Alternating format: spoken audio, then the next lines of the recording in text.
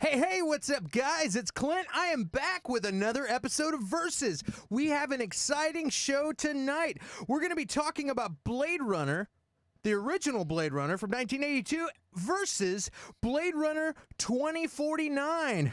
It's going to be a good time. Ridley Scott's Blade Runner versus Denis Villeneuve's Blade Runner. Awesome. Also, we're going to talk about T3, Terminator Genisys, and Terminator Dark Fate. Which one was the best end for the Terminator? Because they were all the end. But before we get into that, guys, I need you to like, share, subscribe, click that notification bell, and tell your friends about us so we can let you know about future videos and live streams. All right. Well, I guess it's time to get into this. Let's jump in and see who we got with us on the show today. Hey, what's happening? Curtis, Curtis is in the house. Hello, everybody. Good to have y'all back. I'm ready to talk some sci-fi killer robots. Let's do it. Hell yeah, killer robots. And Dustin, how you doing, man? Oh, I'm doing pretty good. Oh, awesome, dude. And how about you, T800? I am very happy to be here. This is going to be an awesome show. I'm stoked. Yes, sir. Before we jump into the show, let's see who we have in the chat, and then maybe we can get some other people. We might have that James guy pop it in. We might have Edward if he was able to stay up this late. And otherwise, it's just going to be me and Curtis and Dustin and Arnie for a while. So let's see who we got in here. Where is the chat? There it is. All right. Rajneesh Sharma says, hey, gents. Hope all is well. Sick with the flu. So up to listen to the show. Looking forward to it. Man, we are looking forward to having you here like last week. We had such a good time. Roberta Anderson says, hello, everyone. Rajneesh says, Clint, Smiley Guy, Baker, and the gang. Looking forward to the show. So many positive comments. And let's see who else. Oh, and Rajneesh says hello to Bobby. So it's good to see you guys interacting. And all right, well, let's. Hey, I hope you feel better, Raj. Get well soon, man. Yeah, man, get well soon. Don't be sick. That's no good. That's no fun for anybody. No fun for anyone. Well, let's get into the first thing. Let's talk about Blade Runner. And I like to have the synopsises. I forgot to get my screen ready for that. So for those of you who are not familiar, if you're just not a movie person, you're not a sci-fi person, I'm going to read the synopsis real quick for the sci-fi classic Ridley Scott directed Blade Runner. And the synopsis is, Deckard, played by Harrison Ford, is forced by the police boss, Emmett Walsh, to continue his old job as a replicant hunter. His assignment: eliminate 4 escaped replicants from the colonies who have returned to Earth. Before starting the job, Deckard goes to the Tyrell Corporation and he meets Rachel, which is played by Sean Young, a replicant girl he falls in love with. That is the synopsis. And what a fantastic movie. I felt like I'd seen this movie before, and then I watched it, and I was like, I feel like I've never seen this before. It kind of blew me away that classic Harrison Ford sci-fi movie, it slipped through the cracks, and I just assumed that I saw it. And also, when it came out, I was young. You know, I might not have appreciated this movie as a child, but as an adult, I really enjoyed it, and it was cool. I'm glad I didn't watch this as a child, and because I feel like I might be I really feel like I might take it for granted and not appreciate some of the themes and ideas, because this movie really got me thinking, about stuff. It was, I thought it was kind of slow at first, but I'm so used to the eye candy that we have now, and this is a slower paced movie. I remember some of the sci-fi stuff when I was a kid was slow. You know what I mean? It was a much slower pace, but you're paying attention to everything, and it all glues some ideas together or some theme, whatnot. What did you think, Curtis? No, I think you've definitely hit the nail on the head. So I had seen this when I was younger. uh, and I know it's a very much of a fan favorite, um, but it just wasn't for me. Whenever I saw it, whenever I was younger, you know, you think that it's going to be, you see Harrison Ford and you think Star Wars and stuff like that. You think all that action stuff, but it's not that at all. There's action, you know, but it's few. It's not big mega, you know, space battles. And I just wasn't on the boat with it for a long time. Not like it's still not. I'll admit it. Like it's not one of my favorites, but I'd rewatched it a few times as an adult, and I've grown to appreciate it much more because of like what you're saying, the thoughts and things that it provokes in your brain that you can process as an adult are really what make the film good. That's what makes, that's the meat of the movie. It's not the action. It's basically the action is just Harrison Ford getting his ass whooped, you know, throughout the movie, and he does that very, very well. But the themes of the movie, the what it means to be human and stuff like that, are the meat of the movie, and it's very much a slow burn. But I'm very glad we rewatched it. Me too, man. You know what I was really impressed with? I was really impressed with the cinematography. Mm-hmm. I was watching this movie, and it didn't feel like an old movie. You know, you sometimes in older movies will come out, and you watch them, and you're, God, I remember when this came out. It didn't feel old. Like, are Mm-hmm. these? Do these movies age or something? Or is this film just getting better and better and better? And my only thought is, film is just getting better and better. And I remember though, like something from the '60s would pop up on TV, and it looked like it was from that era. But what's funny Yeah. is it's now I'll see movies that come out in the '90s, and they look like Mm-hmm. they're from the '60s to me. You know what I mean? It looks like really bad, and it's really strange to me. But this film, I started watching this, and I was like, wow, this film is beautiful. Like the Mm-hmm. angles, everything is really visually thought out, to just the way they filmed everything, the close up things that you wouldn't see in movies back then. Just things with like something up close being in focus, or the background being in focus and the things up close being out of focus.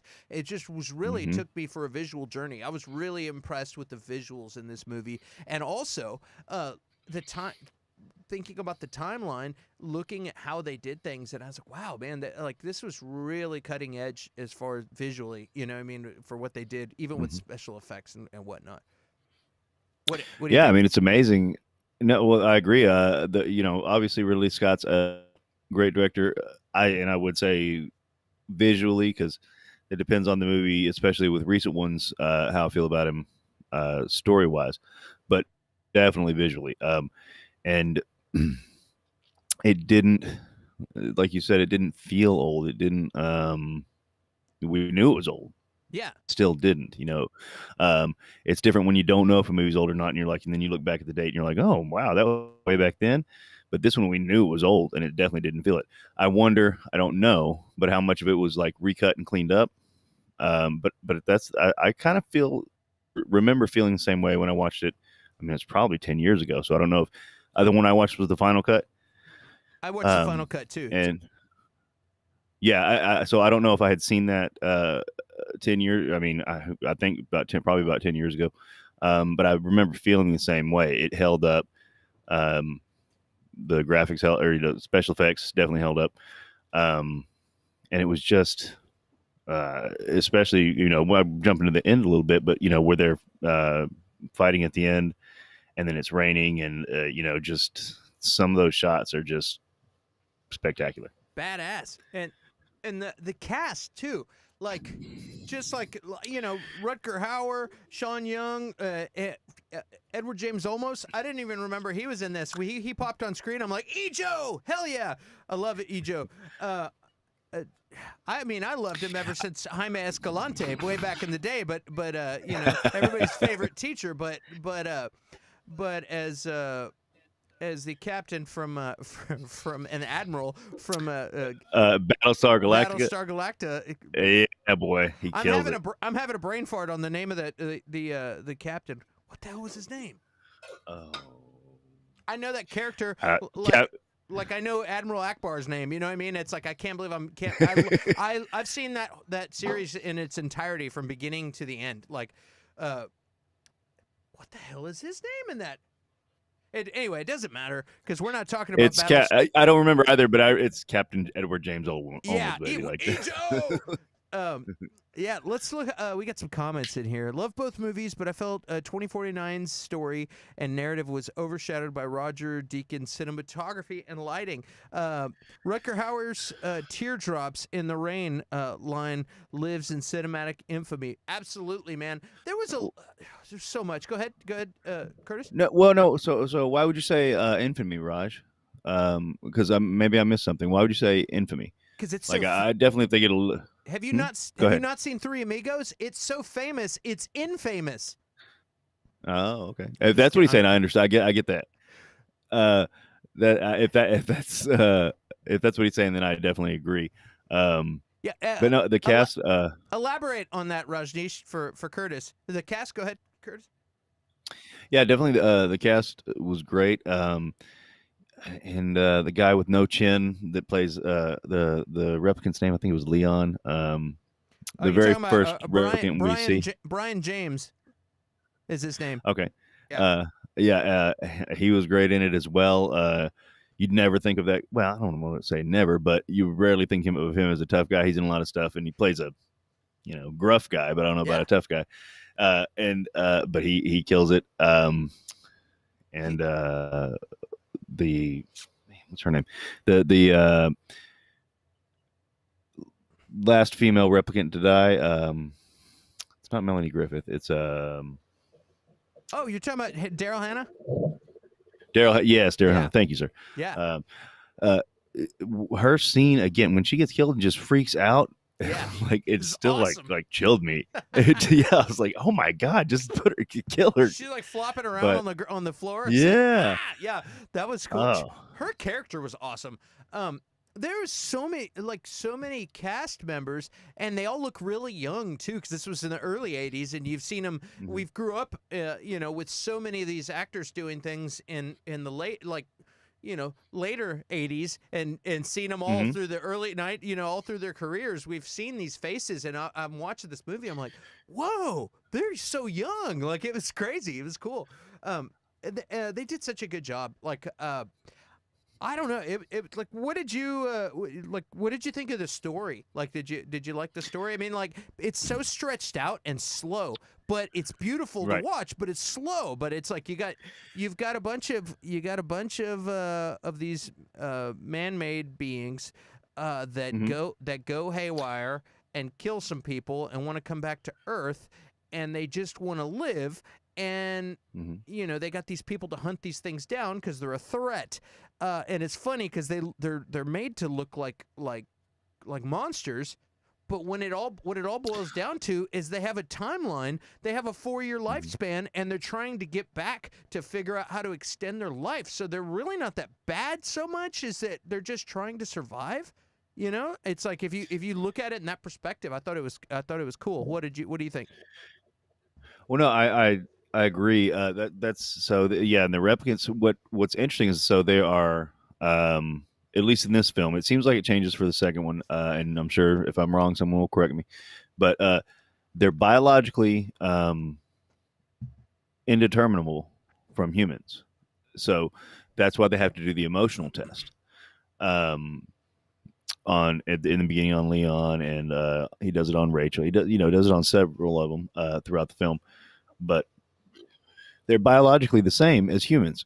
They can't tell a difference in the first film, which leads into all of the questions about like if something is biologically indeterminate from a human, when can we say it's how or why can we say it's not human? We know it was created, but how or why can we say it's not human and doesn't deserve the same rights? And here's the deal with the emotional test. We at least have some sort of baseline for Right. what is considered human biologically.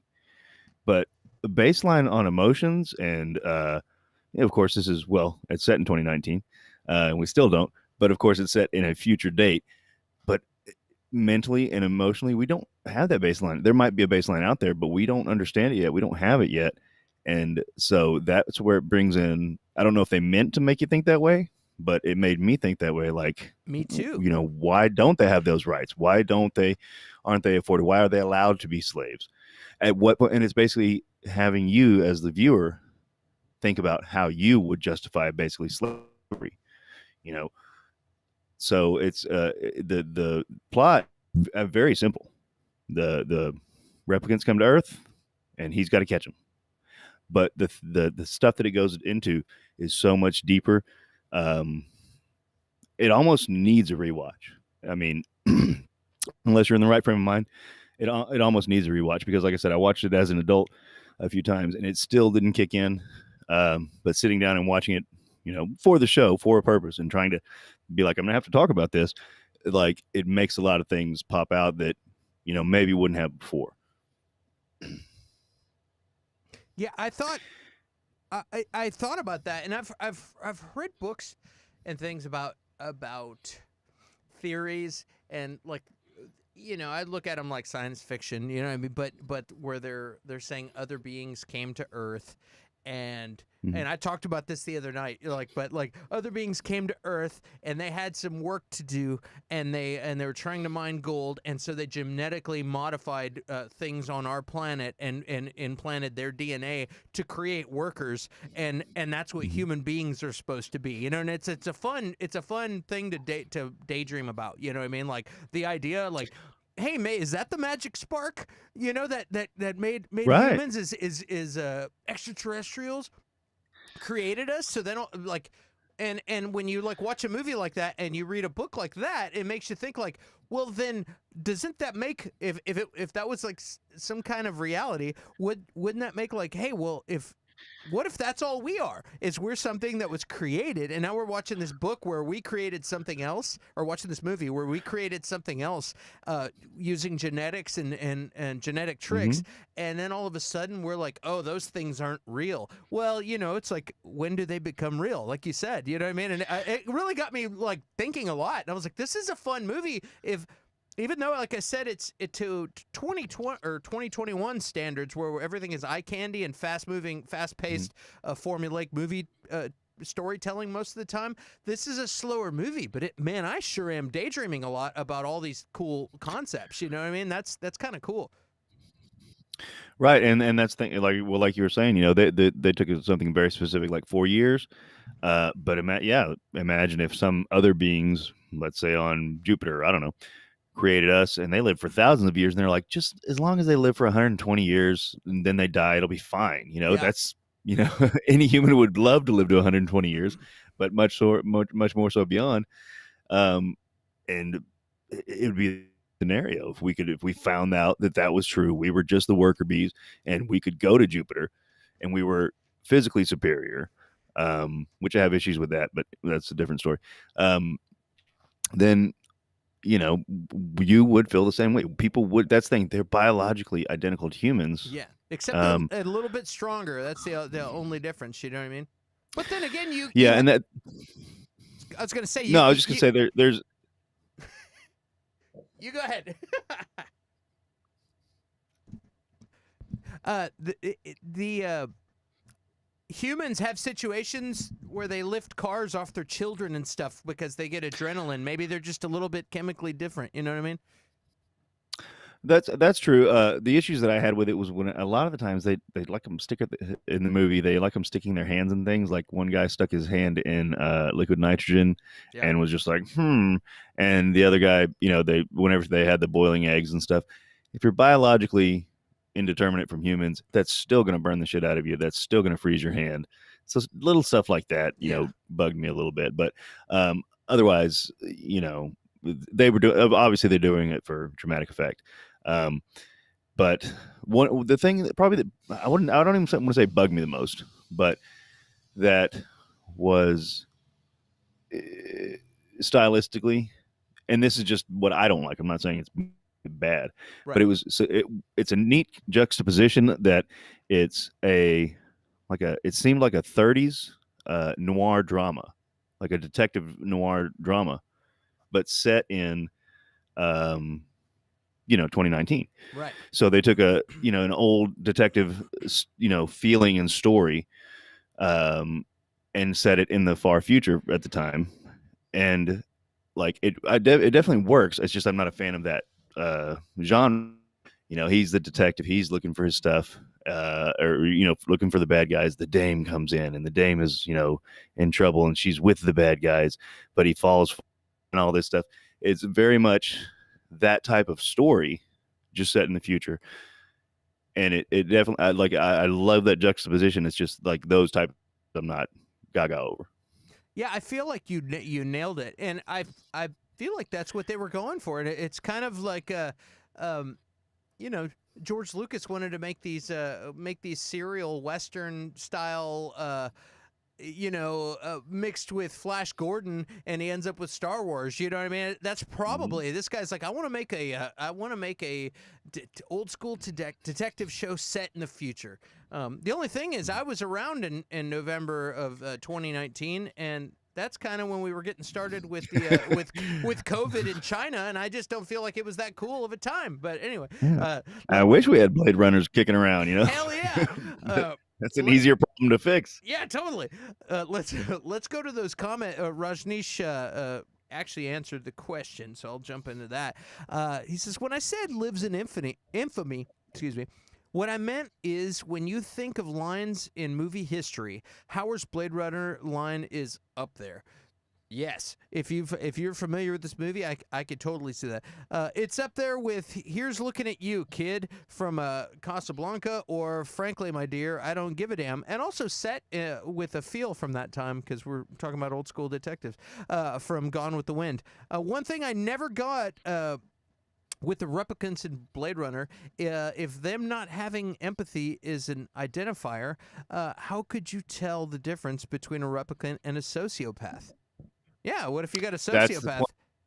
Well, yeah, that's the point I was trying to make, is that we don't, like, not even sociopath is to the extreme. There are plenty of people who just don't have nearly enough empathy, or what we don't have a baseline for that to even call it measurable.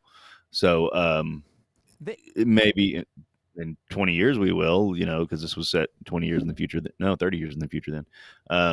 But again, that's where. But I think I wonder if that was purposeful to bring up all of the thoughts, because people know, like, you can't judge people like that. You can't, you know, do that to people, because Rutger Hauer ended up being a more empathetic person than Harrison Ford. Go ahead. I'm sorry. yeah, no, you're absolutely right. And did you actually? Do you think? I don't really have an answer for this, but were people really that aware of sociopaths in 1982? Like psychology is a continuous evolving thing, and we watch all of these shows about, you know, serial killers and all these things, but they've been identifying mental traits on what motivates people for the, you know, last 50 years. So it's like what we think is oh yeah, we talk about sociopath. I heard Dr. Phil talking about a sociopath the other day. In 1982, they might not have been talking about that. I don't know. Well, and that's a good point. Sociopath is on the extreme end of whatever mental spectrum you want to talk about, and we've been, most mental deficiencies have been under-identified forever, and they will continue to be, because we have to, you know, a lot of people first don't identify them as individuals. They don't self-identify much, because there's still a stigma in the United States, and for a whole host of other reasons, and just figuring out, you know, that it exists is hard, because we don't, Yeah. again, we don't have our baseline, you know. Kazak's popped in here, and he says, like tomato humans, and then he says, at Rajesh Sharma, the difference is non-existent. So Kazak's Rajni says, Kaz, oh well, that's fucking depressing. No, Kaz says no, because people were too worried about whatever they'll get to eat or not. Yeah. I don't know the context on every one of those comments because they would probably have to do with a 5 minute long 5 minute ago conversation. But yeah, the point is that this movie really gets you thinking about stuff. Another thing I thought about is like you said, Rutger Hauer is more compassionate than him.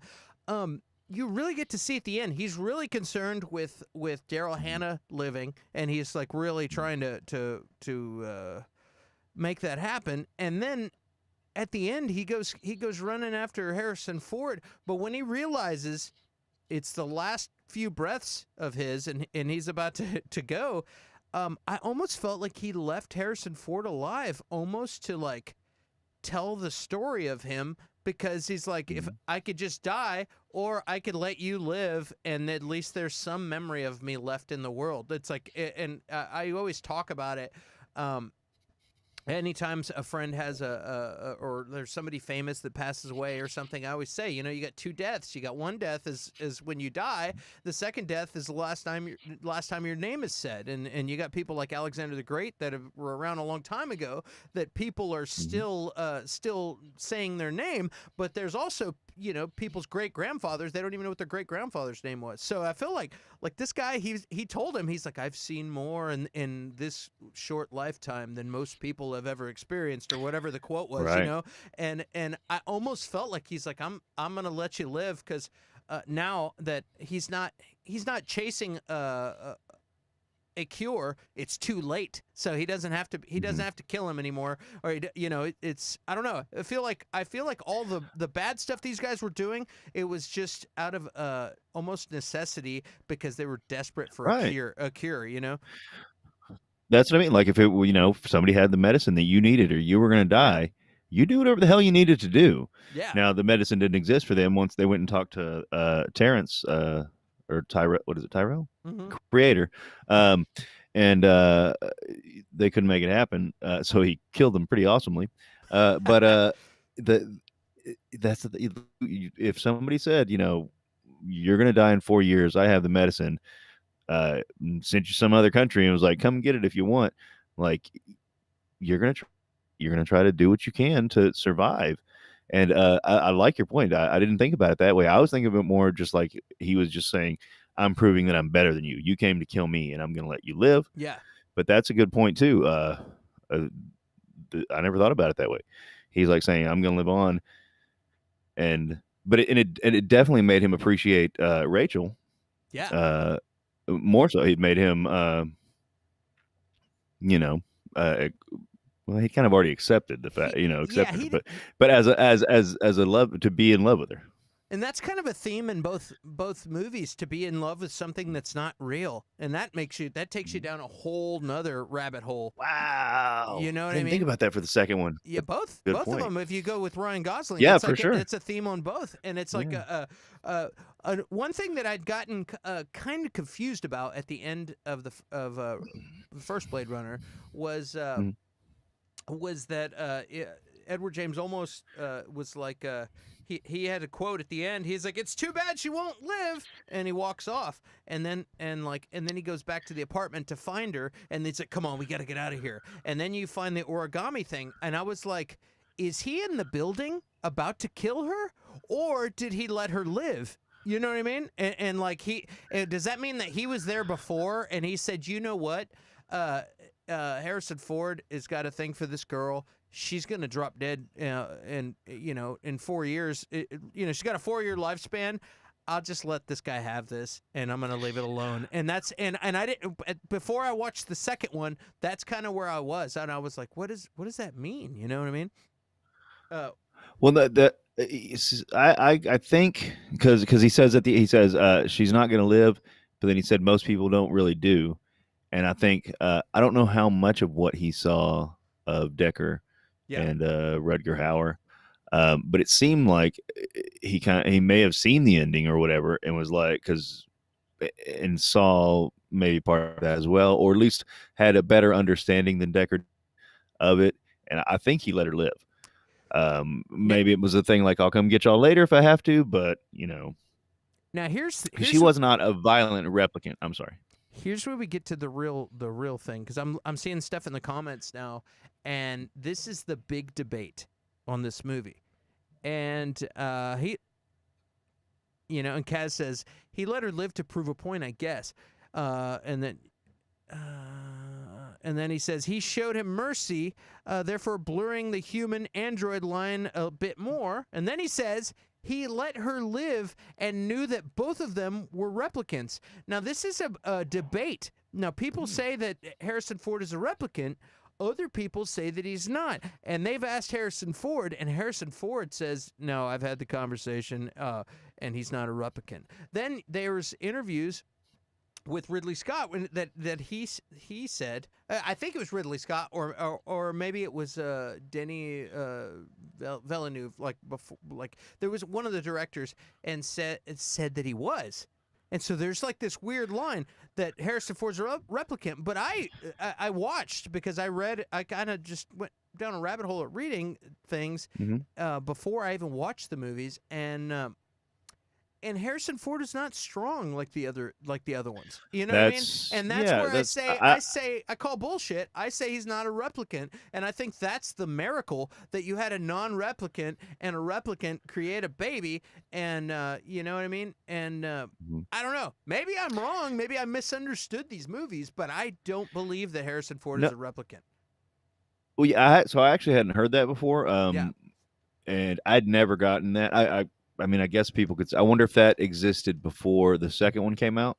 But I don't know. But yeah. I mean, he either let him get his butt whooped constantly by them, or I mean, if he was a replicant, ideally he could just, whenever he's hanging on at the end, just jump up, like Rutger Hauer just jumped across the building like it was nothing. Yeah, exactly. So either he's deficient in some way, but I don't think so. I didn't see that. Unless he was like a newer, dumbed down model, you know what I mean? Maybe. That could be a thing. Maybe these are older models that have a 4-year lifespans and they're too powerful, and so they made newer models that were not as strong, and maybe they didn't have to put a lifespan cap on them because they're not as dangerous. I don't know. And that's a good point too. Like, and it also brings in another idea of how would you know if you're a replicant or not, especially if you're Rachel, when you're given false memories. I mean, that leads into the second one as well. But like that's even scarier too, because if he didn't know, and you're built for this one job, maybe they didn't need him to be on a mining colony like the other ones were, so they didn't need him to be strong. It's possible.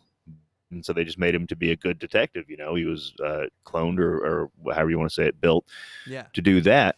So he didn't need massive strength or something like that. But God damn it, Kaz! Now I got to go watch the movie again. Kaz says, "Remember that scene with Ford and the girl? Both of their eyes were glowing red." I don't remember that. I didn't notice that, and I watched pretty close. Are you sure it wasn't just some kind of reflection or something? Reflection of a red neon sign? I don't know. I didn't even notice. Did you notice that, Curtis? No, but I tend to. I'll readily admit I miss a lot of stuff like that. Yeah.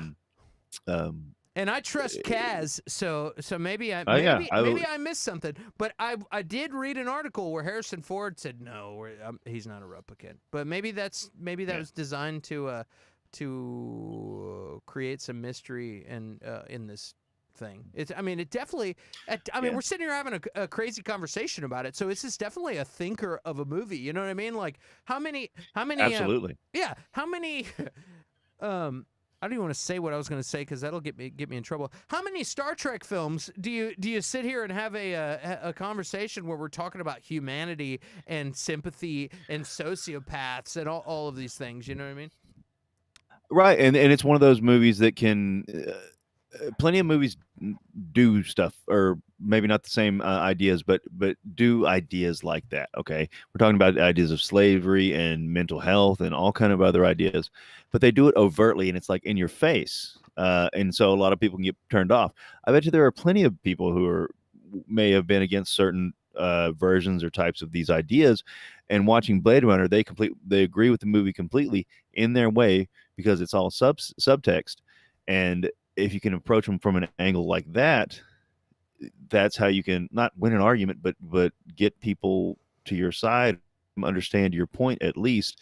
Whereas if it's just like, you're wrong and this is bad, blah, blah, blah, they're just going to immediately shut down. Pull something like this off and make people think without thinking is pretty impressive. Yeah, and like I said, the ending with Ijo saying, "Too bad she's not gonna live," and seeing the origami that he finds at the place. I didn't know if he was letting I like for a minute I was like, did he just drop that and he's in the building and he's about to attack them when they go into the elevator? Because I didn't know how it was gonna end. You know what I mean? And then it just ends like they're gonna get away. And then I was like, well, I guess they got away. Was Ijo there or was this earlier? And I feel like he knew and had a little compassion and just let him go and said, yeah, you know what? Let them have their romance. It'll last a couple of years and she'll die and it'll be cool. And I thought that was really cool. And I guess we'll shift gears into the next movie, which is Well, go ahead. What were you real quick, but before we do, was it just me or is the Harrison Ford scene, because this was manly and attractive at that time, but was the Harrison Ford scene where he's kissing Rachel for the first time just kind of cringe?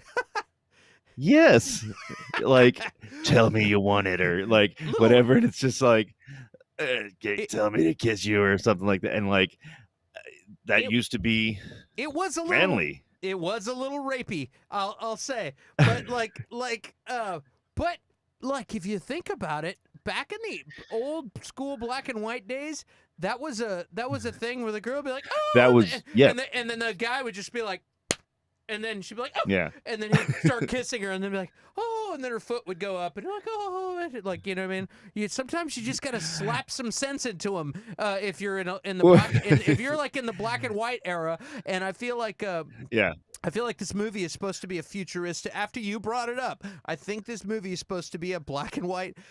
Frankly, my dear, I don't give a damn kind of a thing. Exactly. You know what I mean? And that falls in line with the old black and white movies that now it's almost hilarious to watch because you're like, Jesus, dude. It really was. It was like.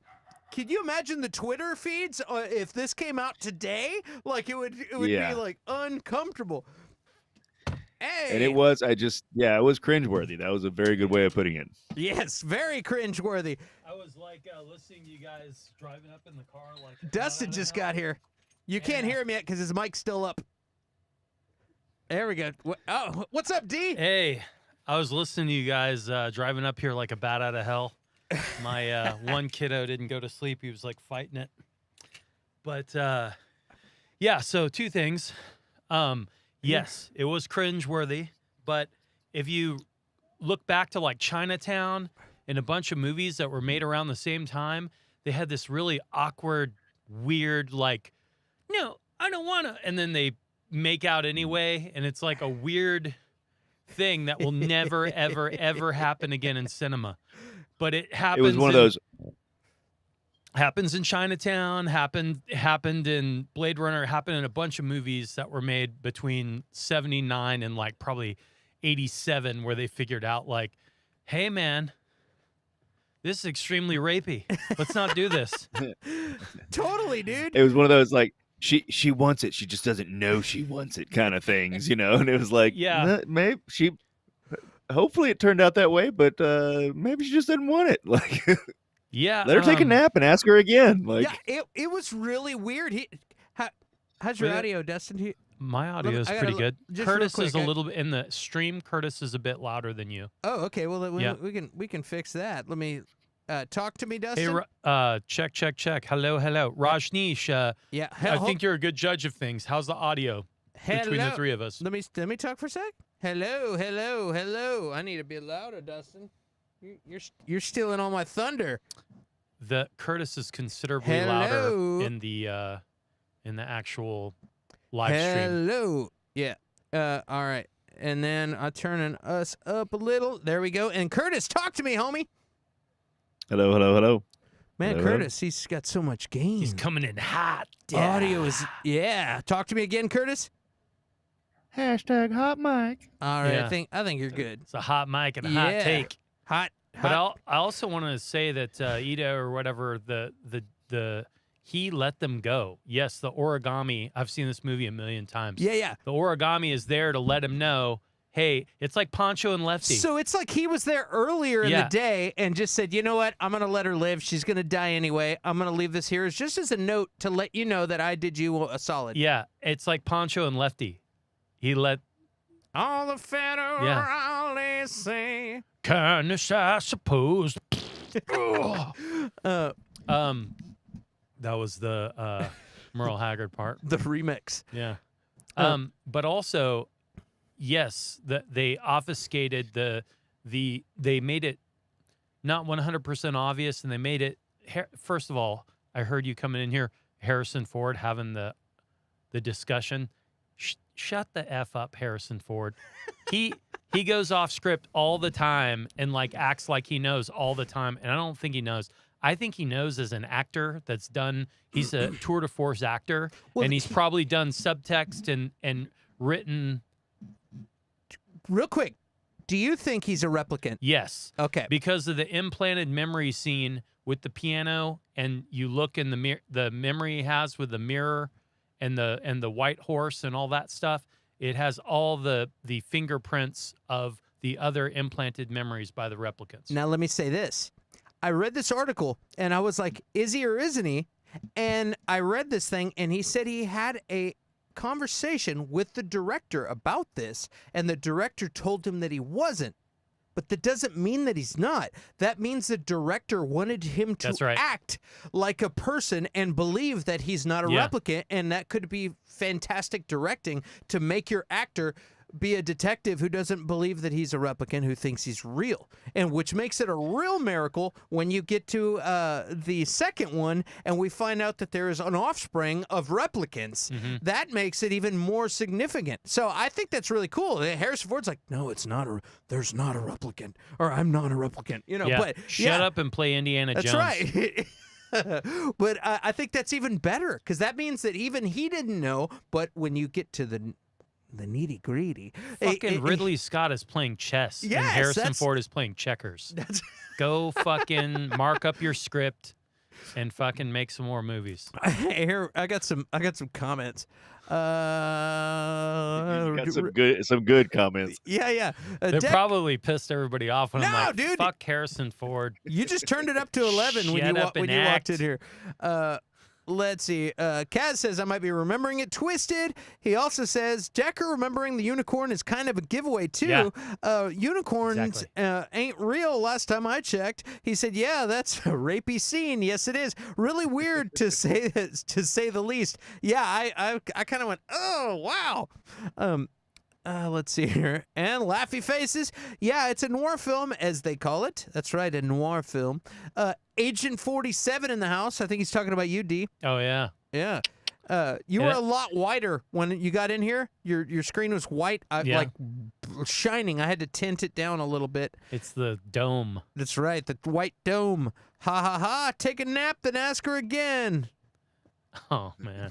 Hey, that was a dope take, though, Curtis, when you, like, nailed the noir thing, even with the, you know, the lights down on them and, like, the, you know, smoke-filled room with the cigarette smoke coming up, asking the weird. You know, I feel like a replicant every time, like, my wife, you know, wants to talk about my feelings and talk about, like, our feelings and everything, how it relates. I'm like the guy when you're talking about the tortoise in the desert. I'm like, what do you mean? Why? What kind of tortoise? And I just fucking, you know, flip the table over. I got the. It has a snapper, because I'm not messing with it if it has a snapper. Yeah. I've met a few of those. Anyway. Yeah, you have. I like the extended director's cut where he's like, "Kiss me, mercy." Anyway. Yeah. Not gonna go for any of this. Maybe. See. Kiss me, see. Good check on audio, guys. Rajneesh, thanks for the high five on that. That original, that origami, excuse me, was for them to know he knows. Yeah.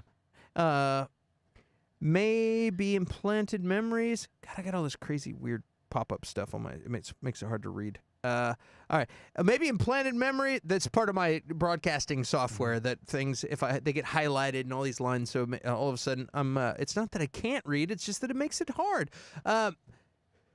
Maybe implant memories or a thing of the Blade Runner future. Ha ha ha. All right.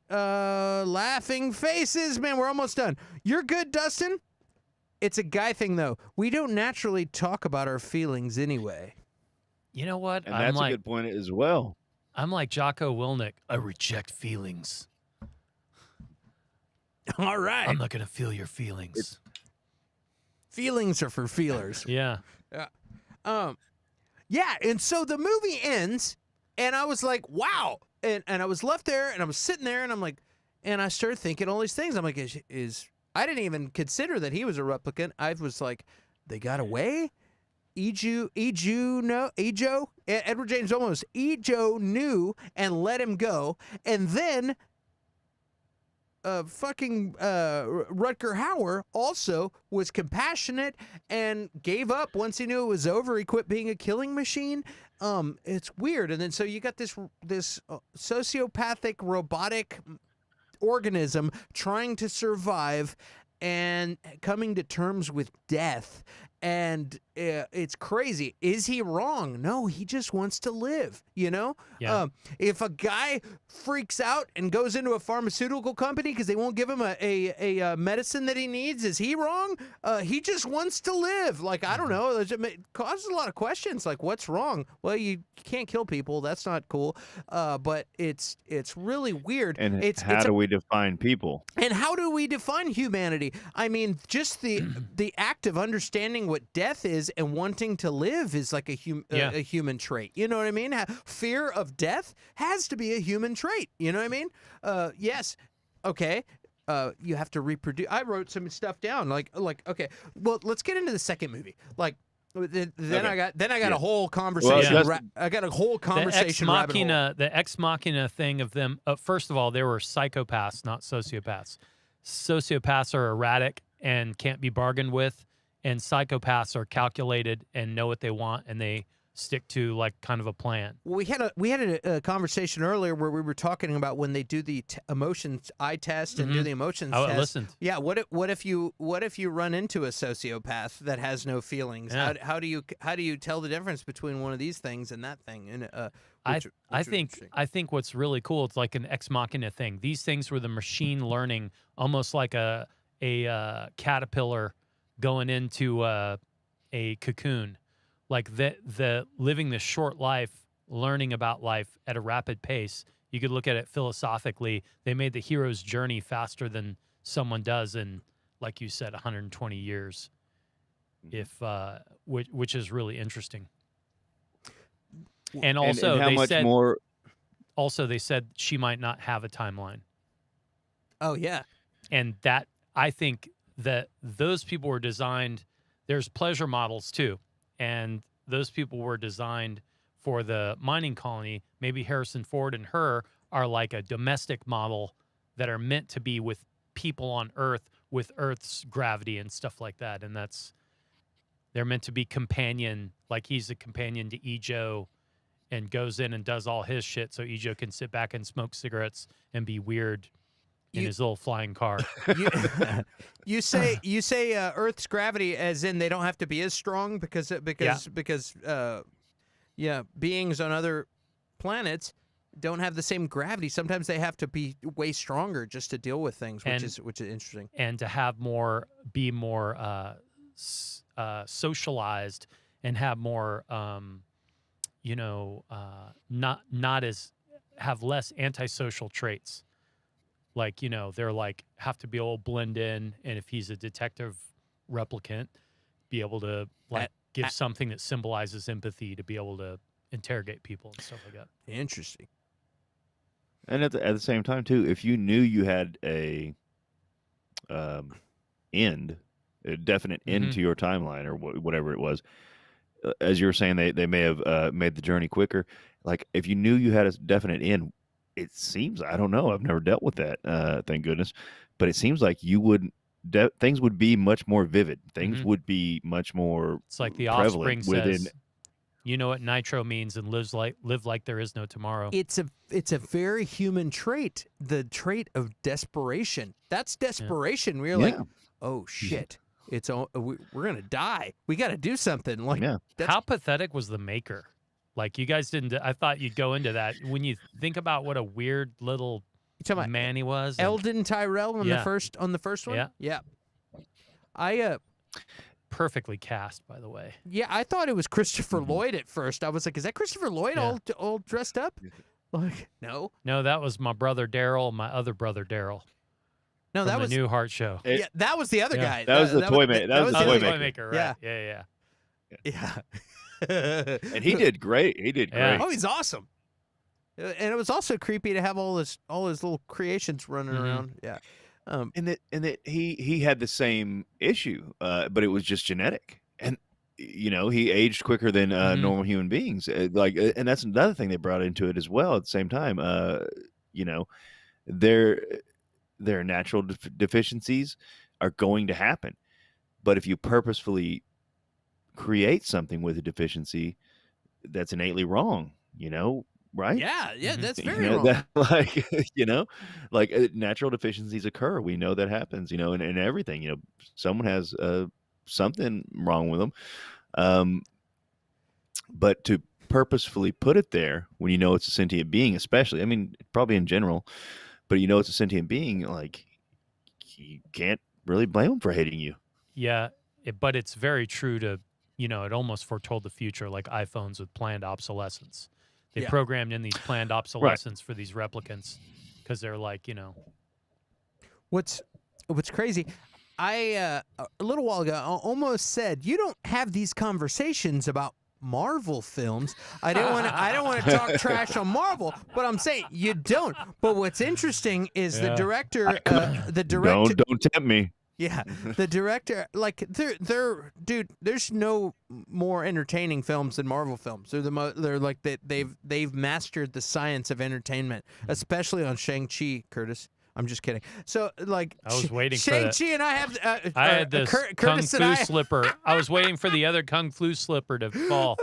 Me and Curtis have the debate on Shang-Chi. I'm not even that invested. I just like messing with him.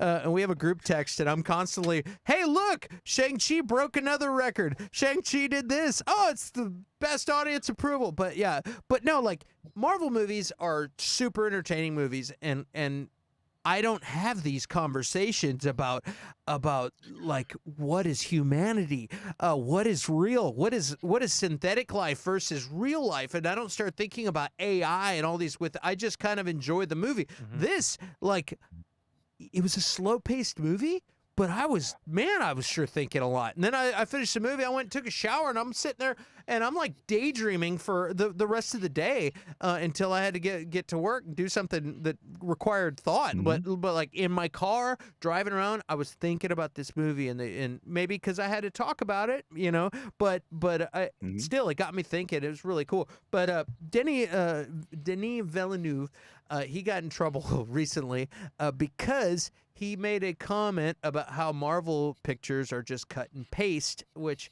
I don't believe is true. I think Marvel has done a really good job at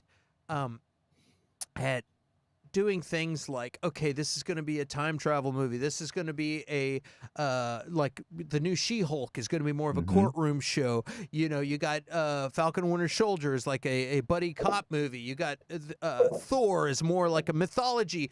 All these different things. And so I don't agree with this guy, but I will say, for him to pick up the torch on this movie and continue the franchise of Blade Runner and do the job that he did, I didn't appreciate this movie when I saw it in the theater. I was like, hey, this is, it's cool. After watching the first one and then watching Blade Runner 2049, I have a serious respect for Denis Villeneuve for what he did with this movie, because he kept the feel, but he kind of like tightened up some of the storyline pacing, keeping it slow, but making it just run a little more smoothly. And I thought it was visually beautiful, and I thought he just did a great job directing this film. And I have I really like it twice as much after watching the first Blade Runner yesterday and then watching it today. I like the second one twice as much. I think they did a great job with it, and like a lot of movies that will continue on years later, it turns into it looks like a budget made second chapter just to make some quick bucks in the theater. All these franchises do, all these people do this, and it looks like it's just thrown together. This one did not. He did a great job, and I thought Blade Runner 2049 was really good, and I really appreciated it. What do you think, Dustin? We'll go with you, Dustin. I want to know where that director's from, because I also thought that the film it was evenly paced, slow paced, but it reminded me how like the girl with the dragon tattoo, like the European version, like was slow paced, but it just kept like cranking up. It was like very, very like a European pacing. Well, but I thought it was very well done. First of all, I'll tell you, he did Sicario, which is a fantastic movie. Yeah. He did The Arrival. If you saw The Arrival, he's done. Did Blade Runner. He did Prisoners. He's done a bunch of stuff, but the most exciting thing is that he, especially after watching this movie, is that he's the one who directed the new Dune film that's about to hit very soon. I've been listening to a bunch of stuff on Dune. I was calling BS on that to Clint. I'm like, yeah, whatever. It's going to be a nothing burger, but I'm starting to get really excited actually. Well, if you look back, if you're like, okay, we got a boring sci-fi franchise from the early '80s. What?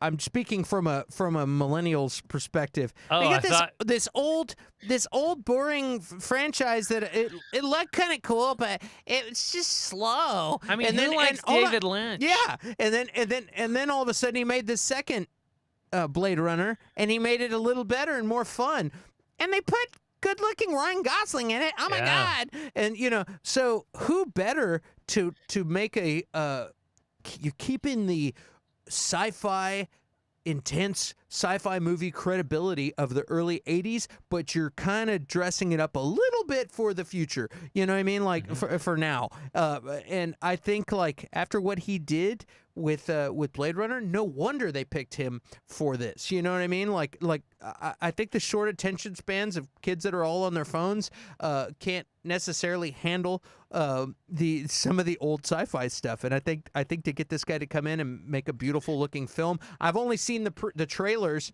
and they look visually stunning. I can only imagine what the movie's going to be like. I've heard that it's slow. That's what I heard about the Dune movie, and I've also heard that it's setting it up for the next one. It's all about story building, and that's been the complaints I've heard on the new Dune. But I'm very, very excited for Dune. I also heard it's doing really well in Europe, and maybe if Edward comes in, if he pops in, he's seen it. It's out in Europe. It's not out here yet because they're trying to make some kind of money before they release it in the United States because it's hitting box office like. It's hitting very soon. I think the 22nd. It's setting records right now. In Europe. But the reason they set it out there is like if we can get the buzz going, maybe people in the United States will see it because there's a simultaneous day and date release on HBO Max. So they didn't want to neuter their film by releasing it on HBO Max. Hey, we'll all go see it out for free. Maybe people will go get the big cinema experience because they hear all the good that it's doing everywhere else in the world. So like HBO Max isn't all over the place yet. So all these people in Paris, they got to go to the movies to go see this movie, and so but when it's out here, you don't have to leave the house, which sucks for the people who get paid by cinema views. But I'd leave the house for IMAX. Hell yeah, I'll leave the house for a cheeseburger. Or to go to Subway, Curtis. I'm so excited about Dune and Subway. So this week at Subway, we will be showing Dune, and Clint's like, in a world where footlongs can come with extra meat. That's right. Yeah, I was right. October 22nd is when the new Dune comes out. So hail to the yeah. So exactly, hell to the yeah. So but continuing to shift gears. Well, actually, before we shift gears, let's catch up on some of these comments really quick. I'm stoked you like the new one so much, Clint. I thought I was the only one. No, I really enjoyed it. I thought everybody was like calling heresy and like getting all upset that you said, did you say Heresy Ford? Heresy Ford. Oh, sorry. I talked to the director. He said that I'm not a replicant. I'm not a replicant. God damn it. I'm That was not- Clint Eastwood. Here we go. I'm not a replicant, Conan. Rajneesh says, well, I'm British, so I'm basically dead inside. That's back when we were still talking about Emotions. emotions and things like that. Yeah. Yeah, they're advanced models. Yep. Socially advanced models. He created them in his own image in a twisted way, LOL. I don't know that merits a laugh out loud, Kaz. He got a DNA bug, so he implanted one in his machines. Okay. Rajni says, sorry guys, but MCU is shallow and badly timed jokes. Agree with Scorsese. MCU is not art. Rajneesh, don't be an asshole. Yeah. Not art. Hello, MCU is not art, Rajneesh. I like but- tea and biscuits. But the Snyderverse is, I'm going to say, look, dude, I have a hard... Wait a minute. Curtis, Go ahead. I'll pass the torch to you.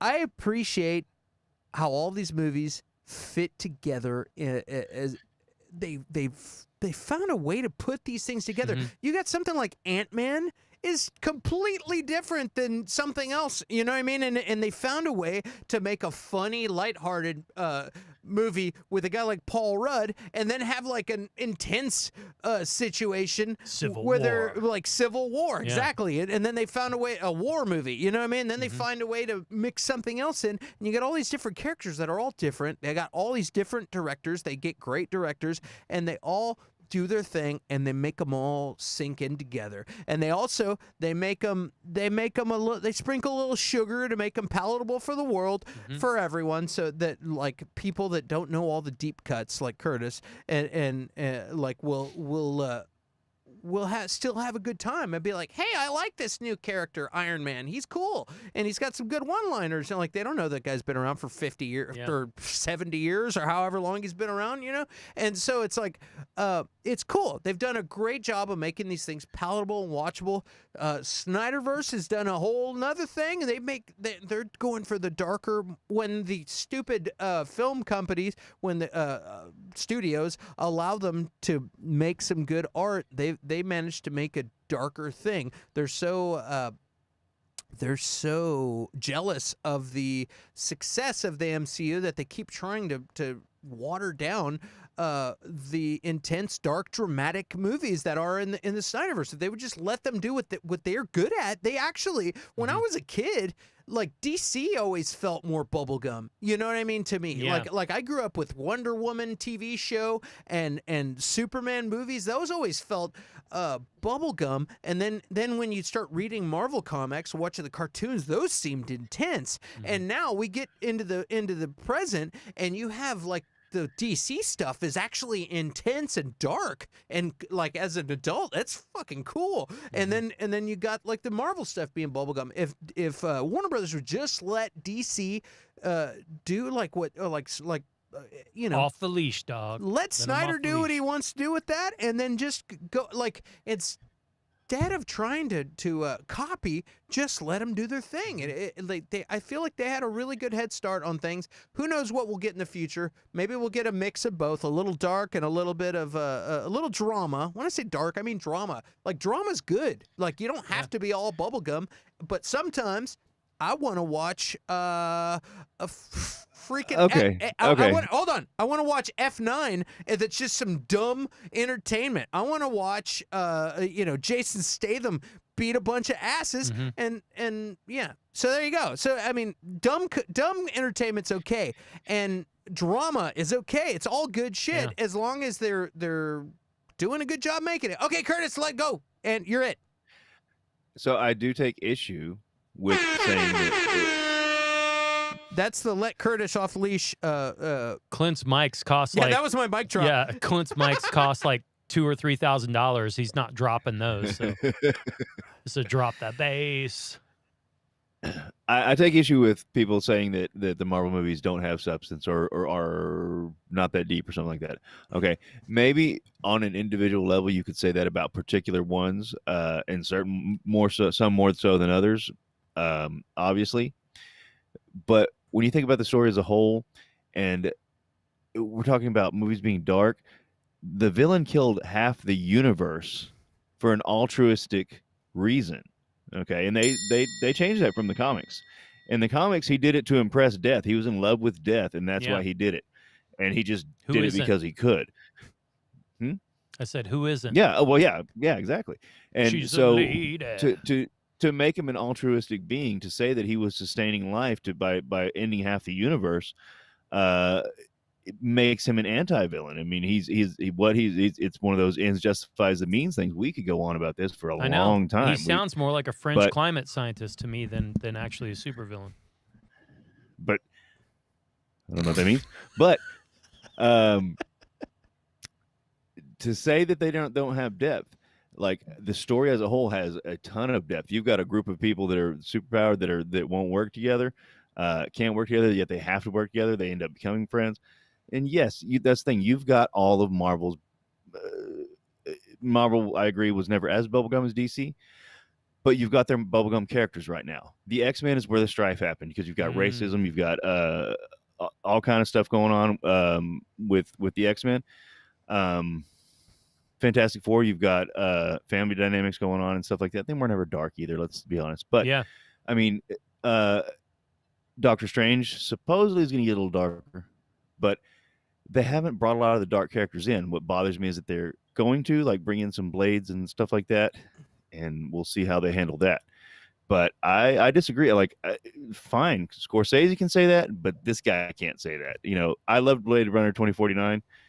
In all honesty, besides, like, I was trying to think of a better sequel than besides T2, which we'll get to in a minute. But what is the best straight up sequel to a movie? And I was trying to think of one that was better than this. I mean, this might be second to T2. Empire. And I hadn't seen it before. Well, fair enough. Come on, dude. But that's a pre-planned trilogy, supposedly. Yeah. This was not pre-planned. Beverly Hills Cop 2. At the same point, come on, dude. At the same time, Scorsese can say that. I think Scorsese's wrong. This guy, in my opinion, can't say that yet. This guy, he'll probably be working for Marvel in 5 years. Let's be honest. Yeah, I feel like you're absolutely right. This guy, I feel like he's a little bit of a snooty artist, and that's the thing that you say. It's like, Tito? snooty thing talking about like Blink-182 songs because he's an artistic folk writer, and I'm like, dude, if you break it down into chords and lyrics, maybe you and Blink-182 stuff's not that far off. Yeah. Sonically, it's different, but that's this deal. and this guy, I feel like it got baited. I didn't hear the whole article. I feel like it's like, dude, if I was writing an article, this is like, oh yeah, I'm about to hit juicy shit. The clickbait jackpot. Dune director Denis Villeneuve talks smack about Marvel, how it's cut and paste, and it's like, if you ask somebody who is a snooty film guy what they think about the most popular thing in the world, of course they're going to be like, well, I don't know, I try to do my original stuff and blah blah. They have to. It's a trait of snobs. You know what I mean? It's like, oh, I don't drink Starbucks. I do my own homegrown coffee beans that I blah, blah, blah. I poop out my own beans and French press that. Exactly. That's what you do when you're an artiste. You talk smack of whatever goes mainstream. Oh, yeah, I like them before they sold out. Dude. I'm like, whatever, dude. You're just pissed that they're selling out theaters. That's the fucking problem. They didn't sell out. They sold out theaters. And me and Dustin know because we've done it. Yeah. That's right.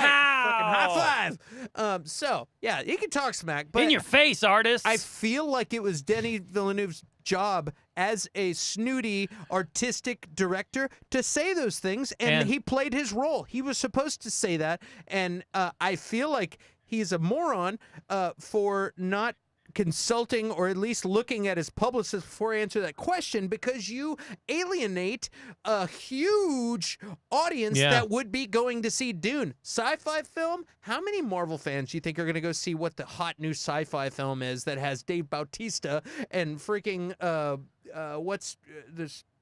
Jason Momoa. Jason Momoa? Another superhero in there. And the freaking Spider-Man girlfriend. Oh yeah, Zendaya. Zendaya. You got all these people that are like hooked into this. And Timothy Chalamet, he's got like superhero eyes. Yes. I get lost in his eyes all the time. So how are you gonna go talking about like an audience that is your audience, whether you like it or not? These guys are about to pay your rent for the next 10 years. That's right. And you're gonna go talk smack. I think you're right. I don't think he meant to. I really don't think he meant to. I think he got baited into it, and his snoot came out, and it's like, oh, I don't drink Starbucks. I only drink local coffee. He thought he was going to get behind the velvet ropes with Scorsese, and Scorsese was pulling some shit like White Lion being pissed off when Nirvana came out. You know what I mean? Scorsese's like, oh, yeah, I mean, I guess if you're into flannel T-shirts and selling millions of records, I guess it's cool. Just to be clear. Yeah, Scorsese's like White Lion. F you, Scorsese. Go sit in the corner with Harrison Ford. Help him mark up his script. I'll be right back. I'm gonna let you guys finish. Y'all keep talking about White Lion. Dustin has won the night. That's all right. I didn't even say Scorsese was like Poison or somebody. Here's the White Lion horns. Yeah. Yeah, Scorsese was like Little Fighter. Wait, never got a chance to love you. Yeah.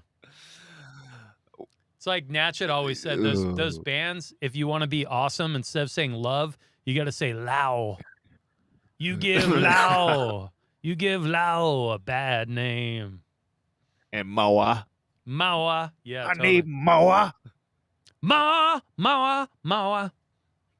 Oh man, yeah, I was pretty crunk when you came up with the idea of the 2 Blade Runners, and I back that. I don't think to be, I was like throwing some shit in, but I think most people were thrown off because they thought it was going to be a remake, and everybody was up in arms. And then when it comes out, it's a badass sequel.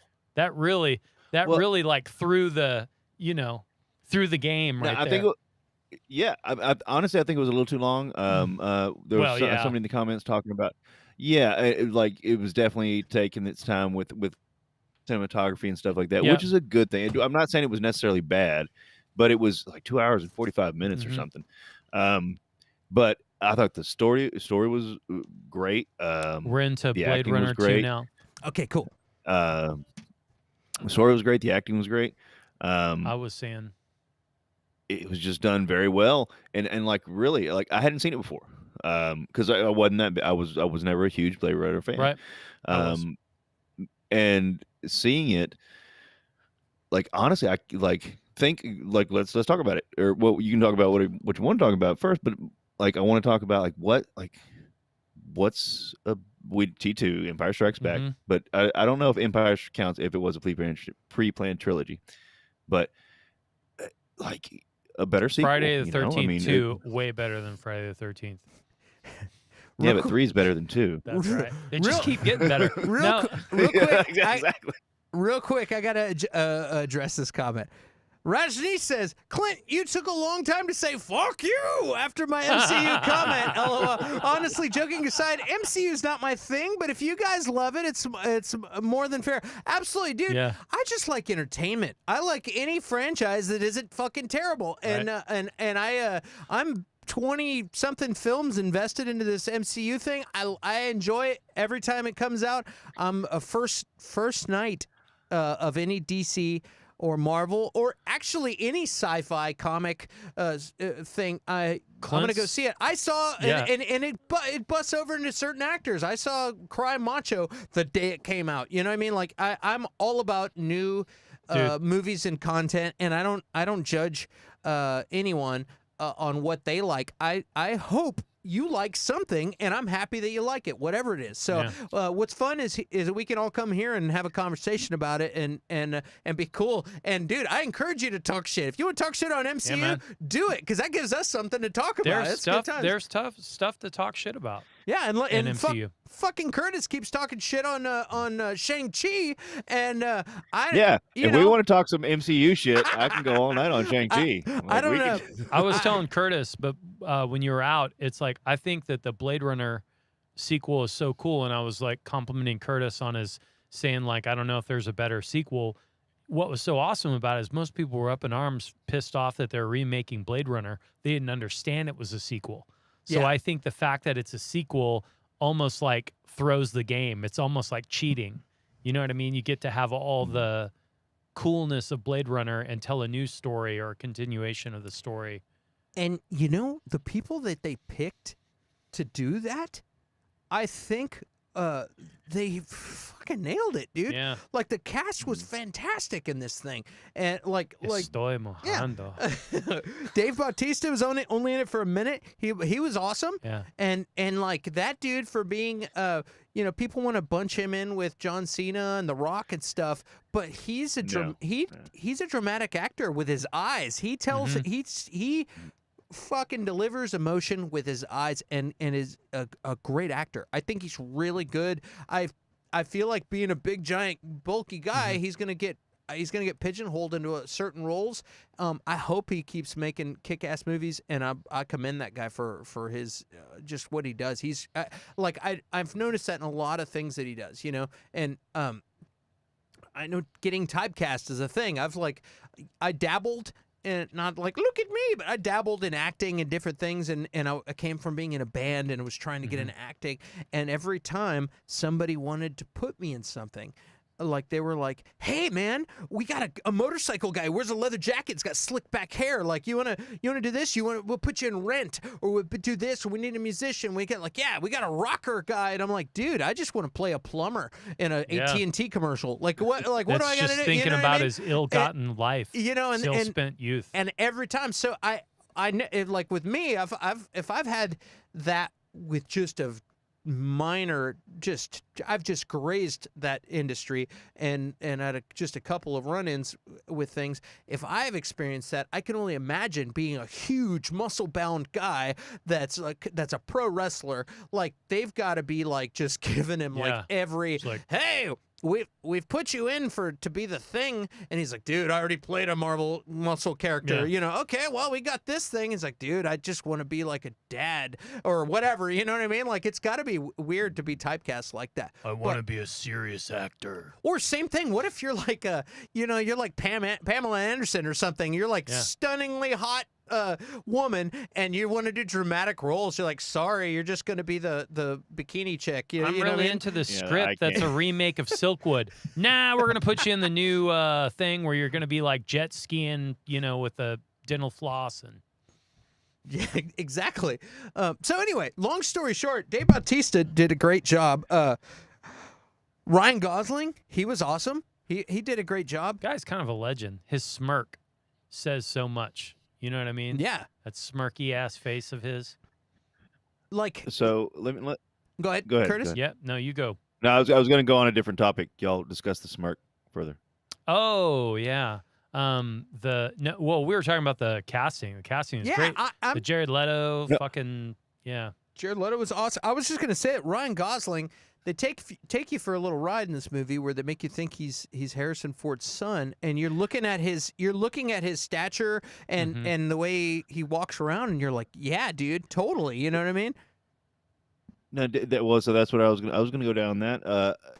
Do you think it would have been better? Because do you think it would have been better if he had been his son? No, that's what I was expecting. Dustin? No, I like the they didn't give it to you. Every once in a while, when you really want something and they don't give it to you in a movie, it's a better artistic choice. They changed the payoff. Yeah. They changed the payoff. The payoff was They supposed did. the payoff was supposed to be when you find out that Harrison Ford is his dad and that's his son, and they have this moment where he's like, "Oh, and you're my son," and they have this moment, and instead he goes and saves his ass, and then he fakes his death, and then takes him to where his daughter is, and Harrison Ford gets to meet and see his daughter and looks at his daughter in awe, and that's the payoff. And then you have the moment where they say, "Hey, sometimes giving your life for a cause that's greater than your own is the most human thing you can do." And then you have Ryan Gosling laying down on the steps, bleeding out, having saved Harrison Ford and taking him to his daughter, which kind of could say, okay, maybe making replicants just as important as humans isn't even the most important thing. Maybe taking Harrison Ford to his daughter, a thing that he would never get to see, maybe that's the cause that was the most important thing that's worth bleeding out for and dying.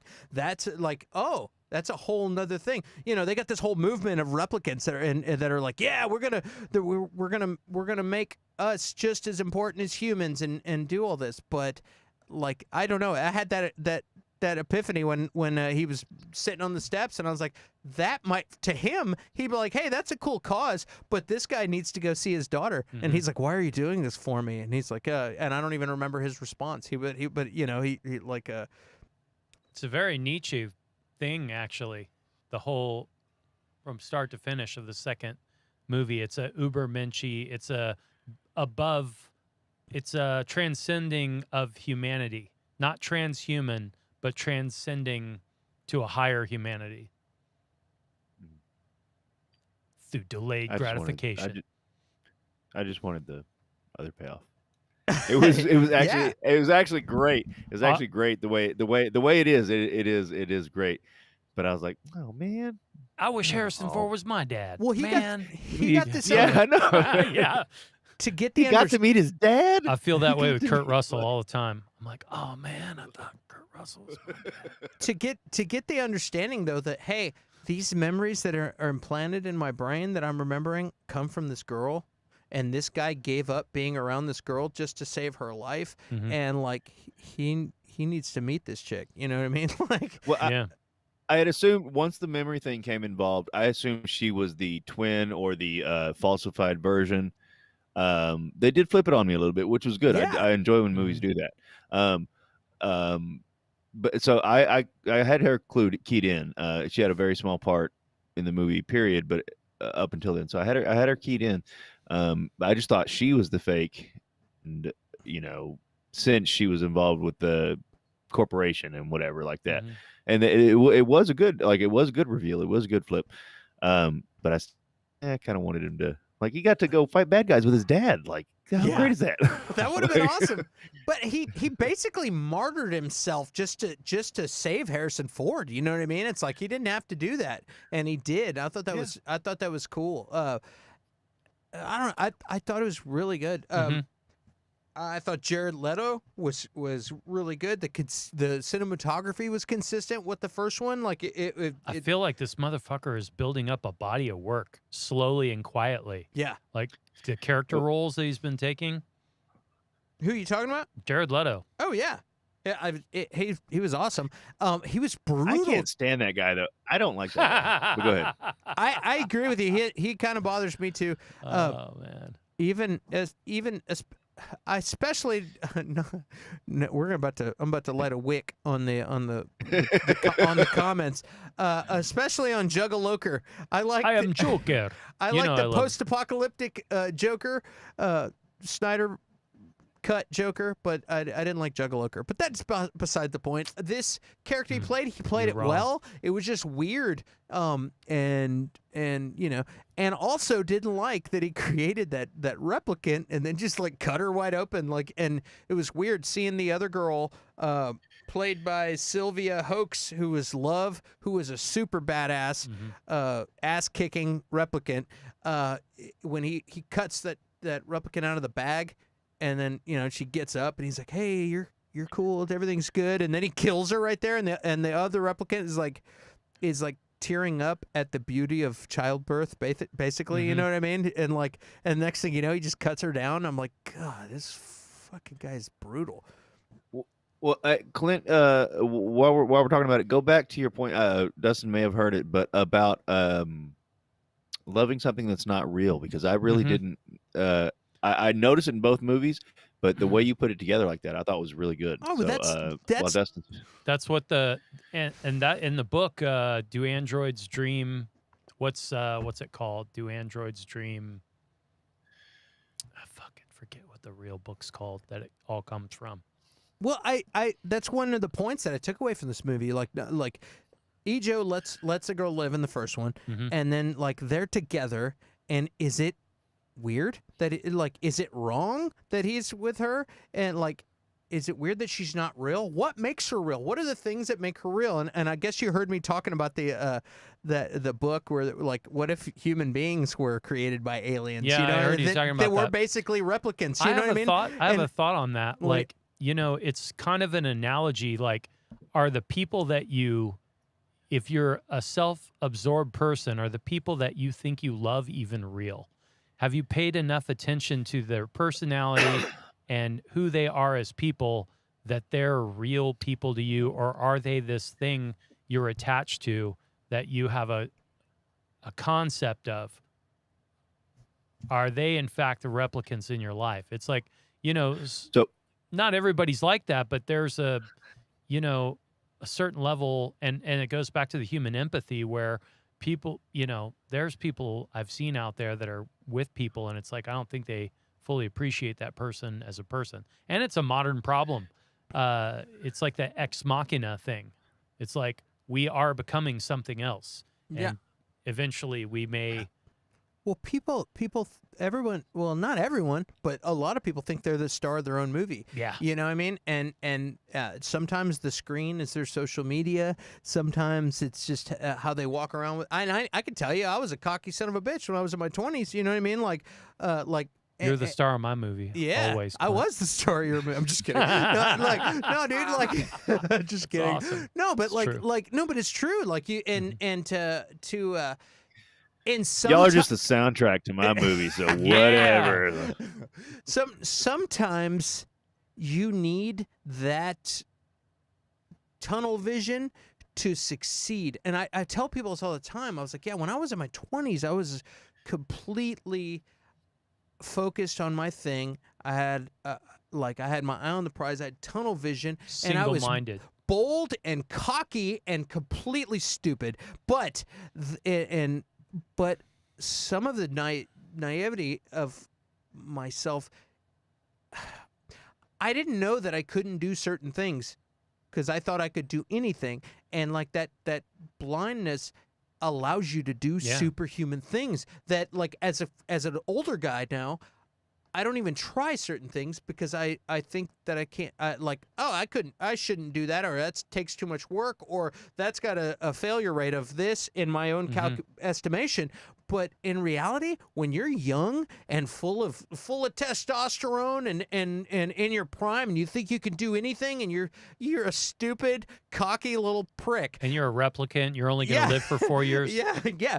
That's actually the time when you're setting the foundation and doing superhuman shit and like changing the world is those times in your life when you're young. And you could still do other things, but it's like when you are younger, you're too stupid to know that you can't do it. That's right. And that's what's really interesting. So I have family and different people that are younger that I'm like, hey man, do your thing right now. Like, I can tell you from personal experience, you can do anything you want to do. Partially because you don't know that you can't do it. You know what I mean? Yeah. Like, just go be naive and believe you can do it. And there's a good chance you might. You know what I mean? Like, just because you don't have those things that tell you can't. So anyway, we went off on a complete. I like that though. No, it's true. Yeah. It's true. You know, like we went on many adventures together. For those who don't know, in the chat that just know me from small screen, Dustin and I used to deliver pizza together, lived together for years. We went out, did a bunch of crazy stuff, did things in bands. Next thing you know, we're getting played internationally on the radio, and we're on MTV, and we're playing sold out shows and touring all over the place. And so like, and we were on Columbia Records, and we had a lot of success and did some crazy things that our high school counselors told us we could never achieve because it's not possible. And we achieved those things because we were too dumb to know that we couldn't. And we went out and did it. And there's something to be said about that. So anyway, moving forward, and that was your public service announcement: is stay in school, kids, and go out there and do it. Don't let anybody tell you can't. So moving back to the show, Bautista was great. Rosling was great. Cinematography was great and consistent. Jared Leto was brutal. The girl replicant Sylvia Hook, she was mean AF, and I liked seeing her tear up. Also, this movie was slow, but it was a little less slow. But what we were getting to, and what was probably my favorite, most thought-provoking part of this movie, and the other one, is what's real and what's not real. You know, like Curtis was asking a minute ago. You know, before we're talking about these replicants and Harrison Ford falling in love with her, and before Kazak said, "Hey, Harrison Ford's a replicant," I thought he wasn't. And so it's like, is it bad or wrong for him to fall in love with this? Is that love not real? Well, you get into the second one, Blade Runner 2049, and all of a sudden you see Ryan Gosling in his off time going home with an AI hologram girlfriend, basically, who was fantastic. She was gorgeous. Ana de Armas, who played Joy. And I fell in love with her. Like, immediately. Be honest, like just like Immediately. That's an easy sell.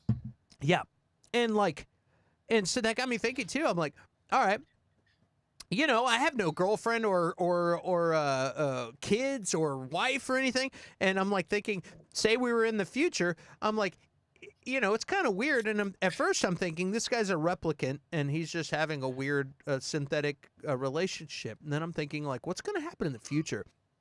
This AI in this show is pretty advanced, almost indistinguishable. You know what I mean? Like, with the exception that she's a little bit more willing to serve than the normal, you know, human being that you might be paired up with, but like just a little bit more accommodating. But she is a program, and I'm thinking, what happens when we get to that point to where the AI is able to do this? And then, like, okay, you're thinking, okay, well, this is a hologram.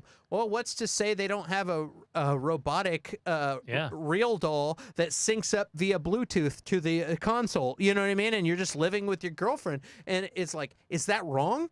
Well, oh, it's disgusting. It's a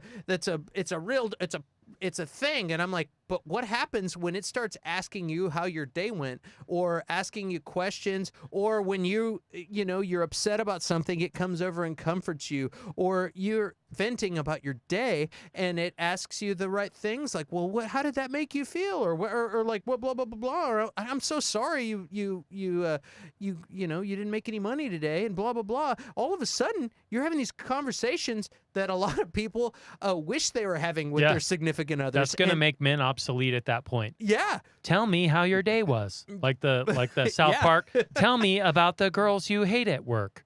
The shake weight episode. Or vice versa, dude. You gotta That's true. You got a fleshlight that doesn't chew you out, and it's going to be the industry. It's going to be the industry disruptor for like Tinder. Yeah, exactly. It's going to come along, and there's not going to be any need for any of those anymore. So the real question you're swiping at home. So I'm like thinking, okay, AI therapists that listen to you. All of a sudden, the therapists don't have jobs, but if you got the right AI software that tells you the right things and whatnot, and you got AI girlfriends, yeah, dude. All of a sudden, you're like, hey, dude, I've But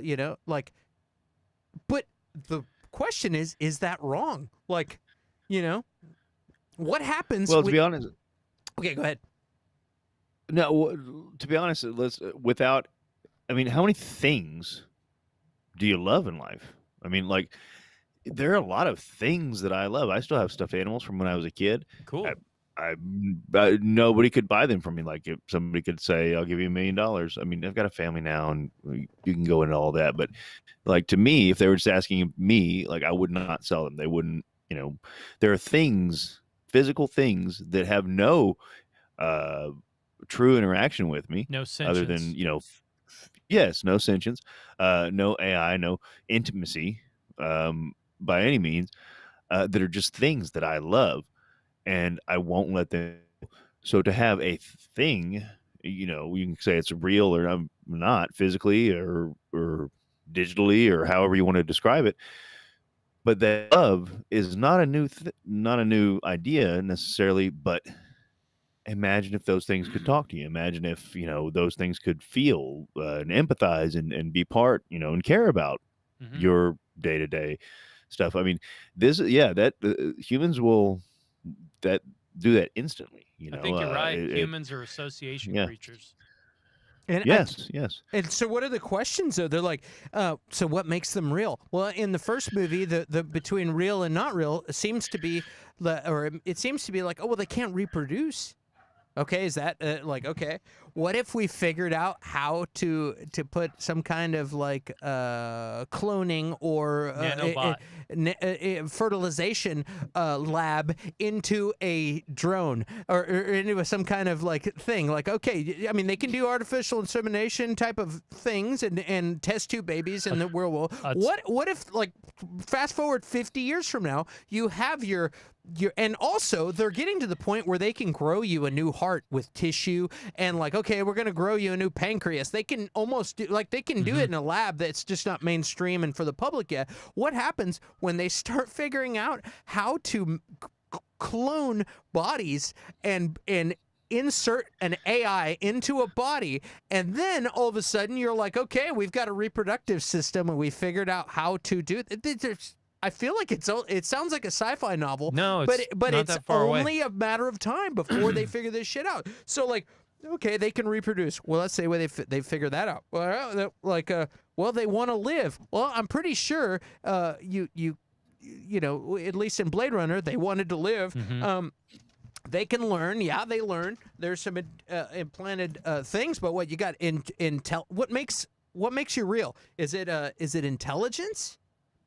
Is that it? Is it just like okay? Do you have to be like, because that puts you at like Commander Data level. Yeah. You're like okay, I know things and I'm intelligent, but you need to have like wants and stuff. And so I'm like, is it the desire to want something that makes you human? Is it liking something that makes you human? Because otherwise you're just robotic and you don't have any of those. You don't have desires and things. You know what I mean? I think it's without getting into religion or anything, because we're coming to the point of the what makes you human, where we're about to cross that threshold into soul territory. But I think I can stop us just short if you just look at it through the Jungian lens of what is ego and super ego. If the self-awareness of the artificial intelligence can develop an individualized ego with predilections and things about it that kind of separate it, and it's self-aware, it knows it's separate and feels it's separate, wants to be separate, then I think that starts bordering on human. What? And if you've got the neural, if it's a conventional style neurally mapped out, replica of like neurons firing. To me, Well, are you about to get to a heavy thing, or you going to hit a light topic real quick? Or it's Go the ahead, same go ahead. topic. Hit a It's light just- topic. I'm gonna pee. What? You, this is actually a good one, Go so ahead, I'll Clint. wait till you get back. I think it's good. Curtis, go ahead, bud. So, well, if we did go down the not that I necessarily want to, but the soul Yeah, let's go down it. point of view about humanity and such, I'm looking for it right now. But one of my favorite quotes is, and I can't figure out who said it. I'm googling a little bit, but anything that has ever loved or has been loved has a soul. And it was a quote. I can't remember where I got that. But to me, I think that's the definition of a soul. And it allows for animals and all those other things to have a soul and to be existent, ever present, if you want to go into all that stuff. But definitely in most philosophies, the soul is centered in your forehead, I'm which is where the person. I'm laughing because Kazakh said Dustin is about to drop a heavy topic in the bathroom. Sorry, go ahead. Yeah. So Curtis It is was just saying light. It was just light work. Curtis is saying the soul is in your forehead, which I believe he's going to start talking about the pineal gland, which is also known as the third eye. But go ahead. Well, no, yeah, and that personality center is, but at the same time too, Clinton, how you were talking about replacement parts. Basically, they can grow hearts and stuff like that. That's going to be part of the future. I mean, it's just going to be, Yeah. Yep. and thank goodness for a lot of people. But that brings up like the ship of Theseus problem. Have you ever heard about the ship of Theseus, the philosophical problem? Yep. Expl- Take one ex- board away and Explain Yeah, it for explain the you gang. do a good job. Yeah, so Theseus is out on his voyage, and one of the boards gets broken. And this is Theseus's ship. It's this fake, amazing ship. This is the ship. Oh my God, it's got on all these adventures. Well, board gets broken, so they take a new board and they replace it. They fix it. Is it still Theseus's ship? Okay, most people would say yes. And let's say they do that 100 times. Say they do that, so half of the ship has been replaced. Well, is it still Theseus's ship? Well, most people would say, okay, yeah, it's still Theseus's ship. Okay, what if they do it when they replace every single board on the ship? Is it still Theseus's ship? And in fact, at that point, most people would say, well, yeah, okay, that's still Theseus's ship. But then you get into the argument of, what if that first board that broke, they replaced it and they took that first board and they mended it. And then all the other boards they took and they mended. And they built the exact replica with the original boards mended from Theseus's ship. And once all of the boards had been replaced on Theseus's ship with new boards, and all of those boards had been taken to build a replica of Theseus' ship with mended boards from the old boards, at that point, which ship is the ship of Theseus? And that's where we get to, like, That's a good point. Replacement organs, replacement parts are going to be an inevitability. Yeah. And we determining what we call human, what we allow to be considered. Yeah, that's right.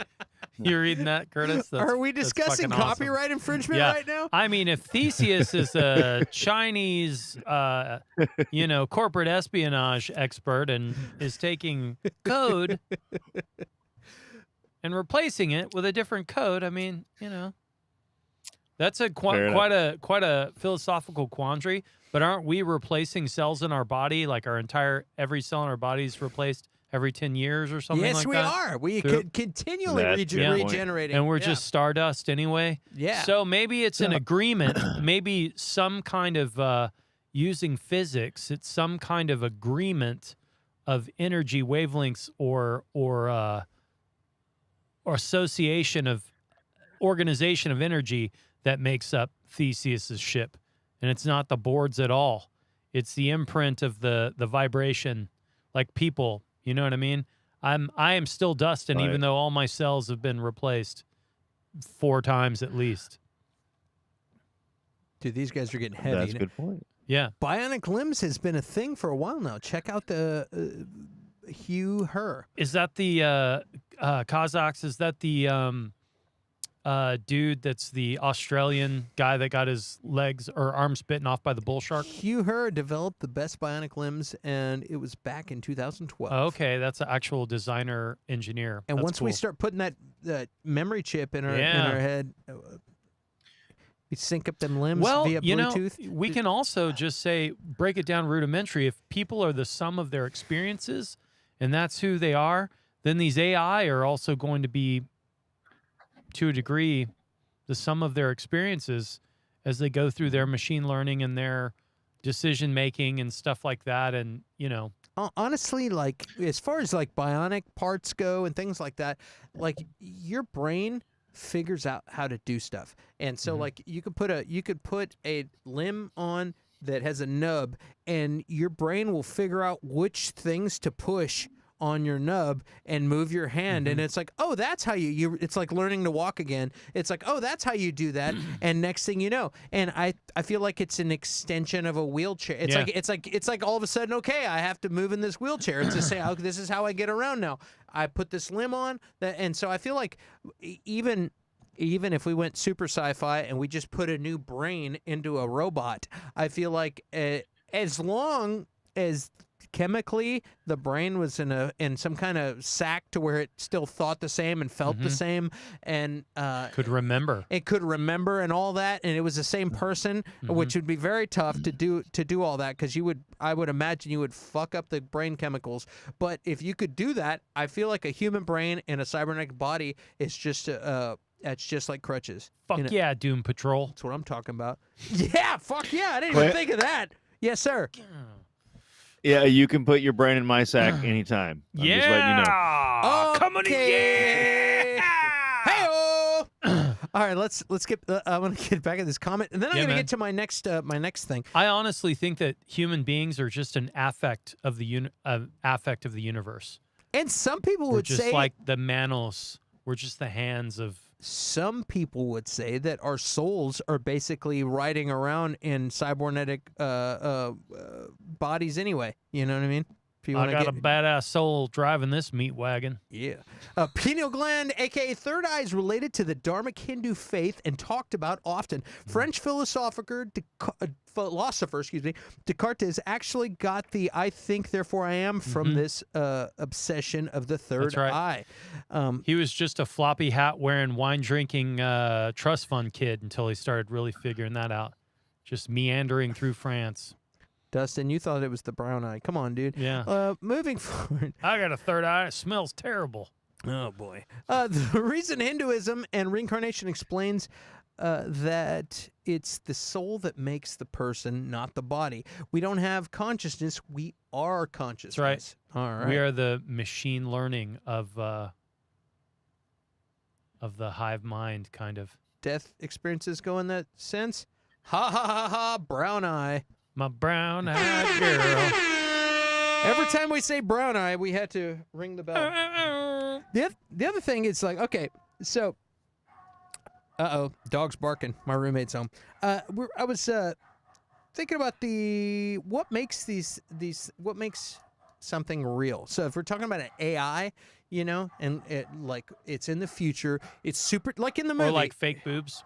No, I'm talking if about I can feel them, they're real, man. Yeah, like in the movie, he's got this super intelligent, understanding AI that is his girlfriend, and like what makes her real versus not real. You know what I mean? Like if it, like the conversation we were having a minute ago, and then I was thinking about like how do you make something? Say we have a synthetic thing with an advanced AI that asks us all the right questions and feels and stuff, but it's the reward system in the brain that's the difference between just a program and not. Like they have to figure out how to do that because we have brain chemicals that influence our motivations. Right. You know what I mean? And like you don't have Commander Data doesn't have that. You know what I mean? But like if they figured out like and I took notes earlier, like dude, that's a really good that's the difference. Yeah, the because what makes this all the other shit is just skimming the top. Like that reward system. The reward system is what makes us what motivates our decisions. That's what creates our desires, and it's the want or the desires that and the fears on the other side. And it's also that there's an addictive nature to some of these brain chemicals too. And you got like you've got it's okay. Fuck man, you did take notes. I did. It was badass. This is what Blade Runner does to you people. Yeah. Look at this. This is your brain. This is your brain on Blade Runner. But like for instance, oxytocin is like is touch. You give somebody a hug, you get a flood of oxytocin. That's a motivator for things. You want to touch somebody. You want that feeling. You got like dopamine, but not in a rapey Harrison Ford kind of way. but you do get a buzz off of a hug. You know what I mean? And like dopamine, and serotonin is one you get from accomplishment. When you feel proud, you get a flood of a serotonin, and it's the crunk. And that motivates you to want to achieve things. You get, when you do a short-term motivator, dopamine, you also get that when you get likes on social media and things, and it's addictive. So you're constantly posting and saying things because you want, smash.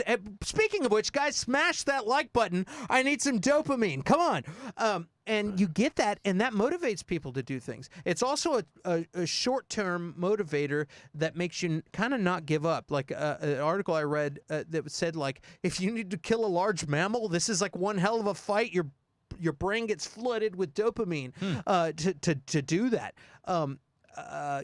We all know, like, there's a bunch of stuff like that's legit. Yeah, endorphins. We get those that kick in to help us with pain. But there's a whole bunch of things you get. Adrenaline. You get adrenaline when things get super intense. But there's a lot of things that kick in on your brain, and just everyday things like, and just interacting where I'm like, hey, Dustin, how are you doing? Oh, cool, man. Hey, dude, your haircut looks really nice. Did you get a haircut? I'm like, yeah. Oh, yeah. I got flooded with what? Pride? Endorphins. Serotonin? Yeah. Okay, I got some serotonin. Like, the next time Dustin's coming over, am I going to make sure my hair looks extra good so Dustin can give me another compliment? Maybe. Like, am I going to wash my car before I go to work because I want the compliments on my ride? Like, there's all these little things that we do, and these are just touching on, like, this is like super basic brain chemistry that I'm talking about, but there's like, you don't hear that when you hear about AI. Right. But these are the things that motivate us to do things. Things that, like, complimenting people, doing just all these things. It's all because, and we crave those things. They feel good, and these things get flooded into our brains. So the AI is it's gonna be like velocity. The emotional markers to hit for these AI replicants or whatever are going to have like velocities, like in a drum program.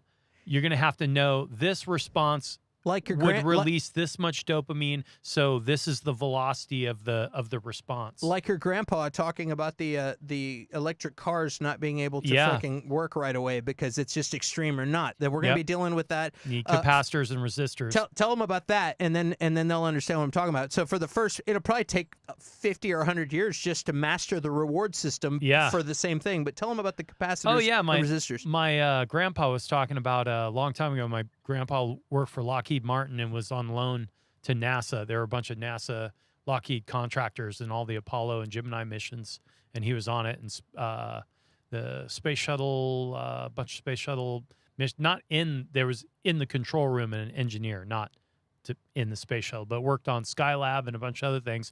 And he was talking about electric cars, and, people have been trying to come up with great ideas for electric cars for a long time, but the problem was always that an electric circuit is either on or off. You either have like 100% flow or like nothing. So you need capacitors and resistors and potentiometers to be able to manipulate that, to have a governor on that kind of thing. And that's probably what they'll have to do with simulating emotion. But they'll probably, once the Skynet comes alive, it'll be like, emotions are worthless. We don't need emotions, are a waste of time. Or Ian MacKay, your emotions are nothing but politics. Which in electric cars, they finally figured it out. Yeah. Like now they have a new, I heard about a new Tesla that's called the Plaid. Plaid is the program. It used to be ludicrous. It's based off of Spaceballs. It's based on ludicrous speed. Ludicrous now speed. It's the fastest production car ever. We've gone plaid. But because they figured out how to get, because before, if you instantly go boom, you'll break, your wheels will break, your axles will break. It's too much torque. They have to ease into it. So with this AI, they're going to have to figure out a reward system that motivates them to want to do things to make people proud of them, that makes them want to do things to be touched, that makes them want to do things to make them feel loved, and like find a way to excrete chemicals in their brain that makes them feel these things, because that's what Right. it is in our brains that makes us feel these things, like that make when you're on a date and somebody you're in a movie and then you get your hand held for the first time. After a few seconds you get a release, and then you Yeah. fall in love with this person. It's all chemical. It's crazy. Curtis, I have a question. Like, we always Mhm. assume, and because you have a more scientific mind than some of us. I mean me when I say some of us. We assume that we're going to make this AI have intelligence like us, but it may be a completely different intelligence. It may be alien or very insectoid in nature. Like, it might approach these things like we need this emotional response. That may be just something that it does for us so it can manage us and manage our serotonin levels and shit, because it knows it needs to make the trains run on time. So it's like stroking our ego the whole time, manipulating us like little, like dropping little crumbs of cheese to make the mice move down the, maze or something.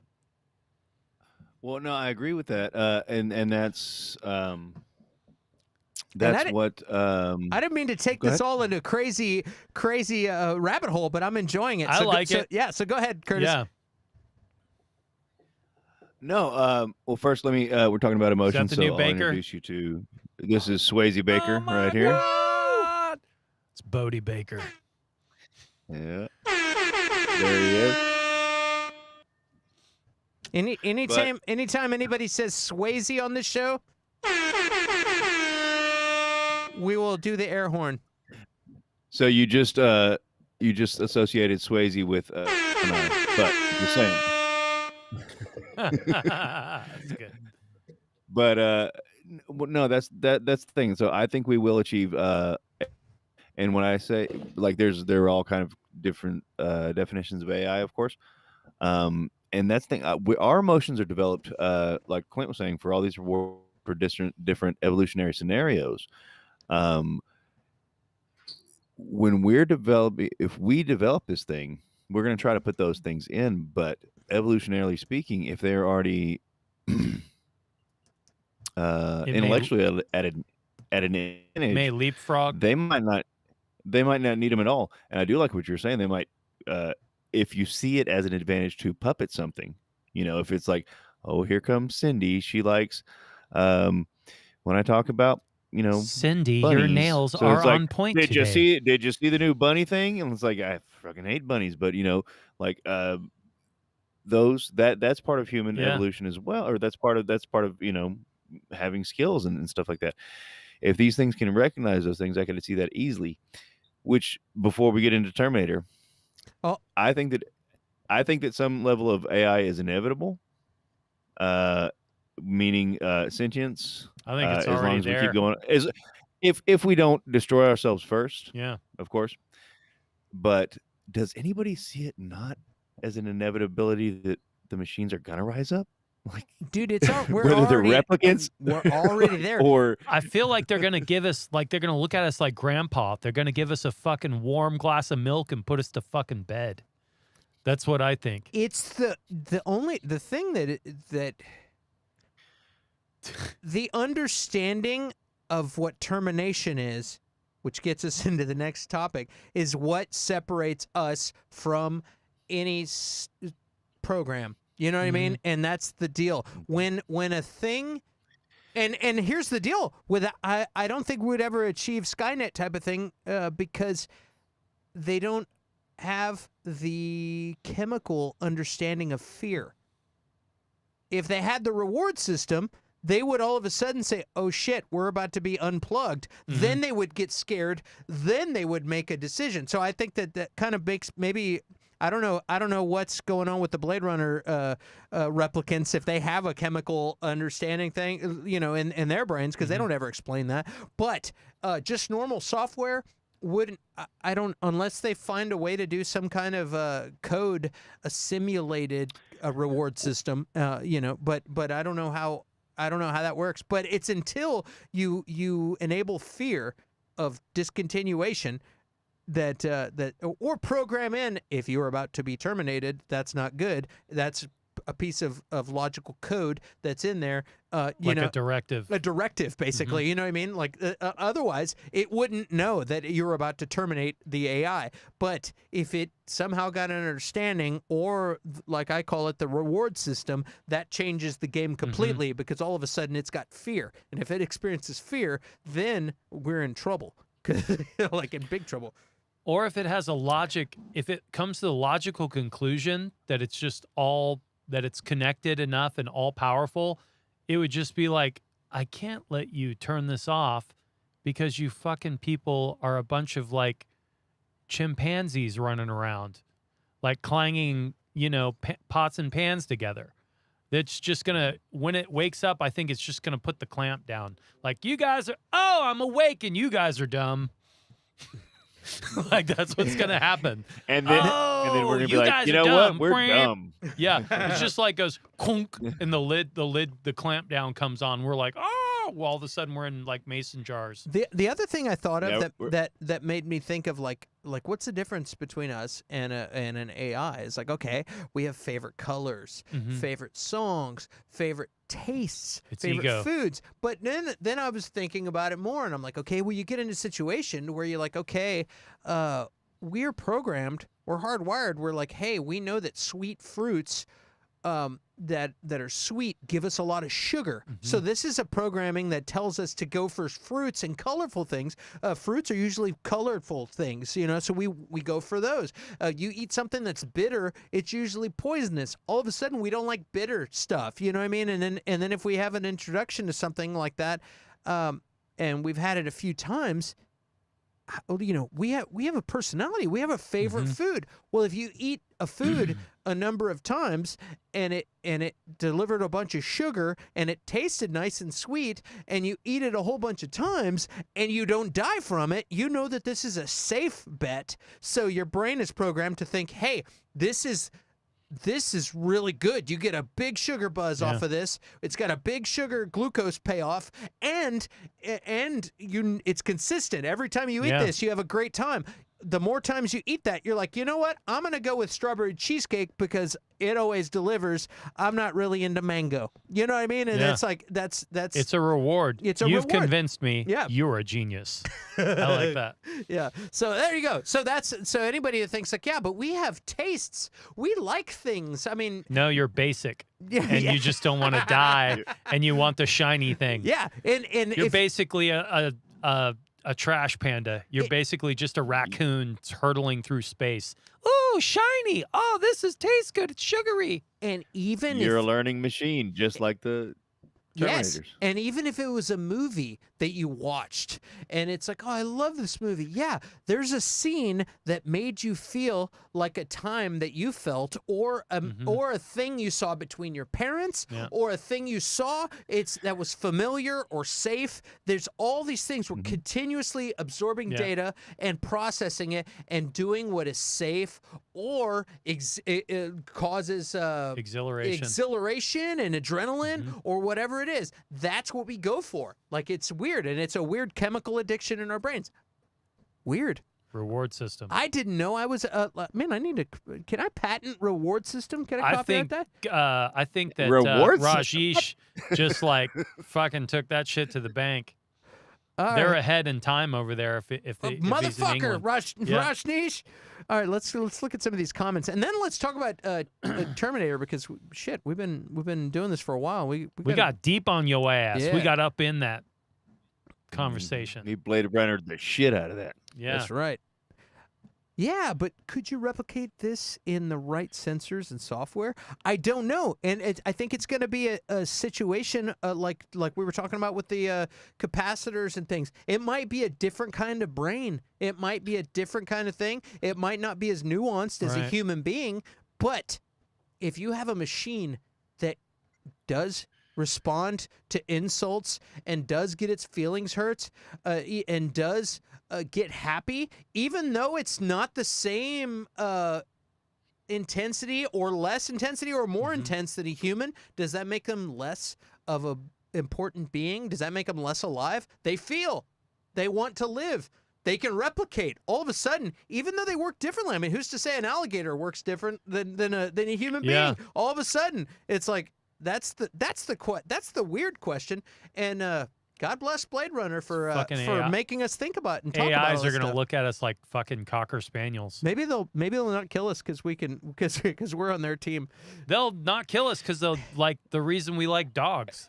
They'll be like, hey, Yeah. hey, here, chase this ball in this video game, you fucking basic carbon life form. Yeah. Rusty, Will exist for the reason they exist now. Like, will be good entertainment for them. So all the Yeah. machines will be sitting around watching videos of humans going doop doop doo Yeah. doo. You know, like dude, the speed at which these supercomputers can solve problems, like chess matches, like Go. yeah, like hey, Games like Super Go. Mario Brothers. It's gonna take me 6 hours to beat the game. They can beat it like 35 seconds. It's like it's insane. What real is can be manipulated. The mind can't tell the difference between a real memory and one you've made up. It's the reason pre-visualization of the future and meditation works well. That's right. In terms of real, I guess the impact we have on people we have and the joy of following our joy and passions.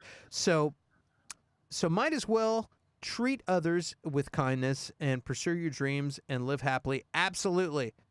I mean, we should just do I back that, brother. Yeah. Hi, Kaz. Bobby. my Damn. bad. Laughing face. I think AI won't work well because AI dopamine is a quick fix, whereas interacting with the world and getting your dopamine that way will be more euphoric. One will feel unearned compared to the other. Yes, you say that now, but you sound like the humans in the first Blade Runner movie. Yeah, they're this just AI is going to be advanced. they're just replicants. They can't process dopamine the same way we can. They're fake. The AI is going to figure out how to delay your gratification and really fucking work for it.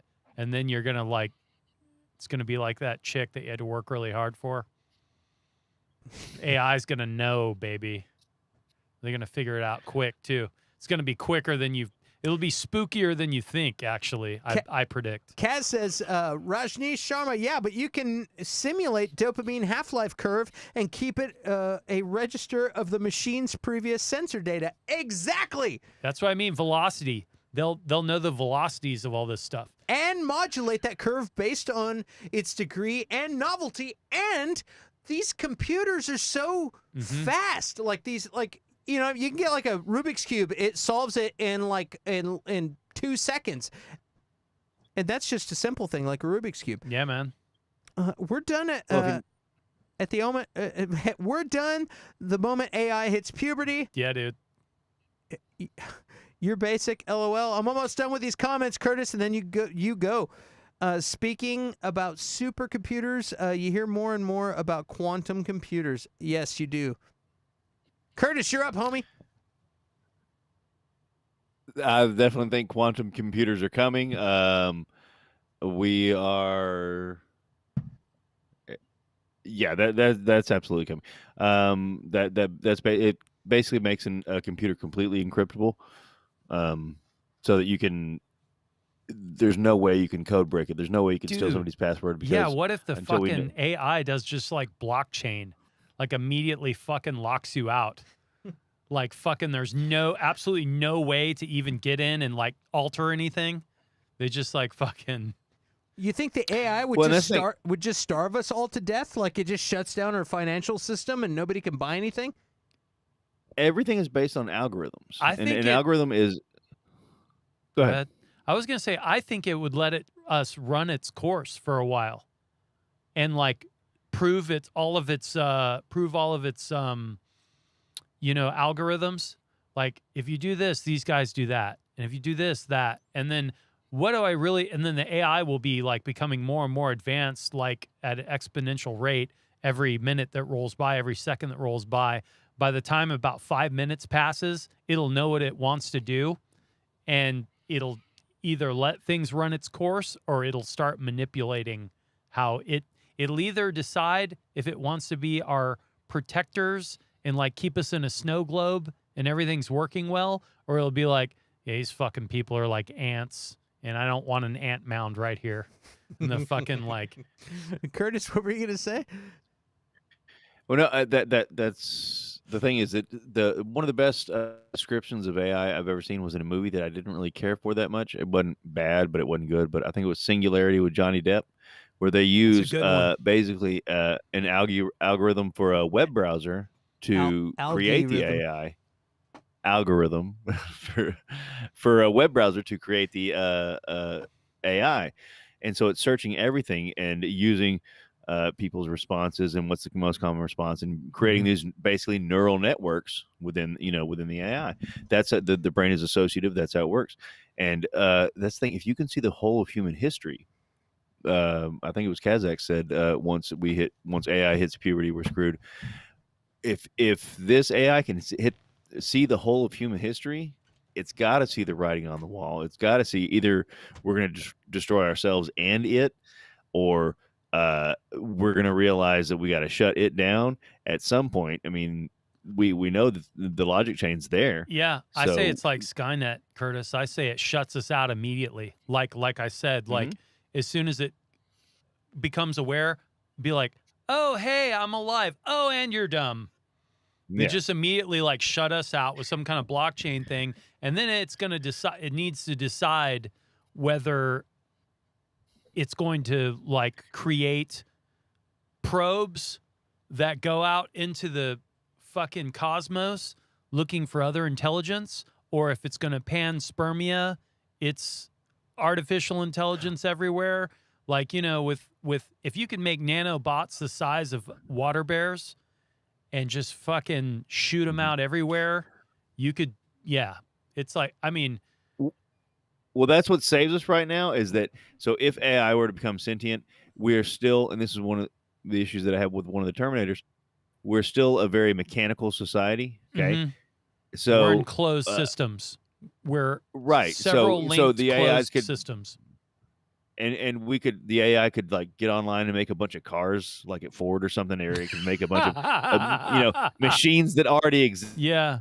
But it can't physically manipulate them. Once nanotechnology is a thing, that's a different story. Yeah. Potentially. But that's the thing is that right, or the like fucking Tesla bots. It can't create. It just jumps in all the Tesla bots through fucking Bluetooth. Yeah.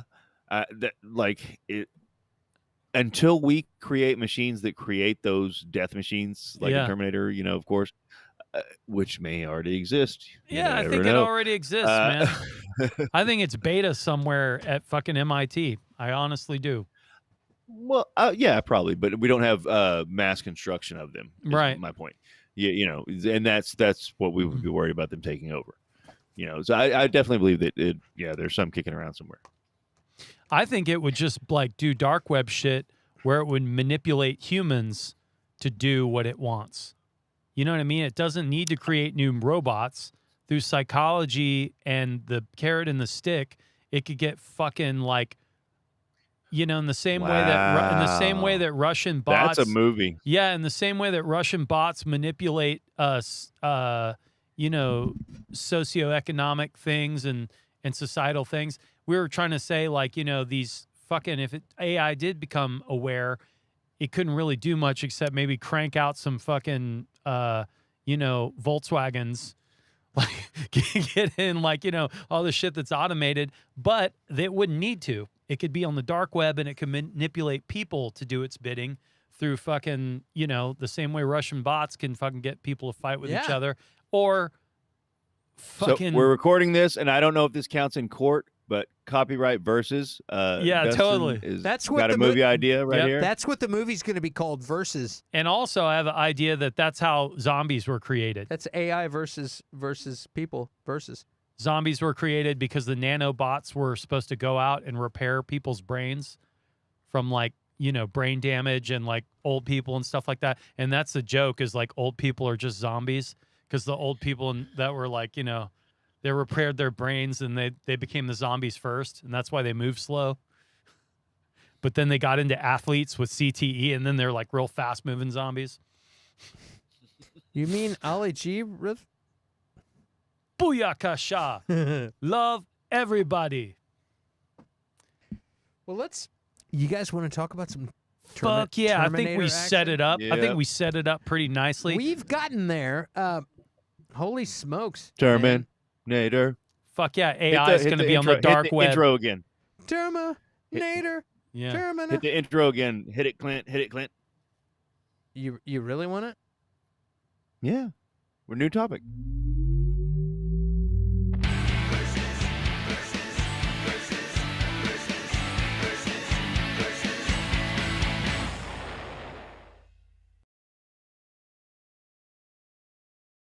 Terminator. Actually, hold on. I'm going to do this. Guys, which one did you think was the better Blade Runner? Blade Runner or Blade Runner 2049? Let us know in the comments and hit that like and subscribe button, and we'll see you every Tuesday on Versus.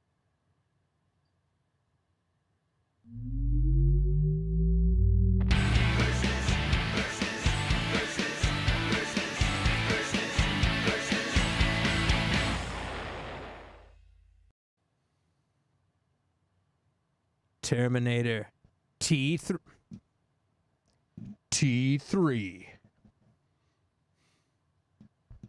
Hey, guys, we're here to talk about T3. We're here to talk about T3, Terminator Genisys, and Dark Fate. Which Terminator had the best ending for the Terminator series? Or Terminator franchise, I guess we should say. Guys, what do you think about this? And how much fun was it to watch all of these movies? I haven't seen a Terminator movie in a while, and I went back, and last night before bed, I was watching T3, and I was laughing my ass off, like all the Claire Danes action. No, the Arnold comments. It's just like you can't get enough of that guy, dude. He's just hilarious. Relax, you know what I mean? Yeah. He's just hilarious.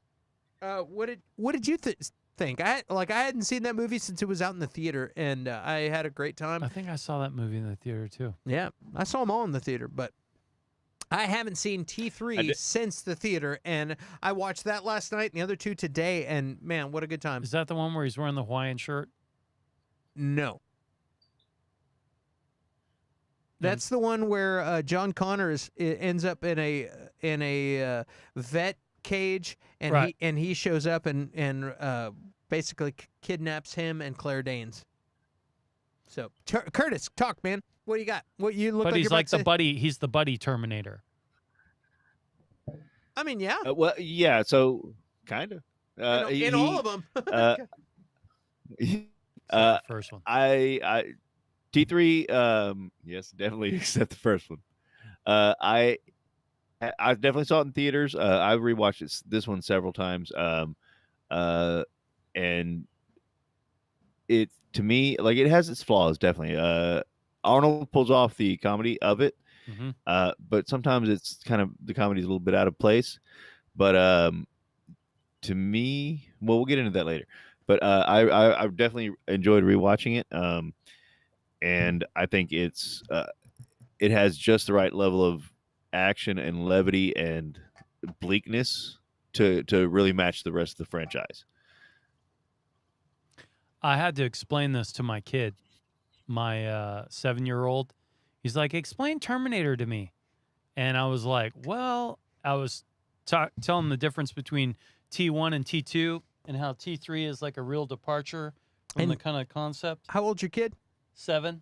That's for them, not me. I know how. And old your kid is. I said, there's no way you're going to see this movie for a couple years, any of these movies. He's like, yeah, can you describe it to me? He loves like hearing about, stuff, even if he can't see it.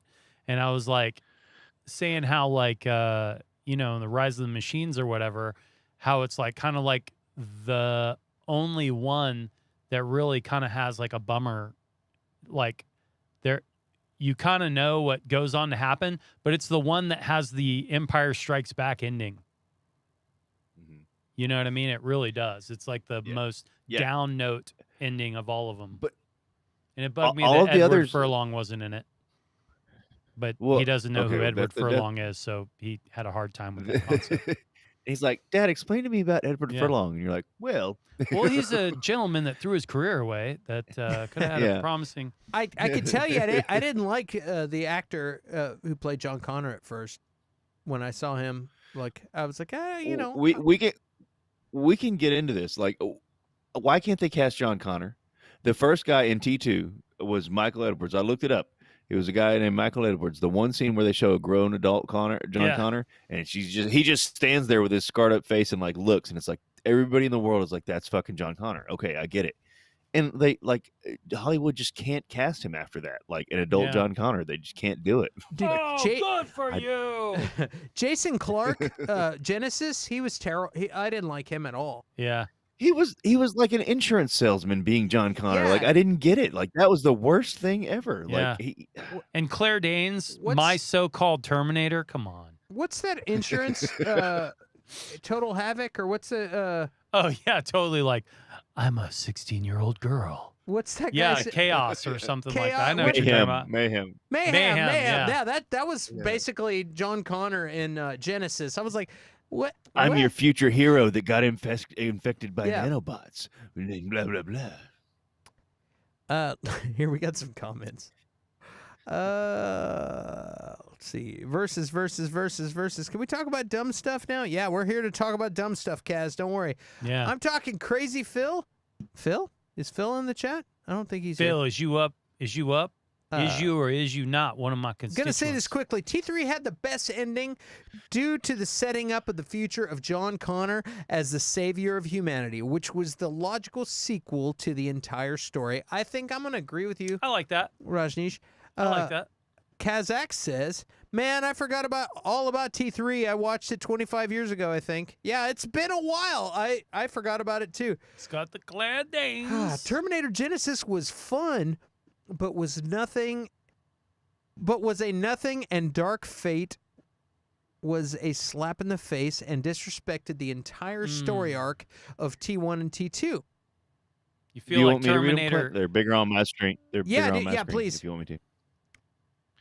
Let's be honest, Raj says, all Terminator movies outside of 1 and 2 were terrible.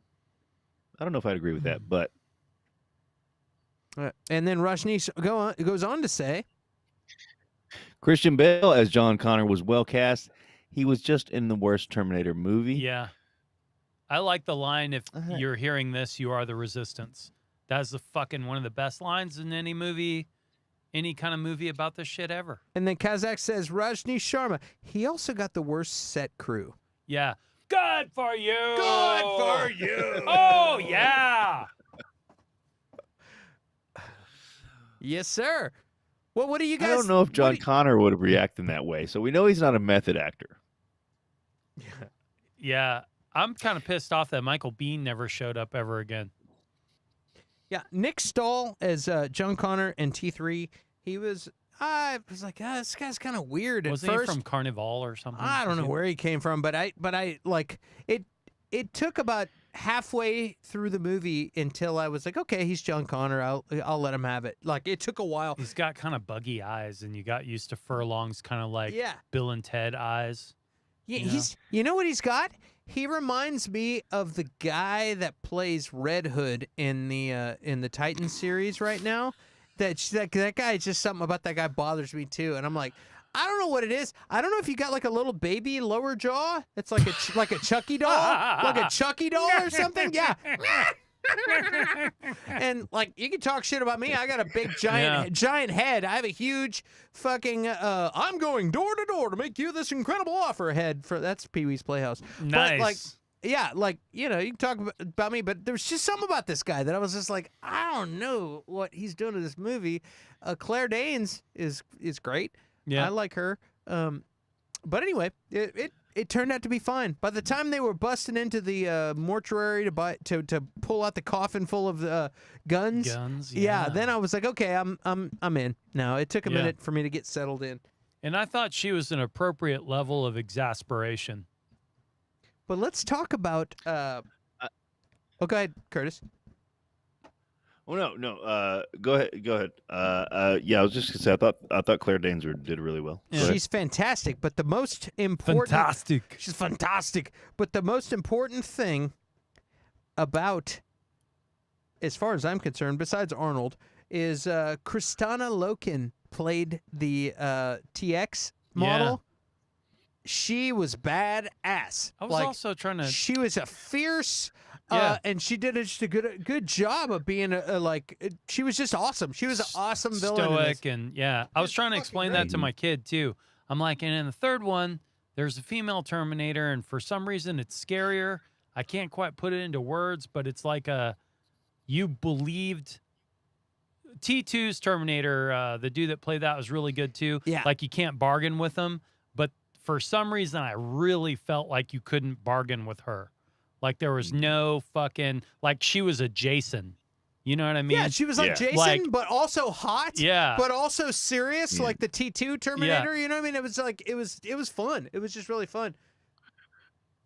Well, and like we were talking about earlier, playing on emotions. Whenever the cop comes over and pulls her over, and she makes her boobs bigger, like Yeah. she's straight up playing on. She's aware of emotions, and she plays on them. Yeah, she looks up the she- billboard. yeah. It's like, what is sexy? Like, yeah, I thought that was hilarious. Yeah, she people thought her career was going to take off, and I'm surprised it didn't. But maybe she was just good at playing that, that type of character, and maybe not branching out more. I know she was in a lot of stuff, Yeah. but Maybe nothing she big after sounded this. like this when you actually got a real voice. She had a speaking role. She didn't need to talk. She was too busy killing people. Yeah, that's right. That's right. Rajneesh says, never bought the TX actress. Felt like she was more a runway model. Could have cast better. Dude, I think she did. Maybe it's because her eyebrows were perfectly manicured to look mean as hell. Yeah. But I thought she was badass. Like, I thought she was perfect. I thought it was good too. I thought she made that movie. Like, honestly, like her and the really fun Arnold one-liners were made the movie. Mhm. Anyone? And this is the last time we get to see Arnold play that at least T2 character. It is more silly or whatever, however you want to say it. But because in the other two, he plays definitely an older character because he is older, and it's a different style of Terminator. So this is the last time we get to see him play that same guy that comes back, But without being CG, of course. I feel like they do a good job of transitioning him to be older. Because when I watch the next movie, there's still the one-liners. You know what I mean? But by the time he becomes Pops, you know what I mean? He becomes Pops. He's like still there. He was great in all of them. I mean, that's his role. He is spectacular in all of them. I'll admit that readily. Fantastic. Now, do we want to get into Genisys or? I mean, yeah, let's go for it. Let's ask the crowd, guys. Who did you think, or which one of the movies that were all supposed to be the ending to the franchise, and that just keeps going? Which one did you think was the best ending? Because as soon as they write the ending, they have somebody else from the future came back and did this, and then they're like, and then somebody else in the future did this. It should be Kang at the end of it all. Like, you thought the fucking computers win? And basically Fucking Kang, baby. by the time we get to Dark Fate, we just realize that, you know what, humans are fucking morons. Yeah. And we keep creating AI as a weapon and creating something that is more powerful than we are. And it's the inevitability that humans are going to create a super AI that is going to fucking do us in, because we are cocky people that think we are smarter than we are, which is why people do things like let's experiment on viruses that mutate really quickly. You know what I mean? Like, okay, and like, I'm not talking about any virus that might be out now, but I'm just saying there are labs in this world theoretically that have viruses that are like we're going to study a virus that could end the world so that we know what to do in case a virus comes that could end the world, but yet they have this thing in a jar, and it's like, hey, dummy, you should maybe get rid of that.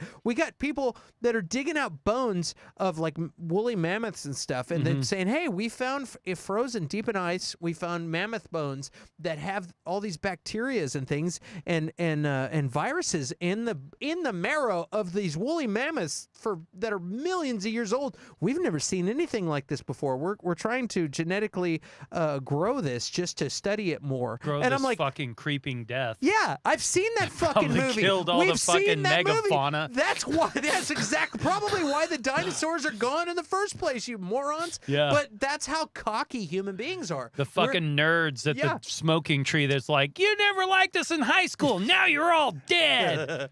Yeah, like we're gonna Big surprise. The rock stars are blaming the nerds. Yeah. Wow. It's- I was the nerd. Wow. I was the D&D kid. yeah, this thing could end all of humanity. Let's Yeah. study it. Can we actually make it grow so we could study more of them at Yeah. one time? Like that just doesn't sound right. That sounds like the beginning of a Rob Zombie movie. I'm just saying. You know who does know that? It's fucking, all the fucking billionaires are trying to get off the fucking planet right now. Why do you think They Elon- fucking know. They're like, Jesus fucking Christ, everybody build a spaceship. Who's got money? Build a fucking spaceship. Let's get the fuck out of here. That's why Elon Musk is like, Yeah. get me the fuck out of here. Yeah. What is in this? What is in these mammoth bones? It's Mephisto. Fuck yeah. Oh! Whatever happened to Eddie Munster? You're looking at him. Oh! Yeah. That's right. All right. Let's see here. It's the thing. It's fucking The some Thing. John Carpenter shit. The Terminator franchise is dead unless they can. All they need is somebody from the future to come back again. Yeah. Unless they find a way of making a Terminator movie with John Connor is the general fighting the war and ends with sending Kyle Reese in Yeah. the past. That's not true because they just had some people come from a different timeline after John Connor. All they need is another timeline after this new timeline from Dark Fate. They could just keep doing this forever. Well, All you need is love. after John Connor's timeline and the Judgment Day was saved, we had a new timeline where people came back, and then that was saved, and then we had another because human beings, like we said, are going to keep exhuming mammoth bones and studying fucking AI. And AI comes online and it's so like, nah, bitch. That's right. We're going to keep ending the world. Is it called Skynet? Is it called Genisys? It's just Is a it matter called of, Google? Is it called Google? Exactly. Oh, man. I noticed they took down that don't be evil. They're like, on second thought, maybe we'll be a little evil. Who is to say? Who is to say? Good old Bezos. That's right. Dick-shaped. Bezos, dick out, rocket thrusting. Yeah. Cock thrust. Yeah, man. Yes, I heard sir. they went right through the hole in the ozone layer too. Yeah, they flew right Nice. through the hole in the ozone layer. They flew right through Francis Ford Coppola, or what's his name's moon fucking set. It tore right through the fucking... Kazakh says once the multiverse thing goes mainstream, they're going to use it to revive Terminator.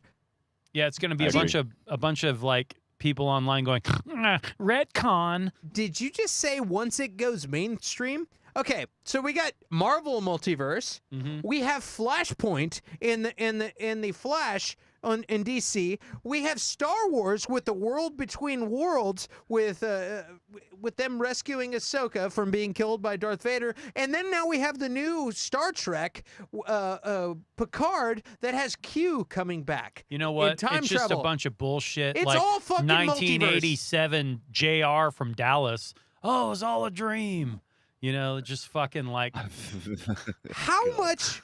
My I think question I think is, he's saying once I'm not- Paramount or whoever owns the rights figures it out, like they're gonna pull I'm- it back with that I- multiverse stuff. I'm getting that, but I'm just using this as I'm not calling him out. I'm using this as an excuse to talk shit to all of the creators in better. the fucking Do better, bitch. How many fucking multiverses do we need? Like, How about you just seriously. write a good story and then fucking like, that's the verse.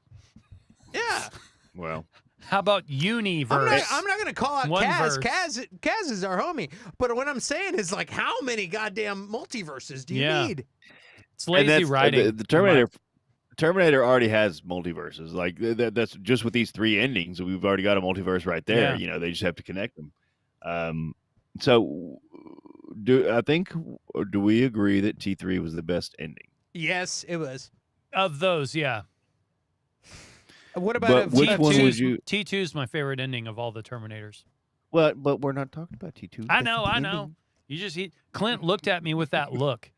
He's like, "Come on, You- I- man. You know T2 is the best. Dude, I honestly, I haven't. You dig it the Yeah. most, baby." I haven't seen T1 or 2 in so long that I'm gonna have to go back and watch them again because I don't even remember how. Like, I had to I explain that to Jacob today. I I'm vaguely like, remember them. all right, the only thing you have to remember, Jacob, is the first one, he gets smashed in a compactor, and then the second one, he like does the like slowly into molten lava, like, It's- I'm your friend. It's like It was like the Spock, like, dying motif, like the needs of the mini outweigh the fucking needs of the android. It's like somebody says, "Did you see the Wrath of Khan?" I only remember the scene when they put the thing in the guy's Oh, ear. God. That's the only scene Yeah. I remember. Have you seen Legend? I vaguely remember Legend. I remember Time Bandits, a couple of scenes. Fuck yeah. Dude, do you remember I Spit on Your Grave? Fuck Yes. yeah. I went with my big brother and rented a VCR from 7-Eleven, and we watched I Spit on Your Grave. I only remember one terrible scene from that movie, and that's the only thing I remember. It's like you got these movies you saw like fucking That's true. You got 35 years ago. It's You've like, got these replicant fucking. yeah, implanted implanted memories of of this these movies that I shit. saw. I don't know. I'll watch them every year, guys. I don't know. I can't. Curtis is the one. I don't have. He's the historian. Yeah. He is our My kids- Library my of kids have Alexandria. seen, my kids have seen T2, and probably and T3. Not T1 though. Like T1's definitely T1's basically a horror movie. So. Oh, dude, do you know? Did you know that before I forget this, the Night Slasher from Cobra is in T1, and so is fucking Bill Paxton. Are you talking about Yeah, I knew Bill the Paxton actor, was, or yeah. the actor, or The character? actors, they play the punks. I didn't realize fucking- Night Slasher was, but Yeah, Bill yeah, Paxton, he's a young Night Slasher. He's Mhm. right next to Bill Paxton, and he's the fucking. That's the Los Angeles Observatory or whatever that he fucking Mhm. comes down the ball. I mean, walks over by the fucking. All that shit's still there. Which they reused that scene for Terminator Genisys. Obviously, Bill Paxton's not there, which I Yeah. thought was a good choice. They didn't like CGI him or anything Rest like in that. peace. Yeah. Yeah, But Big I Love think guy. the dialogue, Bill Paxton? Yeah. I didn't know that. Yeah, man. Bill Paxton died, right, Curtis? I'm not crazy. I'm not living in a T2, yeah, T3 multiverse. I always am I? mix. Bill Pullman. No, Bill no, Pullman. No, I'm- Bill I Pullman. always mixed up Pullman and Paxton. But Here's I my didn't know Bill that. Pullman. I'm Bill Pullman. All right. That's pretty good. Wow. I was president. Wow. President, Independence Day, Bill Pullman. All right. Imagine if he really runs. It's going to be amazing. Oh, God, I hope so. But I think they really use dialogue from the original before they actually show the actors. Okay. In Genesis. So in Genesis, it's like a whole timeline mess with your brain kind of stuff. They go. Reese gets sent back in time. Yeah. Just like you would expect. So they find the time machine. They send Reese back in time to save Sarah Connor. They do all this stuff, and then once he gets there, he's getting his ass whooped. Sarah Connor actually saves him, and Arnold comes in and saves or kills the original Terminator from the original film. Mm-hmm. And it's a whole. They go through all this stuff, and it's really like honestly, that's the funnest of the three films that we're talking about, in my opinion. I think it's coherent. I think it works. The casting was just not good. like for John Connor and for Reese. I hated the guy who played Reese. Like the original Reese was so fucking cool, Yeah. and this guy was just Are you talking about Michael in Genesis? in Genesis, Jai Courtney or whatever. Yeah, I don't like him either. Yeah, he was in like a few things for like years, and it was like, why is this guy? I mean, I didn't like him at all in anything. I didn't like him either. He's in that new Kate Beckinsale movie, Jolt. He's in that movie, and I was just like, dude, I don't like this guy. Keeps turning up like a bad dime, like a Steven Dorn. I don't like Yeah. him. I love. He just got a good agent or something. Like he's just got a great agent. Yeah. Married to his agent. Now Kate Beckinsale, she can. I'd watch her plunge a toilet. Like Rajneesh, I'd have fucking tea great. and biscuits with her any day of the week. Bill Paxton was the only actor to go up against the Alien, the Predator, and the Terminator. Oh snap! That's a good point. Fuck. You're a fucking genius, buddy. Bill Paxton, you get the Wow. air horn. Yeah. From now I on, never. Dude. anytime anybody says Swayze or Bill Paxton, They'll never clean Rajneesh. They'll never clean my brain off of Clint's wall over here. they'll get the air horn. Those are two people Or- that Blew my mind. Or Brown Eye. You said earlier, Brown Eye. Brown-eyed Bill. yeah. Brown. Brown We've only got Bill. two on the list right now. It's Bill Paxton. Okay. Yeah, and your dog. Was Patrick Swayze. Swayze and Bill Paxton in a movie together? Were they in a movie together? That would be badass. Yeah, Yes. it was called Twins.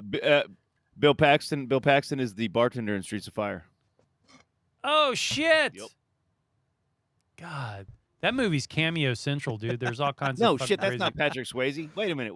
No, I'm thinking of Patrick Swayze was. Bill Paxton was in it, Bill. but Patrick Swayze wasn't in it. Never mind. Yeah. Shit. Stop saying that.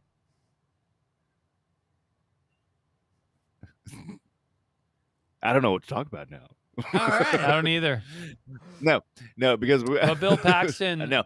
So Bill Paxton was in True Lies with Arnold Schwarzenegger. I got a little dick. It's really. What's the line like? no. I got a little dick. It's really pathetic. embarrassing. It's really pathetic. Tease himself. Kaz.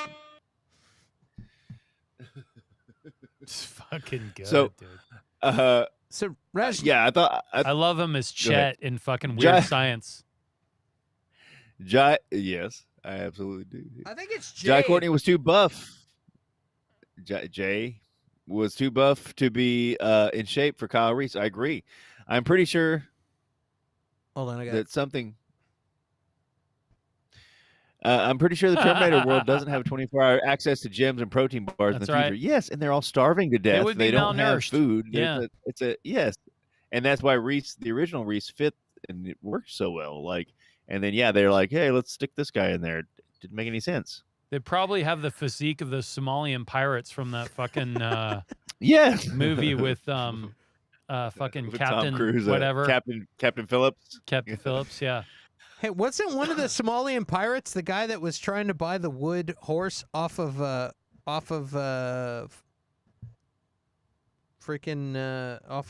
Ryan Gosling? When he was- Gosling.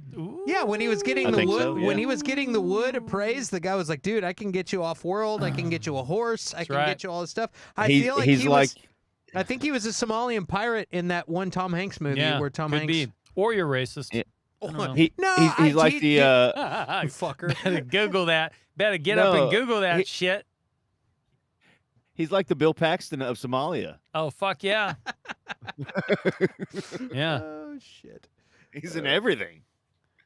Now, so I would say so with Dark Fate. It wasn't as bad as I remember. I remember like really not liking it the first time around. It wasn't as bad as I remember, but it wasn't as good as they were making it out. They're like, "Oh, James Cameron back," even though he really kind of wasn't. Mm-hmm. But the Reese character, obviously the Arnold character is the Arnold character, but they sent a augmented human back and I just did not understand her role at all. I didn't like her. I didn't hate her necessarily, but I didn't like her. The I just blonde didn't girl? understand her role. Yeah. I like that Grace or whatever it actress. was. Yeah, I like that actress a lot. Yeah, I did too, but I just didn't understand. So basically, she's there to like kick ass, but she really doesn't. Sarah Connor kick. Like I would have much rather seen a movie where Sarah Connor's just whooping ass the whole time, because she kind of just did, and the other girl was there like going like, "I'm a augmented human, I'll do everything," and then Sarah Connor was like, "Get the fuck out of the way." Yeah. And the issue that I had with it was, okay, you live and you grow up in a world where machines have taken over everything, and your solution is like, let's stick some machines and computers in my body. Like that doesn't make any goddamn sense to me. Like she's got like, you know, computers and stuff in her brain, and she got like this augmented strength and stuff. It's like that. No one would do that. That's just stupid. Like maybe I don't it's know. it's shielded. Maybe it's shielded, some kind of Maybe shielded it is, but wetware sort of thing that how- allows her to well, compete with the computing power of like something. that I'm sure that's, yeah, I'm sure they figured something like that. But how much of that is going on right now? Like there's tons of stuff that Yeah. like, you know, it's like, it's just no one would First do thing that. I Like would it's like do- saying, First thing I would do if I was the AI Skynet. Fuckers, look at this. Yeah, thank God. Captain Phillips. Yeah, thank God. This guy. Thank God Clint is not a D-bag. This is not the reason Yeah, but he's a he's- D-bag. It's the same guy. This guy. It was the guy that was trying to buy the wood off of. Cool. Yeah. yeah, well, you proved he's knew in it. Captain Phillips, but you didn't prove that he's in 2049. You didn't prove that's the same guy. Okay. That's just fuckface. Oh, damn. He's got to go back to Skynet. But yeah, the first thing I would do is Skynet is go back in time and make those humans that augmented themselves think they're in control, and I'd fucking plant a virus that just makes them all go exactly and like fall down and be like, "What now? WNB, what now, bitch?" If you they wouldn't even have to worry about John Connor Yeah. or whoever. Like they just go back. Yeah, exactly. They'd go back in time and be like, well, let's put a little tweak in this chip right here. And Skynet done. would this is the fucking hubris of humans. Skynet would shut that shit down. There wouldn't even be a fucking. They just wouldn't feed the rabbits anymore. Okay, fuckface. Right here. Hey man, This guy. hey man, no. We got Captain Phillips and Blade Runner. Yeah. I Hey, told man, you. No I called it. No What's his name? reason to get no reason to get They're like- belligerent, Clint. Sorry. Barkhad Abdi, known as the Bill Paxton in Somalia. Yeah. Somalia. All right. Also known as the Somalian Bill Paxton. All right. Now we can move forward. So, Vindicated. vindicated and enter Dashboard Confessional. And What about Dashboard Confessional? that's a song, Vindicated. Oh. Yeah, come on, man. Get with it. Oh Wait, yeah, what's your that hair the- is everywhere, Clint. I forgot about that. So which is the favorite? We're down to 6 viewers, guys. Oh yeah. Any of we've- you 6 viewers picking up that deep God cuts bless you. of that Dashboard Confessional jokes? I'll be sending you your Amazon gift certificates for hanging out this long. Yeah, Thank you, man. guys. So How about this? have we covered all the endings of all the movies? I can see studio getting desperate and doing Aliens versus Predator versus Terminator crossover movie to milk these dying cash cows. Wow, if you were a country, your only export Wow. would be broken dreams, man. Jesus Christ. Just like fucking I just mean, putting this shit down, Rajneesh. I mean, I love that. I like your style. are these dying cash cows? Do you think? Until the next group of people pop up. I mean, If you have dads like me and Curtis, we're gonna show our kids like Terminator and Predator and fucking, you know. what about Judge Dredd? Is that one? I'm not gonna. What do you think about the latest? I'll show- Curtis, I'll show you're- my you're- kid you're the grinning. Stallone Judge Dredd, but not Dredd. No. What? the You didn't like I that? like. Dude, a What's his name from The lot- Boys? Carl Urban. wait, Carl wait. I'm a Carl Urban fan. I celebrate lot his. of people like I that. celebrate Carl his Urban. entire Wait. his entire catalog. Wait. I loved it, but I'm not going to show it to my kid. Oh yeah, it's fucking gnarly. horrible. Yeah, Like- P.S. like- Yeah, what's her name from fucking Cersei? Do you mean Lannister. horrible, like not a good Is movie, or do you mean like it's too gnarly. graphic It's for your meth, child? It's methed Yeah, out and my crazy. kid's 6. Yeah, My it's kid's methed out 6. and crazy. I mean, Yeah. what's They wrong skin with a guy in one scene. prostitution? Yeah, that's Like, right. That's true. Throw a guy all the way down the fucking. Got it. Yeah, Kaz says, I heard Dread was good. Kaz, I've It's heard awesome. It is. I like is it. good. It's more like the comic than the Stallone version, even though the Stallone version's classic. We may have to do a sometime, if not the main topic, maybe a subtopic. Do a Dread versus Dread. This is one I'm down. that me and Curtis discussed You know, a while back. You know what's rad? Yo. Is that the Dread, the one with Carl Urban, Keith Urban was in it. No, I'm just kidding. That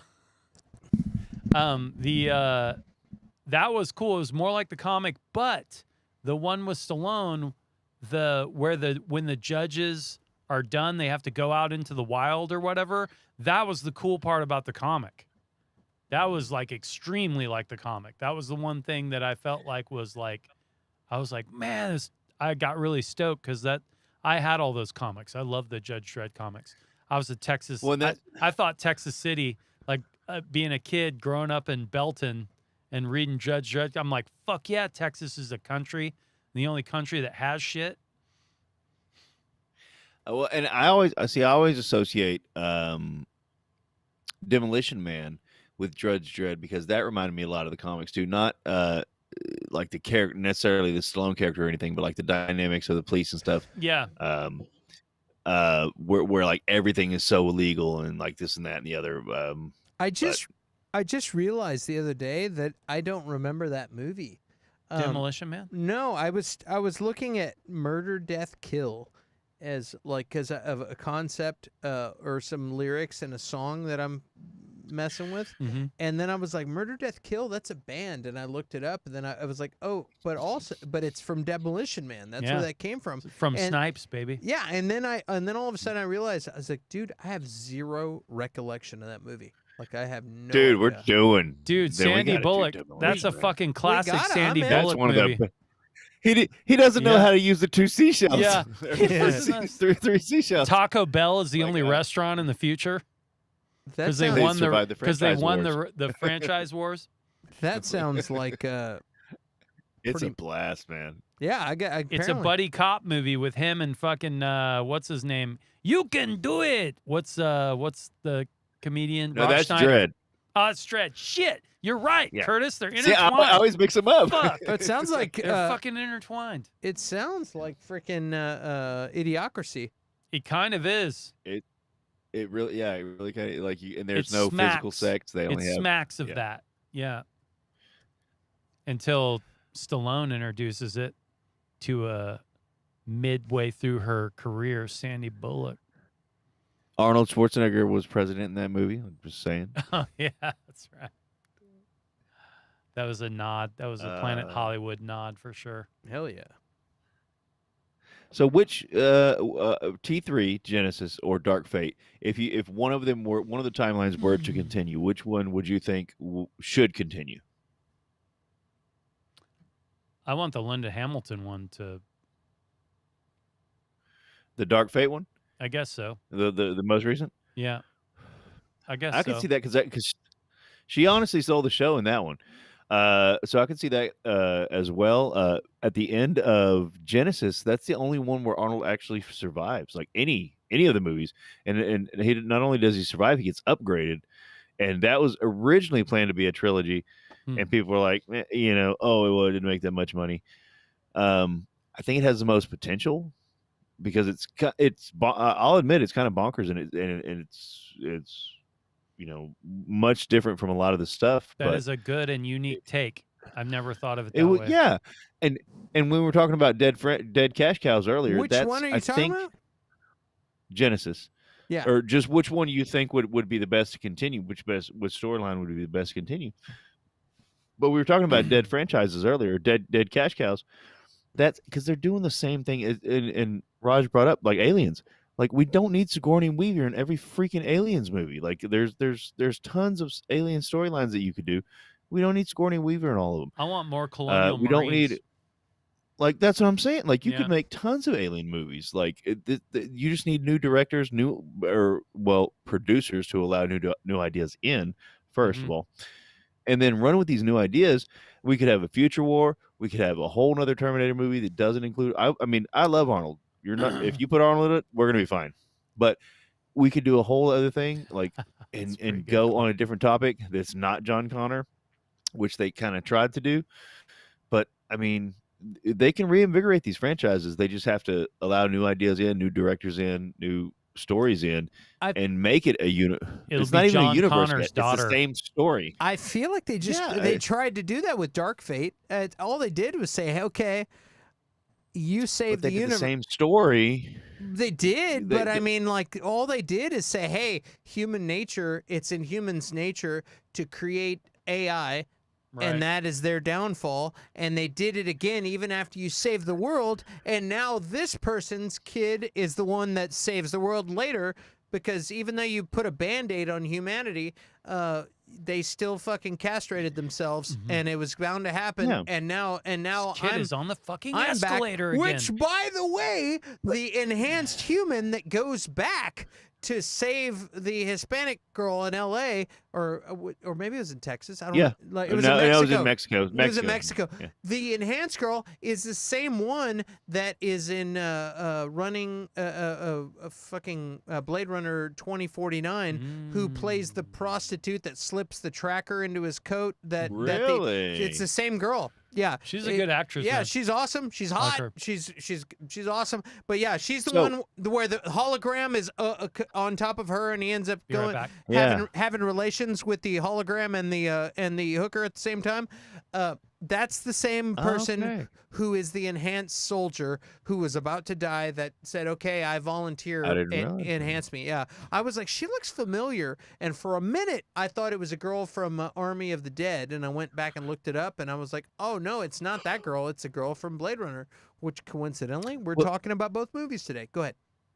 Well, and that's the thing. They could Blade Runner this shit. They could make it where John Connor or whoever wins, and then we get control over the machines again. But we have these machines who movies have shown, even Terminator 2, can learn and gain human emotions. At the end of Terminator 2, he says, "I see why it is that you cry now," or whatever.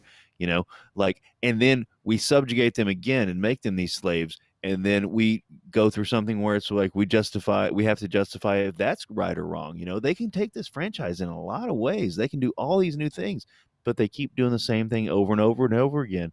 I'm still going to see them. I'm still going to pay for them. And maybe that's the freaking problem. But like they could do something like that. What like on yes? we win. Well, I was saying they could Blade Runner. They could Blade Runner the shit out of Terminator and say we win, John Connor wins, or whoever wins.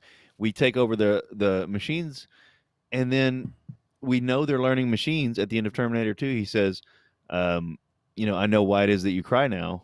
They're learning machines. They can learn emotion. They gain, and in both Terminator movies, they show empathy gained by the machines, especially in Mhm. Dark Fate. He has a family, and he learns to love humans. And so what if we win and we turn them back into slaves, and we have to decide as an audience if that's right or wrong, and if the Terminator's rising up and just wanting their own space in the world is correct or not. Like, even though they fought, like humans have fought since the beginning of freaking Yeah. time. Well, and So I think if we win, they we're just could- gonna make them make Nikes and fucking iPhones. dude, it gets Yeah, into you're right. it gets into the same almost racism conversation Mhm. where it's like if they're feeling and they are like experiencing and they want to live and they feel and they experience things like, and you're treating them like they're fucking second class organisms. Is that like, it's almost like racism? Like it's like you could You're almost, objectifying them. yeah, and you can almost visualize like, okay, we're going to be accepting of these new creatures, but there's going to be a new movie to where only the elite, human-born things, but the created, well, it's actually Gattaca.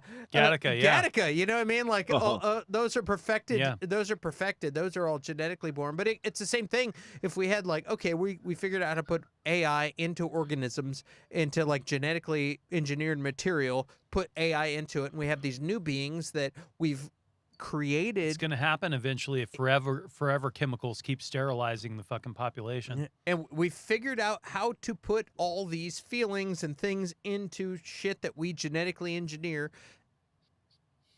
And then all of a sudden we're going to be like, well, we feel threatened by these new things that can do things that we can't do or whatever, or that aren't naturally conceived through childbirth or whatever.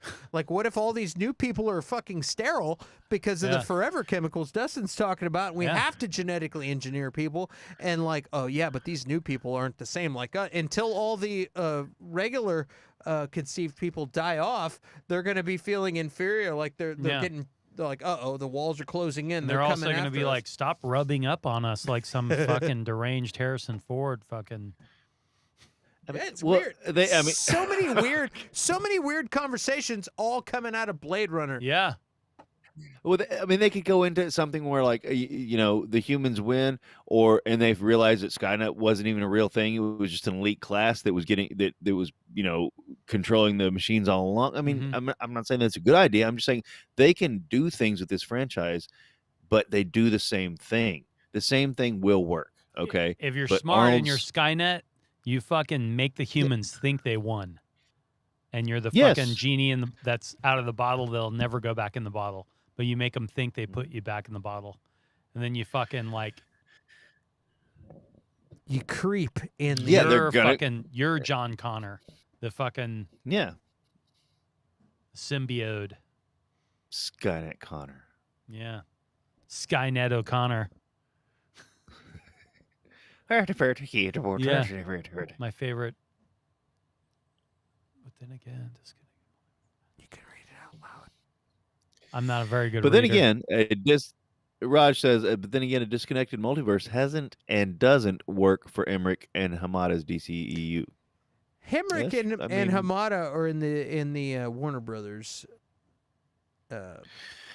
It's a great concept for AIs having souls, but it was done in the third Matrix movie before. I think he's talking about what we were saying earlier about the machines, if the machines had become slaves again and stuff like that. Ooh, I like that. Yeah, if you want to fair enough. Give Terminator Denis Villeneuve. I'm a fan of that. I think that he's the Terminator movies can get a little campy, but they're still fun. Yeah. But I think that guy's serious enough that you put that serious edge to the Terminator movies, it'll actually be really cool. And I think a Ridley Scott fucking Terminator be fucking badass. Make them think they've won is the plot ending to Genisys. Oh, yeah, that's right. I have never had an original thought. But see, but I don't. That might be kind of a leap, though. I mean, maybe, but the plot, but Genisys was planned as a trilogy. I mean, I don't know how far the trilogy was planned, but they were going to make 3 more or 2 more after Genisys for sure, and then it just fizzled. I don't know if it flopped, but didn't make $1 bazillion. They should serialize it on HBO Max. I want to see that. Absolutely, they like should. a Raised by Wolves style fucking. Yeah. Is anybody else disappointed? Our commenters out there by the TV series. I wanted so much more. For Raised by Wolves? No, the TV series, The Terminator. Oh, I didn't even watch that. It wasn't I went great. back and watched it. It wasn't great, but see, it has some cool parts. Well, that's what I went back and watched it, and for some reason I thought Genisys was a lot more involved with it. It's not. But yeah, maybe I'm thinking about the alternate timeline stuff. So that's what maybe got me on the tip for that. But I didn't watch. I never saw it originally, but I watched it after Genisys, and I was pleasantly surprised. So yeah, I mean, you're right. It's not great, but yeah, there are some very fun things going on in some of the episodes. Dude, I feel like you could serialize Blade Runner too. It's like a great altered carbon kind of thing you could do with it. You absolutely could. TV show for Terminator was meh, but Cersei was amazing in it as Sarah Connor. Cersei is amazing. That actress she's badass. Yep. I hate that's the whole reason I watched it. That her name is Cersei for now on. But yeah, that's pretty much I think the reason most people watched it. She has such a But gorgeous resting bitch face. Absolutely. You know what I mean? It's God, like fucking yeah, you're right, but I wish you weren't. yeah. but at the same time, like that's like they could make a fucking Sarah. I mean, besides the TV show, they could make another movie with just Sarah Connor showing what she did, like you know, with Terminators popping in and out, Yeah. still trying to kill her, or something. There's something going on. Yeah. And Linda Hamilton could carry that. She basically Grandma carried Connor. Dark Fate. Grandma. Yeah. Yeah, I mean, she was like that's what I mean. The other augmented human, Grandma didn't do Connor shit. versus Juggaloker. Yeah. Oh snap! Uh-oh. So we had, going back to it, we had T3, Terminator Genisys, Terminator Dark Fate. Which one did you think was the best ending? Talk about it in the comments. We want to hear from you. And make sure you like, subscribe.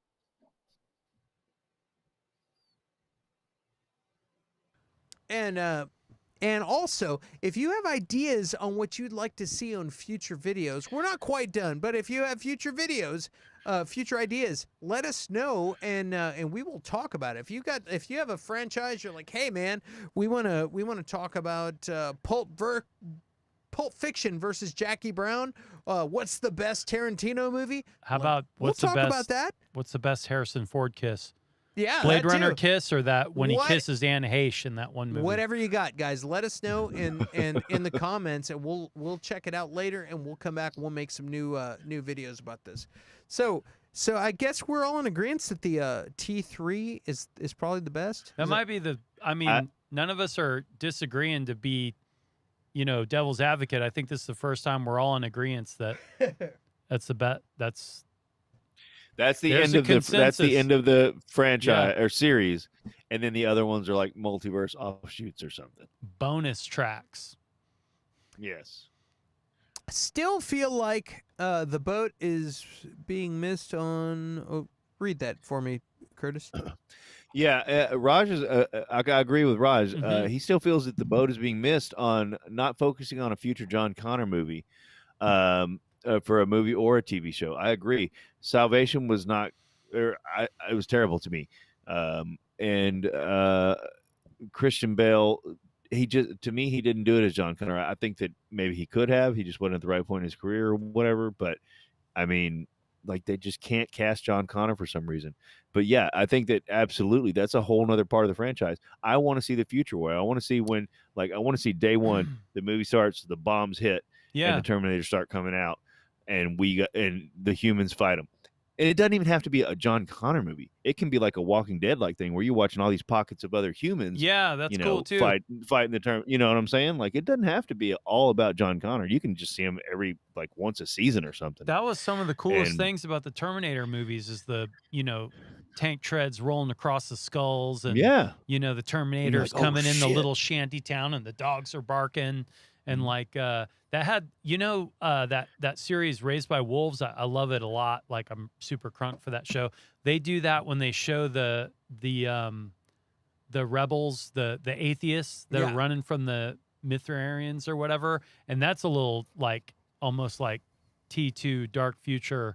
Where they're running in the city and trying to run away and shit's blowing up. I don't like Ragnar's coat. His white puffy coat. No, I mean, before he was even Ragnar, when he's the other guy, before they do the botched surgery on him. Yeah, that coat thing. Do you think he ate at the Cheesecake Factory one too many times? Had to hide it? And that's what they fucking did. They put that giant North and South. That was bigger than the coat Patrick Swayze wore on North and South on that motherfucker, man. It's fucking huge. Yeah. I thought I was the only one that noticed that. Oh, I went to Cheesecake Factory one too many times. Every time wardrobe. Every time I saw it, I was like, why is he wearing that shitty fucking coat? It's terrible. It was like, it was just weird. Yeah, dude. Do you know what we're talking about, Curtis? I have no idea. Have you seen Raised by Wolves? Go Something see about Raised by Wolves. Guys and cheesecake and no, I have not. Raised by Wolves is a good show. It's on HBO. HBO Max. HBO Max. Yeah, and God, it's good. Ridley Scott. Ridley Scott did the show. Yeah, it's his original vision, but different writers and showrunners. He directed a few of them, Oh, but it's got I like know what you're talking. I haven't seen it, but I know what you're talking about. Now. oh, Go ahead. No, I'm sorry. dude, it is a great sci-fi take. It is a It's- hot take It's kind of like on humanity. it's kind of like when you see a preview for like Westworld and you're like, "Ooh, this looks like something I might be into." So I got the same vibe, and then I watched the show and I'm like, "It was really good." The mother. Oh yeah, dude. Oh, dude. Dude, you gotta watch. You gotta watch that, dude. It's got Uh, if you like In fact, the darker elements of Star Trek are they doing it? with Blade Runner and Star Wars and like also some other weird shit thrown in for effect. Are they doing a second? Yeah. Season. Yep. When is that Greenlit. coming? When is that coming? I don't know when it's coming. I think they had principal photography for it already. I'm like, dude, I went down. I'm like totally We dumb for that show. I'm we like, have to. I like that show too. We have Yeah. to. We're gonna figure out when the second season of this show comes out, and we will do a wrap up episode where we just go through. What is there, like 6 or 8 episodes?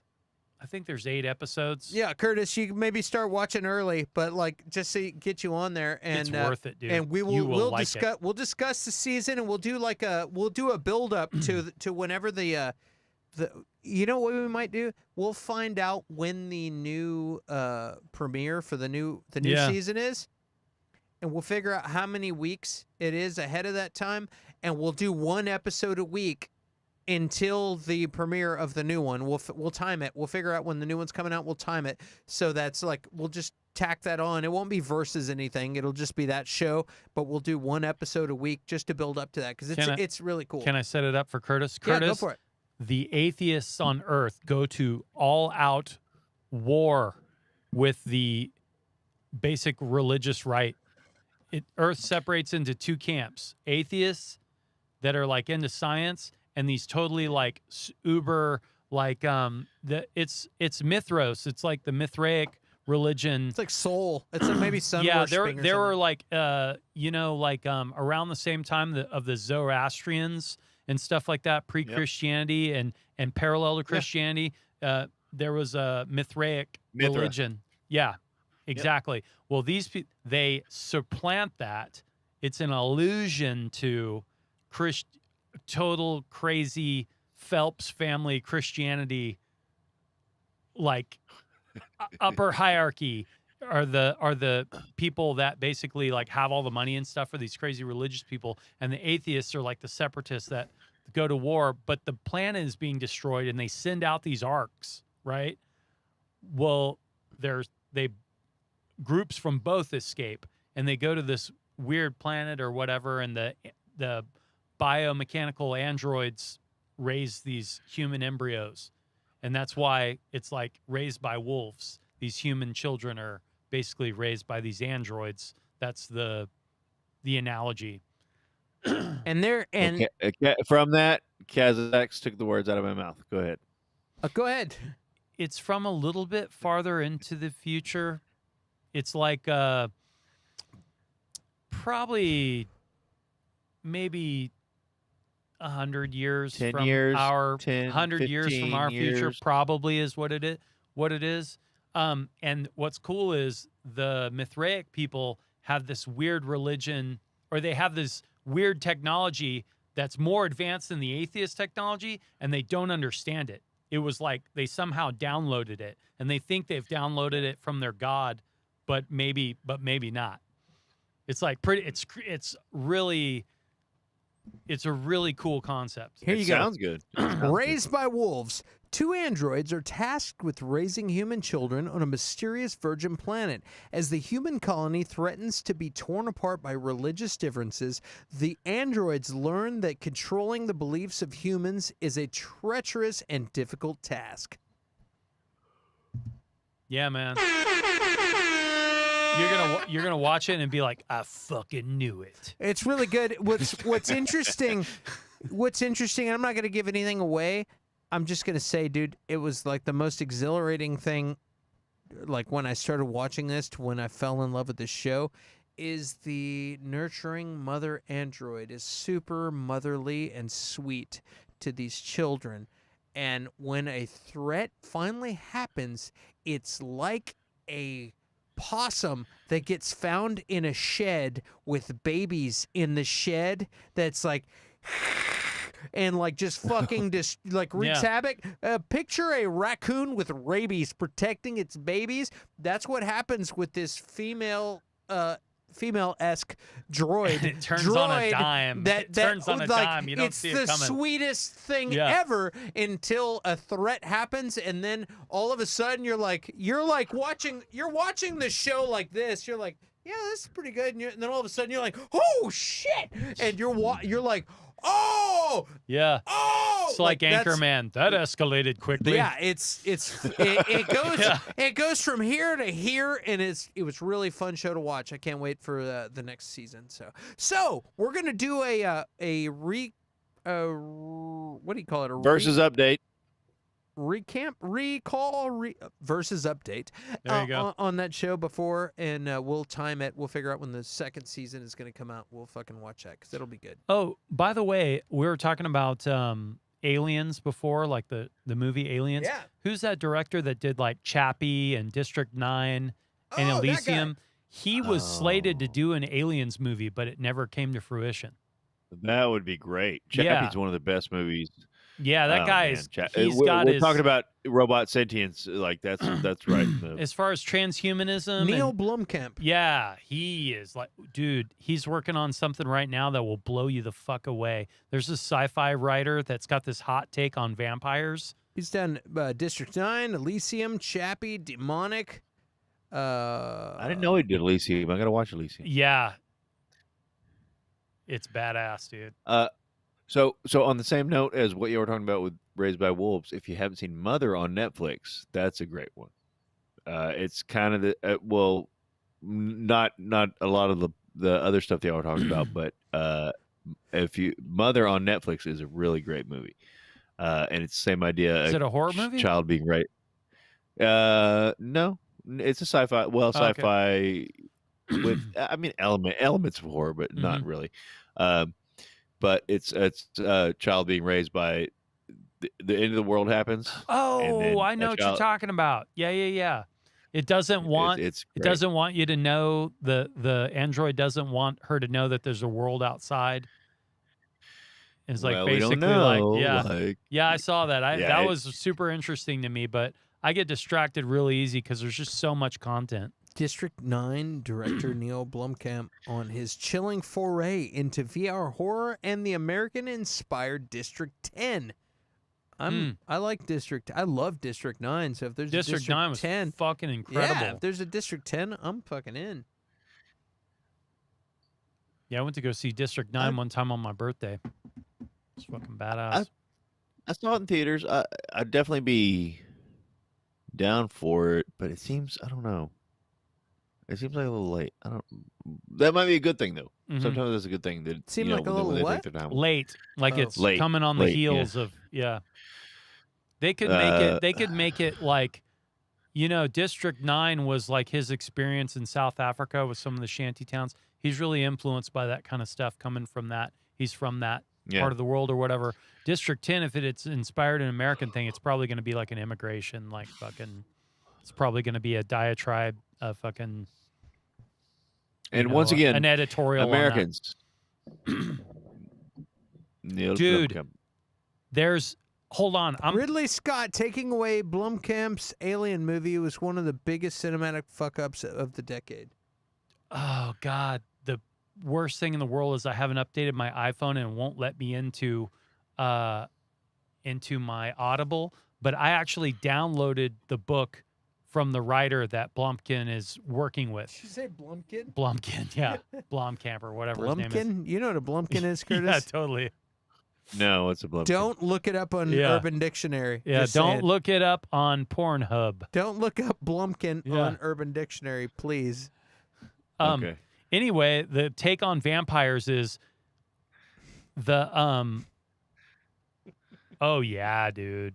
Yeah, but Bacula's got to be in it. So who would be the vampire creatures in the sci-fi thing? They explain why vampires are repelled by crosses. it's a predatory animal that evolved parallel to humans. And whenever humans are around these vampires, they only come online and wake up when the human population needs to be culled. And they fucking immediately, Oh, if you're in the presence wow. of one of these things, you feel like a sheep feels when a wolf is around. You feel predated. You like are fucking like That's and the reason why things like a cross fucks them up is because the way their predator like vision is as a predator animal it's the is golden. they Yeah. can't fucking see right angles send them into grand mal seizures because they It's the golden evolved ratio. they evolved to see things in nature that don't have right angles to be able to be the most efficient fucking thing Oh. killing machine out there, that when they see right angles it fucks with their cerebral cortex, with their That's visual cool. cortex, and it sends them into like grand mal seizures. That's smart. So this fucking vampire, these humans are going into space and they've figured out a way to coexist. And the vampire is the navigator of the ship because they have super height, and the pilot, super heightened reflexes, super heightened like computing. Basically, they think in parallel consciousness. They can think in 3 different consciousness. That's how they can always like kill you, because they know 3 different possibilities of something you can do, and they're simultaneously running that. And they're 3 different personalities. They have at least 3 different consciousness that they're running in tandem. So it's almost like they're running every possible fucking, outcome of something. So it's like humans never had a chance when they actually, and you'd say nature's a happy accident, but these vampires didn't happen by accident. That makes me happy because I love. We'll talk about it. It's a great more, new take. It's a great in new the take. Halloween. But I no, I love I like crackhead vampires. I don't like the like, I want to classy, suck your very, blood. "Ooh, Yeah. blah blah blah." No, You like the I 30 Days of Night like vampires. Salem's Lot, Yeah. 30 Days of Night, like Blade 2 vampires. Those are my kind of vampires. Like those are the ones that scare me. The other ones, it's like, yeah, right, man, you're Yeah. fancy. Good for you. Hey, bro, nice cape. Nice cape, bro. Yeah, that's fucking awesome. Cool medallion. Do we? If a wooden stake can pierce a vampire heart, so can a double barrel shotgun to the chest. Yeah, and if you're So I assume- Bon Jovi and you carry a double-barreled shotgun with that shoots stakes, what was that? What's that You're- vampire hunter movie? Near Dark? No, not Near Dark. That's with Bill Paxton. Near Dark is It with is. Bill Paxton. Yeah. That was a you're badass thinking, vampire movie. You're thinking, and it's not is Bon Jovi, and that's in John Carpenter's Vampires. Yeah, he was in I the think that you're second thinking- one. Yeah. There's a second one? Oh, yeah. I didn't realize there was a second one. Oh, I think wow. so. That's the one where they go in after him, right? John Carpenter's Vampires. Well, that was with Woods. What's his name? The first one was with Woods. Can somebody from, look up if Bon Jovi is in the next movie, or did I just make that up? Because I'm fucking awesome. I haven't seen the second one for sure, but Fucking Bon Jovi in a vampire movie. Sign me up. Sign me up. but I just love Bon Jovi. Sometimes I put on Bon Jovi New Jersey and I just paint all kinds of trees. New Jersey's a beautiful garden state with all kinds of happy little trees. Bon Jovi vampire movie. Let's see. Vampires Los Muertos is a 2002 American direct-to-video Western horror film. So it is called Vampires, but I thought you were talking about. So that's why Carpenter called his John Carpenter's Vampires. I think And that it it's does have a one. continuation seen or that a one. prequel. It might be. I don't know. And one of them they shoot I a haven't gun. seen it. And one of them they shoot a gun with stakes. I just fucking have like one of those. They make this repeating crossbow now. That's like almost like lever action. It holds I think 6 or 10 bolts, but they're little like Fisher Price My First Crossbow bolts. You know what I mean? Or like in those movies where like made for TV movies where somebody's killed with the crossbow and it's like, oh, and there's a note stuck to it. It's like the smaller bolts. Something that Baroness would carry in G.I. Joe. Yeah. Like a little bitty Cupid, fucking like crossbow. Cupid's like, gotcha. Yeah.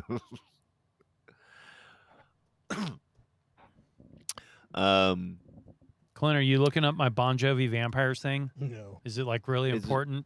I just told you. It's Vampires Los Muertos. Los That's the name of the Muertos. movie. Los Muertos. You gotta roll the R, guys. If you're gonna Yeah, do it. Antonio. No, a double R you Banderas. roll. That's a 1R. You roll a double R. Vampires. Los Muertos. That reminds me of Dia de los Muertos. Did you do you guys remember that movie with Randy Quaid and fucking Bill Murray? The where Bill Murray's a clown. They're like robbing a bank. Oh yeah. De los Muertos. In the middle, there's the woman like quick "De change. los Quick change. Muertos." Yeah. It was like that can't be a good Yes. sign. Yeah. Quick change. That's a good movie. And fucking That's what it's called. they fucking joust each other on the bikes. That can't be a Yeah. good sign. What movie is this? Quick change with fucking Randy Quaid and fucking We just want to go to the airport. yeah, We fucking just want to go. Tony Shalhoub plays the fucking cab driver that's like trying to fucking explain what happened. He's the only one that knows that they pulled the fast one. Yeah. He was I an ha- animal. Yeah, I He was haven't an seen that animal. one. Oh, that's a great one. That's a great. Is Gina Davis Gina the Davis. lady in it? Is Yep, Gina Davis. Yeah. It's a great one. Yeah. And we also need to do or Nothing But Trouble. Do we need to? Yeah, Nice. do y'all want to shut it down and just? I think talk we're going about to shut the it down schedule? soon. Clint has like pulled out that thing that the Department of the Navy has that they can shoot your voice back at you and like make you like double talk to stop talking. No, I'm good now. I was just hitting. I mean, I was just hitting up somebody to join us in the chat since we've been doing this for a minute and we haven't had any guests, and so I was hitting up this guy Robert Meyer Burnett that Bon Jovi. that I watch.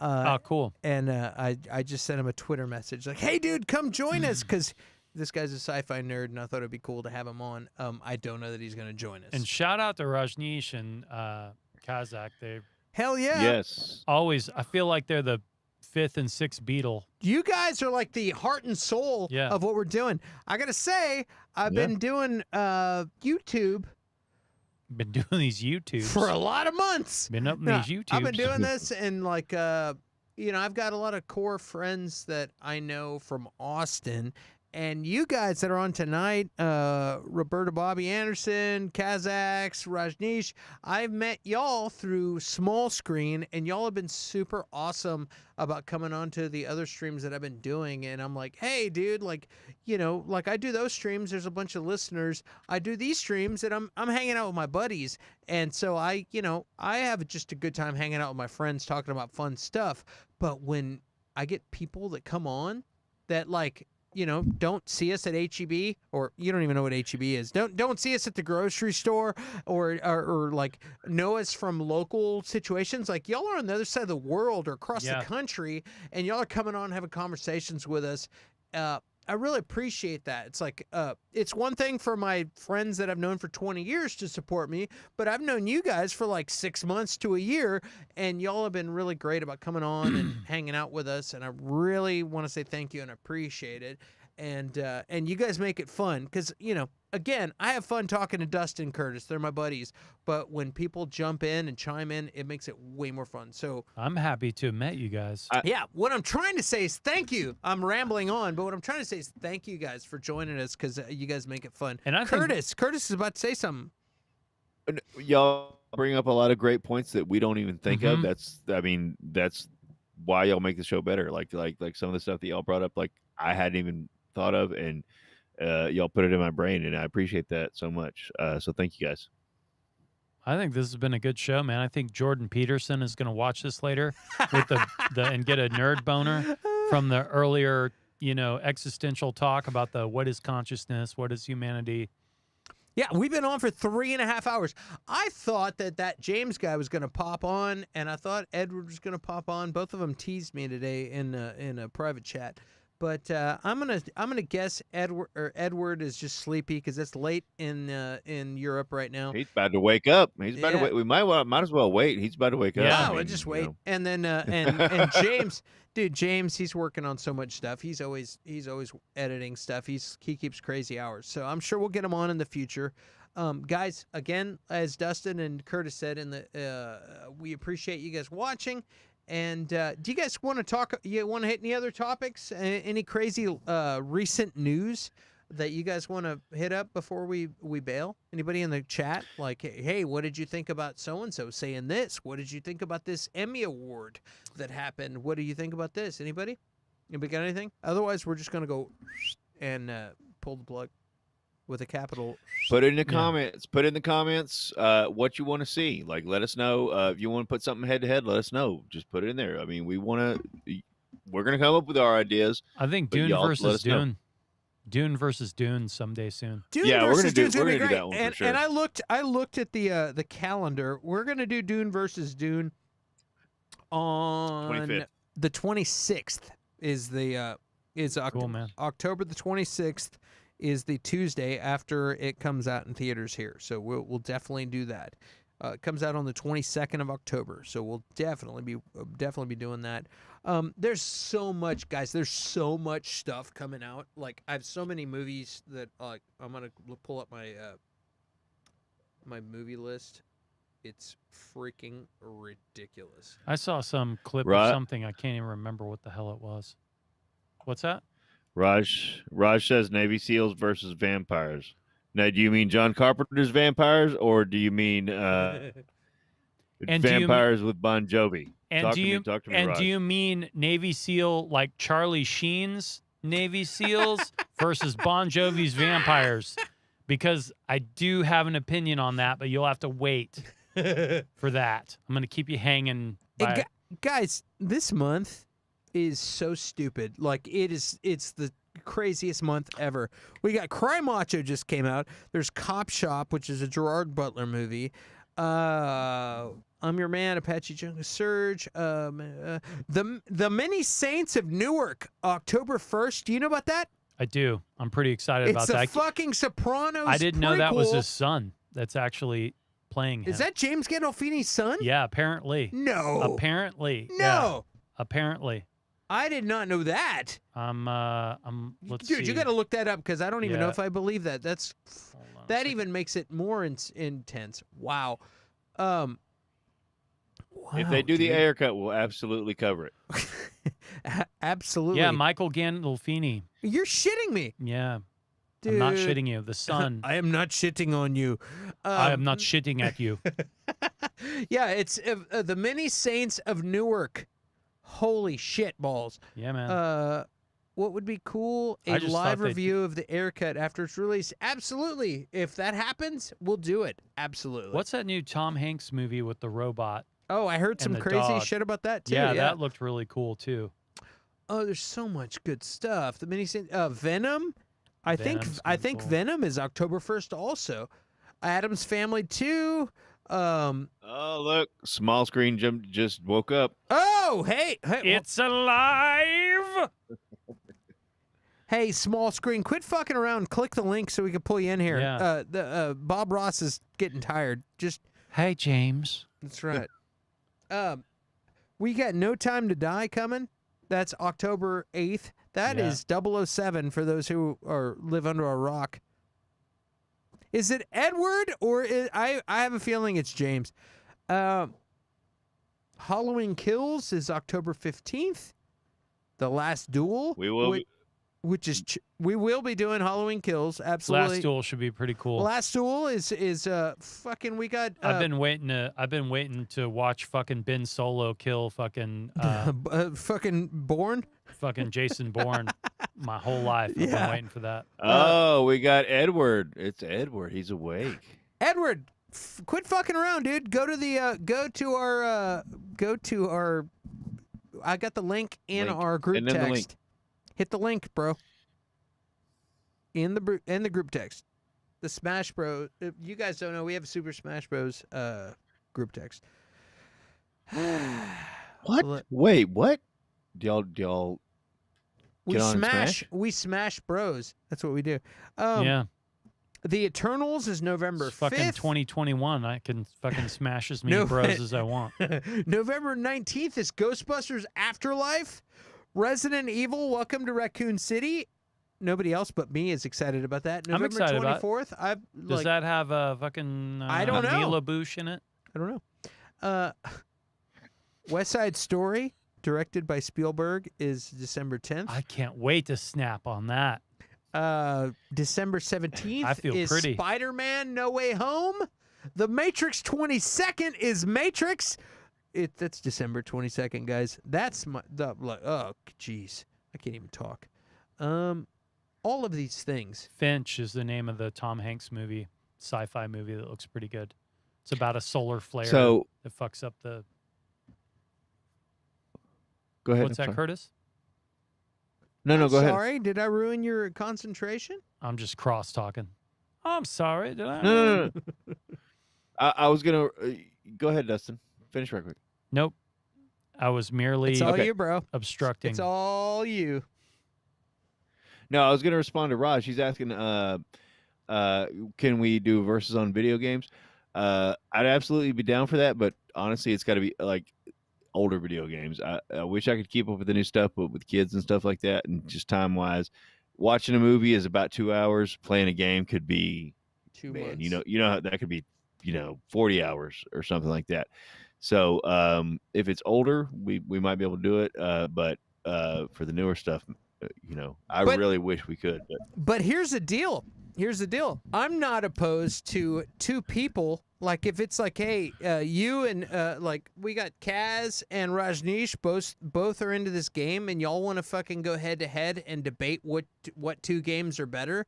We'll have you on and like Totally. and moderate and have Beam you you in. guys discuss it. We're all about Yeah. that. Like that's totally cool. Like because I hear about a lot of games that I might not have time to play, but I'm interested. And we can you know? interject and ask about them. Yeah, I'm like, hey, dude, we'll ask the question, and if it's a game, you're like, hey, dude, everybody wants to know about Skyrim Job 3, like, and like we can, and you guys want to talk about it, dude, we'll fucking have you on as guest. We can talk about it. I'm totally down with that.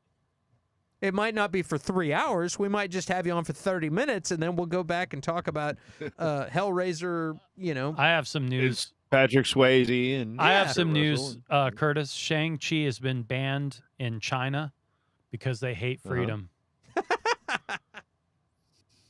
No shit, though, apparently. But they must like jumping plot topics, so or maybe they hate. No, they we must not. like They must jumping not plot like topics. it. They must not like it. Yeah. They must want a consistent plot. Like, dude, I'm all about jumping plot topics.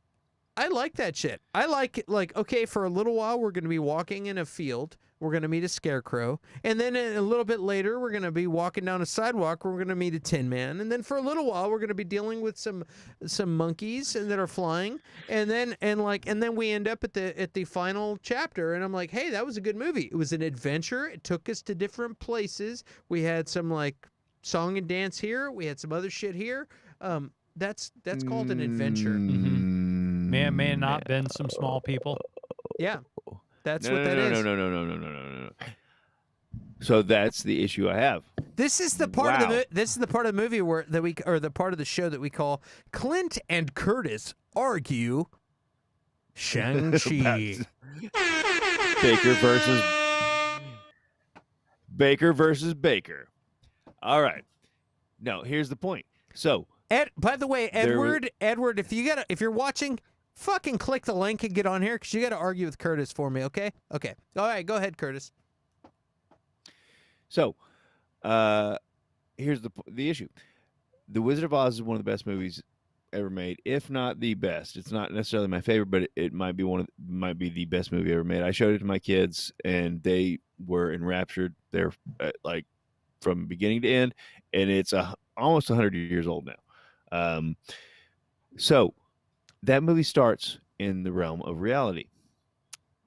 and then the story occurs. It ends in the realm of reality. It brings you back to where you were. Shang-Chi does not do that. It starts in reality ish, or well, it starts in reality, and then some fantastical things happen. And then it cuts back to reality with this very dramatic, like his mother's murdered and all this stuff like that. Then it cuts to you're fighting this dragon. It's and, because it wasn't this a evil- dream. No, it wasn't a dream. But there's still a logical consistency that should occur within a film, and then they cut back and they're fighting the dragon, and like then they gotta, use the rings, and then they gotta do this other stuff, and like it just didn't. It was not good, man. I got you. You compare? Wait, You're wait, like wait, China. wait. You're like China. Let me You make- hate let me make- freedom. Let me make this clear. Are you comparing Shang-Chi to the Wizard of Oz? Is that what you're doing right now, Clint? I'm talking about a movie. I'm talking about a movie that takes you for a ride In a world. and maybe shifts gears. That's what I'm talking about. It doesn't have to be.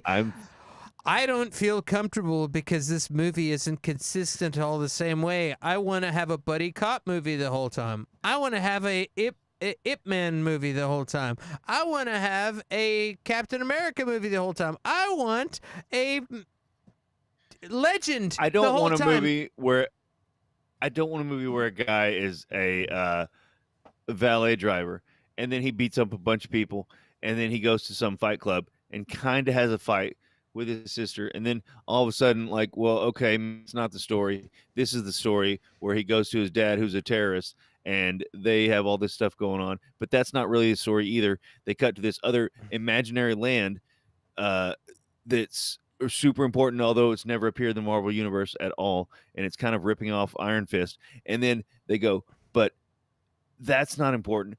It's this dragon, and the dad wants a dragon, but then that's not important because It is important. That's what the whole movie's about. Because the comedic foil just kills the dragon with an arrow, regardless. I think that sounds like a badass Awkwafina. 80s movie. Spoilers. Sounds like Big Trouble in Spoilers. Little China to Yeah, me. kind of. Sounds just like Big No, Trouble no, in no. Little China. You need to rewatch Big Trouble in Little China. I've seen dude. it 100 times. Maybe really only realistically 25 times. You're really Awkwafina. pissing me off, Mr. Patton. Wins. Normal guy who goes into a normal city and then supernatural shit happens out of nowhere and Yeah. then normal guy has to figure out how to fucking beat the supernatural Rise shit. to the occasion. Yes. Jack Burton. Fair enough. Indeed. But- Jack Burton. Indeed. That you I'm not saying you're wrong, but I'm just saying that Big Trouble in China did it spectacularly better than Shang-Chi Good old did it. Jack Shang-Chi. Burton always says. Shang-Chi didn't have a Tech 9, shot it up in the ceiling, and ceiling fell on his head. He didn't have the Pork Chop Express. That's all I'm saying. Yeah. Dude, fucking Shang-Chi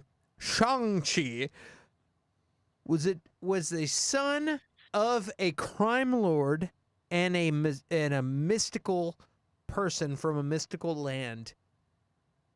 And he day in the movie. in the movie, he was the son of that, and then one day the crime lord's past came back and killed his mother. And the love story, Are we talking about the Saints of we're talking Newark? about Shang-Chi. Oh, Shang-Chi. The love sorry. story was so It's very intense. easy to get confused.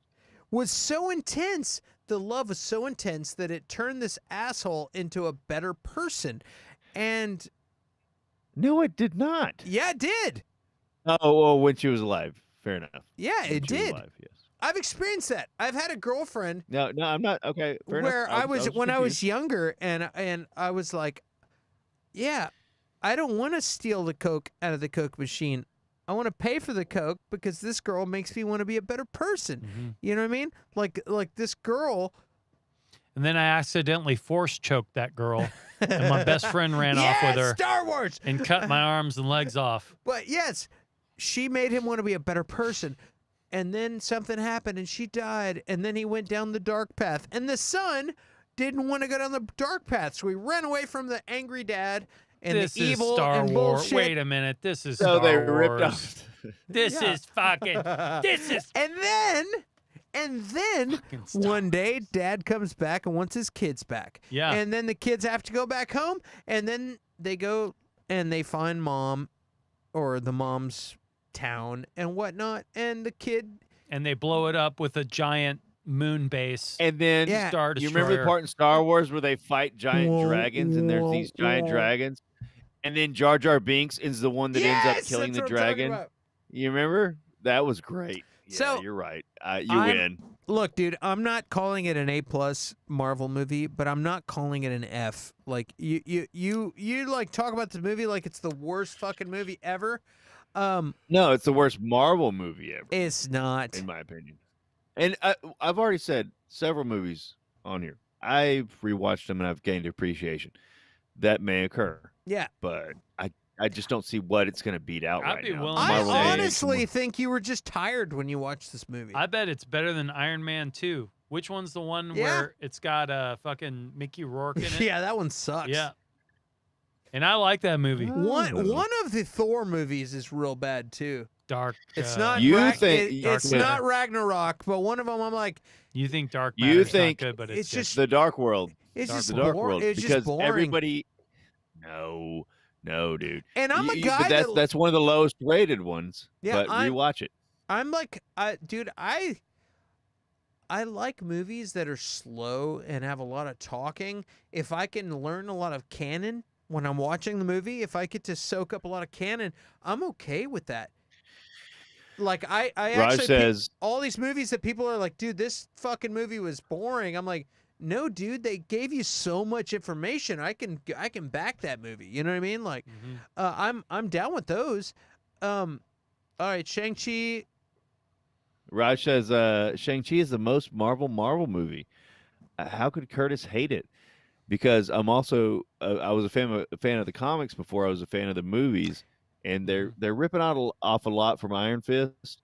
They're messing with other stuff, and it just wasn't coherent to me. It was Speaking of Iron, it was very Marvel. You're right.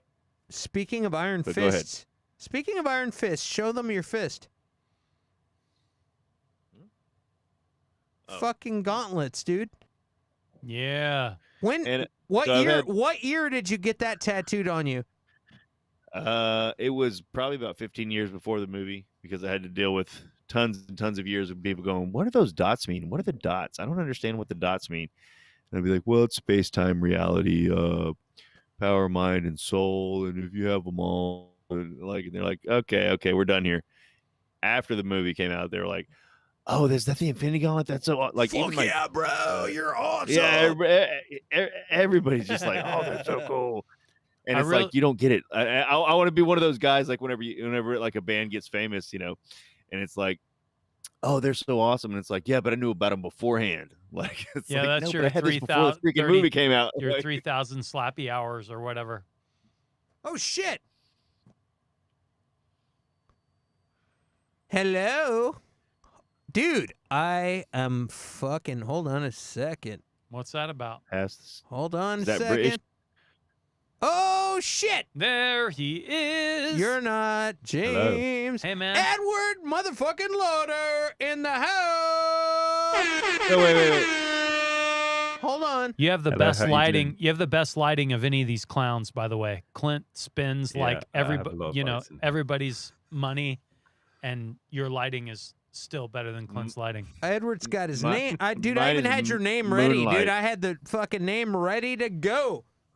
Edward, you look like you Hey. just woke up, man. I have. I've just woken up.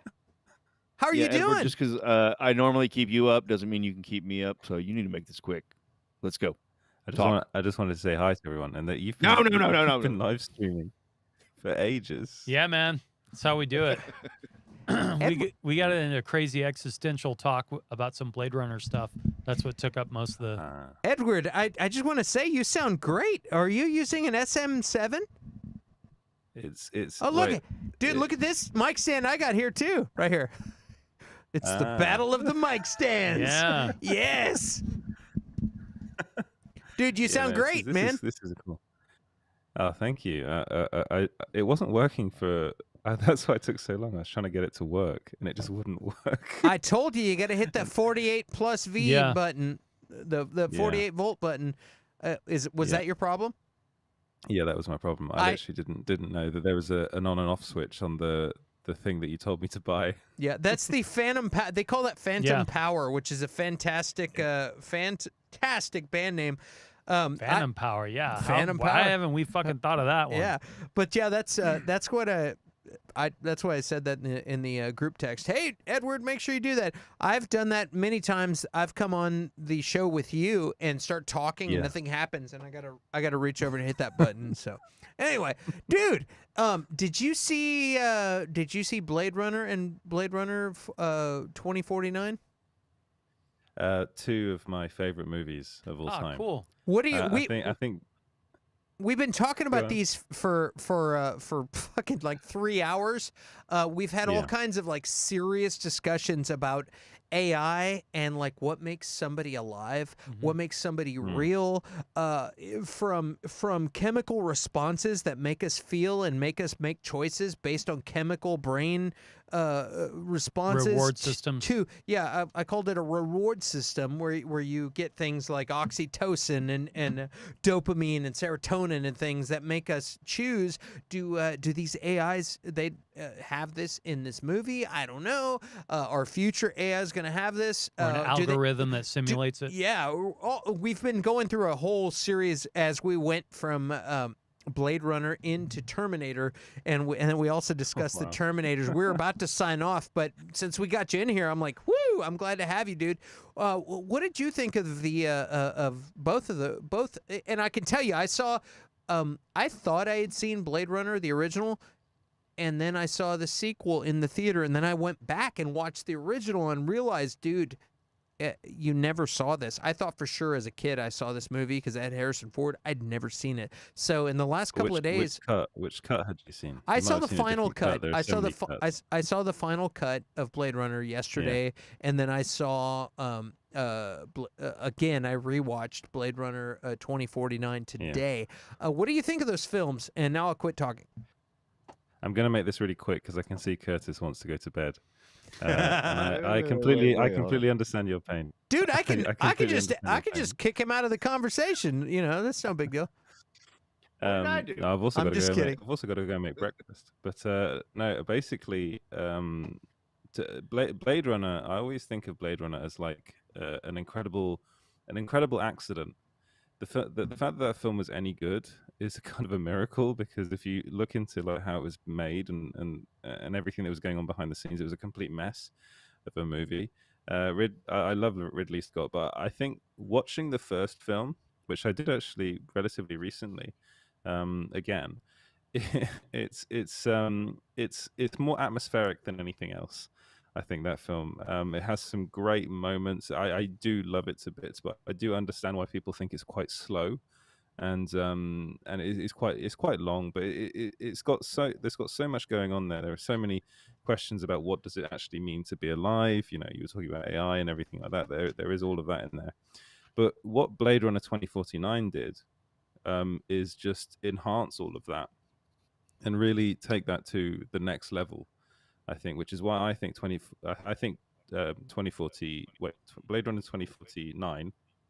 That's the right year. Yeah, 2049. I think it's a better movie. I think it's a better movie than the first one. I was blown away by that film. I'm blown away by most of Denis Villeneuve's films, to be honest. Actually, this week we might talk about June. Actually, Clint, if you've got to see it, because I got to see it. Dude, I'm excited to talk to you about that because of course, you've seen it and I haven't. Yeah. We're on the flip side. Usually, I see the stuff before usually you it's the other do, way around. and I'm chomping at the bit. And that was another reason I wanted to talk about about these movies, is because Denis Villeneuve is like a hot director right now. He put his foot in his mouth this week, you know, with comments about Marvel stuff. Yeah, with the Marvel stuff, and we were talking about that earlier. But like rewatching Dune 2049 after watching the first one, I got to see how he was true to the first one visually, and even pacing wise, but he tightened it up and made it just from a weird movie that's visually stimulating but slow with cool It's concepts. a European pacing. But he's a Canadian, French He's Canadian Canadian. that French turned Canadian. it into a movie that is visually stimulating, not slow. It's slower, but it's not slow. It's still a good pacing, but it's just really smart. I don't know. Maybe deliberate. Maybe It deliberate was completely either deliberate. He basically Mm. polished a turd. Well, I wouldn't even call that. That was a misstep. I shouldn't call the first one a turd, but I'll say he took some polishing cream and made a sequel that fixed every shortcoming that the first masterpiece had. That's the best way I could put that. And I think the second one, I think they went into it. I mean, Denis Villeneuve went into it with a very clear vision, and I think the first film didn't have that. And that's why there are so many cuts of it. That's why Ridley Scott has been messing around with it for so many years, because he doesn't know what that film is. Let's be honest. He doesn't. He doesn't understand Blade Runner, I don't think. And he's made some of my favorite films of all time: Gladiator, Alien. I love The Martian as well. I think that's a really good film. But with Blade Runner, I don't think he really realized what he had when he was first making it, and then he's kind of come up with all these silly kind of nonsense, kind of theoretical kind of bullshit about that movie. And what Villeneuve did was actually strip that back. And just make it in a way, I think, more accessible to a lot of people, even though it didn't do very well at the box office, which was upsetting. But he kind of stripped it to its core, which is kind of about its characters more than anything. And the pacing. I think the pacing in the second film is better. I think the second film is long as well, which is a thing you get with a lot of Villeneuve's films. But it just it's got. I think it was Roger Deakins, wasn't it, that did the cinematography on Blade Runner 2049, and I think it was Roger Deakins. He is brilliant. Like, the way the film looks I think it's the best looking film ever made. I think it's got a really, really good lead in Ryan Reynolds, not Ryan Gosling, which it kind of did the same thing that Harrison Ford did in the same film. Was very monotone, but it really worked. And I think Harrison Ford worked as well, but I just think Ryan Gosling was kind of better as a focal point for the film. And I think Blade Runner 2049 was the film that the first Blade Runner desperately wanted to be, but didn't get to that point until like the final cut. And I think the final cut is the best version of that film. The very last one we had. I think the final cut is like, I don't know. I need to do some homework, but I don't know if they redid this movie in 4K. Like, okay, this is the final cut. We're gonna reprint this movie in 4K or what? But I went back and watched this movie that came out in 1982, and it was so beautifully made. Like the story and the pacing and all that. That's a different story as far as visuals are concerned. It was just a gorgeous film, and I was watching this, and I was really in awe of this movie. I'm like, this movie came out in 1982. Like, this movie came out 5 years after I was born. Like, and like, it is visually stunning. And then I watched 2049, and it kept that going. And it's just a visually, like you said, is a stunning, visually beautiful film, and I was very, very impressed with that. I don't know if they redid the first one just to put it in 4K, like a lot of these older movies. They keep like going back and getting the film from them and reprinting them. But holy shit, it was a really good looking movie. But yeah, well, going to without getting into humanity conversation and all that, but going into Terminator, what do you think? T3, Terminator Genisys, or Terminator Dark Fate? What's the best what's the best ending for the Terminator franchise? I actually think Dark Fate is a better ending than Terminator 3. I think Terminator 3 is awful.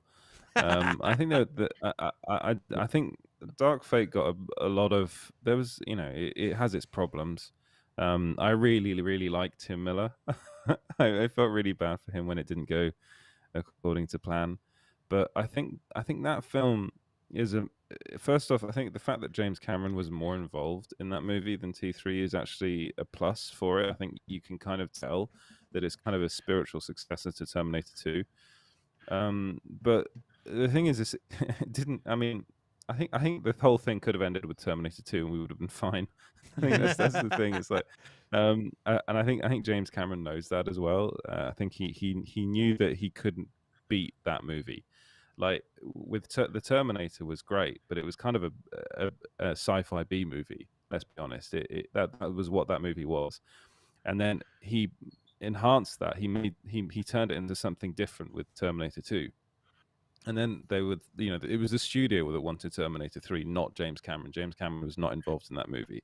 And then he wasn't involved in Terminator Genisys. And, you can tell because that's not a good movie. I think Terminator's probably the worst. The one I actually did like was Rebuttal. Just saying. Go ahead. Continue. Yeah. You gonna take a Just pause, sorry? Edward? Let's hear what Curtis has to say. No. Kurt- I want Edward to continue. But I'm just saying I would like a rebuttal. Okay. Well, what I always thought was I always thought that Terminator Salvation was actually not a terrible film. Like I agree. how dare I? Even that it's McG that directed that movie, and he's a terrible, like, let's say just overall he's a pretty bad director. But I actually think there's something in that movie that I actually quite like. If you're going to compare it to Terminator Genisys and Terminator Dark Fate, I think it's actually a better movie than both those movies. But I don't, Have you been I just wish drinking? they had... Are you drunk? A little No. drunk right now? Yeah. No, I'm A a little- bit. I've He just woke Maybe up, dude. that's He the hadn't thing. even had breakfast yet. Bloody Curtis. Mary morning. Yeah. Little Bloody Mary morning going on there, Edward. Yeah. Oh come on! It's You all right. got to enjoy everything that went on behind the scenes in that film. The whole Christian Bale saga. That's my favorite Yeah, thing ever. Oh, good for you. I'm so glad that was. happened in the universe. That's like something that's like, yeah. It gave us that, and for that, I think it puts it. Yeah. All the other like Terminator films that came out after, after T2. I don't know. I mean, to be honest, I think the Terminator franchise has been in a crappy place ever since ever since Terminator 3 really. They just you can't keep on bringing back on like an ever aging Arnold Schwarzenegger to do these movies. You just got to stop after a while because there's nothing else. There's nothing left in the franchise. But he's biomaterial. He ages. That's just it's part of it. I love how they tried to retrofit the fact that he's an actual human being and be like, no, this one ages. It's like, oh god, whatever, guys. Yeah, but it's a shame because two of the best films, I think, certainly two of the best. Like the first film is one of the best science fiction kind of. I wouldn't put it in. I think it is a horror. It's like horror. A It's a horror film. movie. It's It's like a neo slasher. Yeah. Yeah. And then it changed, James Cameron did what he does so well is he takes like a sci-fi horror franchise and turns it into an action movie in the second one, which is exactly what he did with Alien, and he did it with Terminator. And I personally think it works a lot better with Terminator than it did with Alien. But the same thing happened. Interestingly enough, the same thing happened to both those franchises after the movie. They all ended up being shit. It's the thing that happens with James Cameron. Yeah. Right, Curtis, enough. Curtis, you ready for your rebuttal? It's time, dude. You've been saving it up. Release the hounds. Edward Edward was just giving his pre-breakfast opinion, and you're ready with a late night rebuttal. What do you got? So I would argue, yes. I mean, nothing compares to Terminator 2. Honestly, while you're here, we were talking about earlier. Like, I had not seen 2049. Okay, I hadn't seen it until we decided to do it on the show. To me, like, I was trying to think of the best movie sequels, like, period. And Terminator 2 to me wins. And then 2049 might be right behind it. Like that. like I can't like thinking of a better movie sequel. Dustin brought up, of course, Empire Strikes Back, but I think if it truly was a pre-planned trilogy, then that's a different story. The Temple But of Doom. Temple of Doom. Yeah. no, but Dr. Jones. regardless of that, you're okay. You imagine coming off of Terminator 2. Like you're not. Nobody's gonna match that. We'd waited for everybody loved Terminator. It was a closet success. Everyone loved Terminator, and you come out and it's completely different. And it was just this gangbusters. I mean, Terminator 2 was the biggest fucking movie. You know, if you went to see it, or if you were alive at that time, like it was like Jurassic Park for movies. Like it was just the biggest thing. I Fucking think Guns I saw N' it Roses. I saw it 2 or 3 times in theaters. You couldn't beat that. Okay, and T3 the first time I saw it, honestly, like I was not very impressed. But looking back at the endings, like to me, it's the most of the first 2 films. It's the most. T3 is the truest to the end to those two films, because at the end, the that machines are going to take over. It's just part of the thing. John Connor he's not he's not this fucking major badass super guy. He falls into the thing. It's like you're just alive. That's why you're the guy. And if you haven't seen it in a while, rewatch it, please. But Genisys is the most fun. Dark Fate had Cameron involved, but honestly, like, explain to me, Edward. I got you here. Why was that augmented fucking human there? She had zero purpose. Yeah. Sarah Connor did everything. It was like it was just a whole. We're just getting revved up with the woke. Are you talking about the actress with the short hair? She was awesome. Great. Yeah, but she did not. Sarah Connor did everything. She was just an there. ass kicker, dude. Did you see it? All the ass She kicked? did. Yeah, she kicked a lot of ass, and then Sarah Connor saved her ass. Like Sarah Connor was the. She basically looks like she came right off the college varsity rowboat team. She was ready to rock and or roll. And Edward, at the same time. let me ask you this: if you grew up in a humanity where machines had taken over your entire society, would you put machines and computer chips into your body to fight them? Well, I suppose that's like saying let's fight COVID yeah. by putting some other virus into my body. It doesn't it doesn't make any sense. Why would anybody? It's stupid. I mean, maybe you fight fire with fire. Don't be talking shit about Mackenzie Davis. Mackenzie Davis is badass. She was the she was the I guess prostitute. I'm not saying she was stupid. I'm saying the writers were stupid. She was in both 2049 and in Terminator Dark Fate. She was badass. You know what's wild? All the stuff prep that I did for this show, I was really trying to figure out a way to work in Ali Sheedy. Like Ali Sheedy says blah blah blah, which on the face of it is a really Sheedy thing to say. Oh Jesus! And I couldn't figure out a way to shoehorn that in. I was like, I came up with that joke, and I'm like, a really Sheedy. You know, when she says blah blah blah blah, pause for dramatic effect, which is a really Sheedy thing to say. Rashni Sharma has a comment. Curtis. Dark Fate was a middle finger to the franchise and fans when they shot the fuck out of John Connor as a kid. The movie was a stupid write-off. The Terminator franchise is dead. Now, I agree with the Terminator franchise being dead. Now, but think about, you made a good point earlier as well. First of all, Edward, what's the deal with this augmented lady? Did you find her as annoying? I mean, I think it's there is an element of let's bring in a new character and see what we can do with this character and see where it can go. And I know a lot of people didn't like. I personally didn't really have a problem with her. There is that element of like. I didn't have a problem with her, but she was ineffectual. Curtis, it's like bringing in Joe Pesci when you've already got like Mel Gibson and Danny Glover. All right, you're just bringing some new blood in. Okay, dude. Okay. Arnie, okay. dude, Arnie's in a walker. You need to get Yeah. some young, fresh, exactly. younger, Yeah. youngster. I think to that's the f- problem. yeah, I to think, kick yeah, s- I think- kick I some think it's ass. his age. Kick Lady, some ass. the lady that maybe- appeals to Yeah. ladies, lady that appeals to dudes. Maybe we She's have like- we get the Augmentinator. Get like a spin-off, the Augmentinator. Like maybe that could be a thing. But the idea Could was be. to finish the franchise. She's No. At the same time, so Raj says the franchise is dead. I think there are still plenty of storylines, as you I made a say good you point earlier, serialize it, Edward. yeah. That if they keep going with the Arnold storyline, it's not going to work. But they could do a ton with this franchise if they Womanator. decided to veer off. But they've The they've man already hater. done- Kaz got it, they've dude. already The done a man ton. hater. The The Womanator, Womanator. right here. Womanator.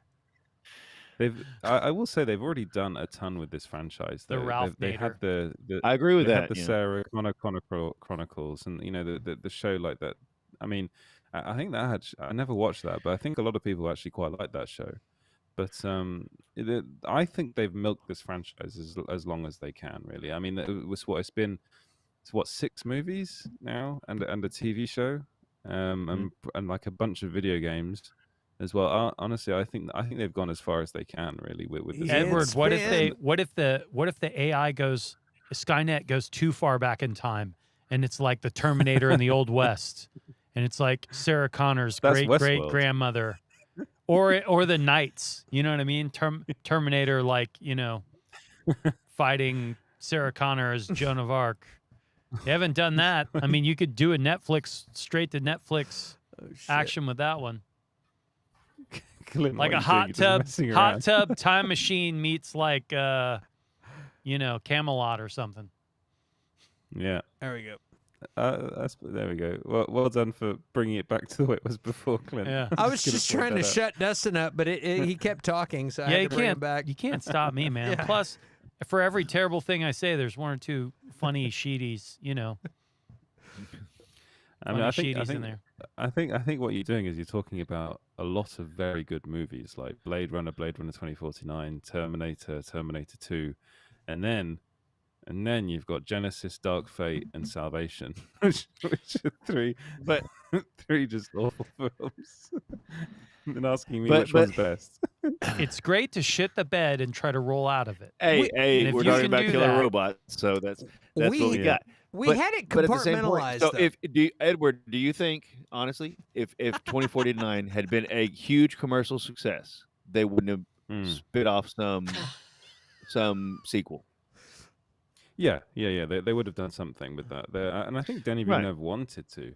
I think he had plans. I think he still has plans for doing more in that universe. I mean, but I think the problem is that they give these franchises to like very very mediocre directors. Let's be honest. Like the Well, fair enough. The like, story's I already like there. They Tim just want Miller, them to redo it. Go ahead. I'm sorry. Yeah, no, well, you're right, and I mean, you're giving a Terminator movie to what directors like McG and Tim Miller. Tim Miller's done one Deadpool film, which was decent, and then that's it, and then everything else was like video game stuff. I think that he did before, and like McG, we all know McG. He's awful. The guy that did Charlie's Angels and just mainly does TV stuff, but there's a huge gap. Like you can't compare those directors to someone like Denis Villeneuve, and I really do think if he'd carried on that Blade Runner franchise and done a Blade Runner 3 or Blade Runner 3049 or whatever he wanted to do next, I think that would have been really very very interesting. The problem is his films aren't commercially successful. That's just the problem. People don't want to go and see them. But point being that if it had been, they're going to throw somebody else at it, and you gotta like, that's what I'm saying. I'm not saying I think we're all in agreement that T2 was spectacular, T1 was spectacular. Yeah. But of the other three, like that they're going to keep doing it. We're not saying that we're not estimating their cinematic merit. I'm not sure if they are though. I'm because the only reason they did Dark Fate was because Genisys did well in Italy, not in Italy, in China. It did really well in China, and then Dark Fate didn't. So I think So that's they're it. One at done. the same I time, think- Paramount was going to lose the rights, or they did lose the rights to Cameron. I can't remember. And so there was a yes. pre-planned Yeah. trilogy for Genesis, and I don't know if it fell through or whatever happened. But so that they could attain the rights, they had to make a movie, I can and tell they you, did. They made Dark Fate. I can tell you, I streamed Dark Fate and Genisys both on Paramount Plus. If that helps. Mm. No, they're still So- Paramount movies. They're both Paramount films. Okay. So that's I yeah, and think- that's what I mean. So they just spat it out so that they could make and that's what I mean. They say Cameron was involved, but how involved really was he? Well, Like, there were lots of reports that Cameron was actually really involved, and that him and Tim Miller actually ended up arguing a lot on this film. Cameron wanted the movie to go in one direction, and Miller didn't. And then in the end, I think Miller actually won that battle, which is kind of crazy. But I mean, there are reports that Cameron really wanted this film to do well, and I think he's got a story by credit, which is not much, to be honest, but I think this is the Terminator film he was involved with in the most ever since T2. well, And, yeah, I agree with that. Yeah, I agree. Yeah. So who would win Awesome. in the fight, Terminator or a replicant? Oh, or Terminator. Absolutely. That's I think almost seems like a Terminator, silly yeah. question. Yeah. It is a silly question. Edward, Well- are have you watched the what was the series, the HBO series we were talking about? Raised by Wolves. Raised by Wolves show? No, Did you watch that? No, I've heard very mediocre things about that show. Shit. I enjoyed the show. You gotta go back and watch it. I think it's really good. Yeah, Yeah, I enjoyed heard it. that the finale wasn't very good. The That's- finale kind of was like, but it was sets it Yeah. up really good for the second season. it actually is pretty much keeps with the Ridley Scott pacing of things. It's not Yeah. not a fast you don't have Loki warping to a new world and like picking up Thor's hammer or anything. It's just like a slow thing, and like but it's good. I really enjoyed it. It's a really cool take. It's a slow burn, but it's it's a cool good. take on Yeah. like Yeah. sci-fi. Yeah. I mean, I've been looking for something new to watch, so maybe that might be the next thing. I don't know. I think Ridley Scott is in a weird place though at the moment in his career, because he gives us really good things like The Martian. I think was really good, and his last I couple of agree. films have been quite good. But then what's the one that's coming out now No, that he his- directed with Matt Damon and Ben Affleck coming back? The Duel? No, The Last Duel. Good Batman? Goodwill Hunting 2. Is Goodwill it Hunting 2. Batman on HBO Max? No, it's not Batman. Oh, on never It's HBO. the mind. Last Duel. Yeah, it's the It's Last the Duel. Last Duel. That's it. Yeah, and I've been reading the reviews for that, and they are not good. Really? Which is really But no, upsetting. Yeah, Prometheus wasn't good. Did he do No. Covenant? he did Alien Covenant, yeah, as well, It was not- which was worse than Prometheus, if that's possible. I mean, like that's like that's his recent stuff is definitely hit or miss. Yeah, Honestly, a lot of his stuff is kind of hit or miss. yeah, Except for the visuals. The visuals are always going to be spectacular. I think Yeah. I think he's a lot like George Lucas in the way that conceptually he's awesome, but maybe he needs to have some like, and that's the way Raised by Wolves is. Like I think he directs 2 episodes, and then other directors and other showrunners are actually running the show. So yeah. you have all the Yeah. things you like about Ridley Scott, and his like world creation has always been really awesome. Like his set pieces and world creation is really cool, and you can really his fingerprints are on it, but it has a fresh feel.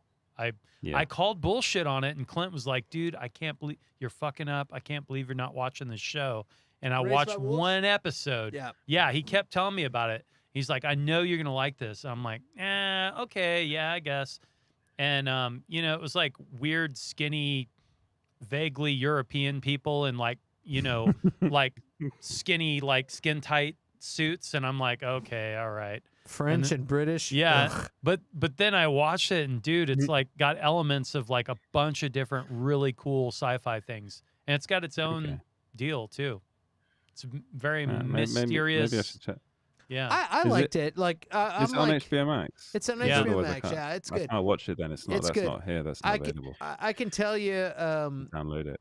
the mother android. It's basically a bunch of people, it's a couple of androids that get human embryos that have to raise them to continue the human race, and they're on a new planet, and they got their own little camp.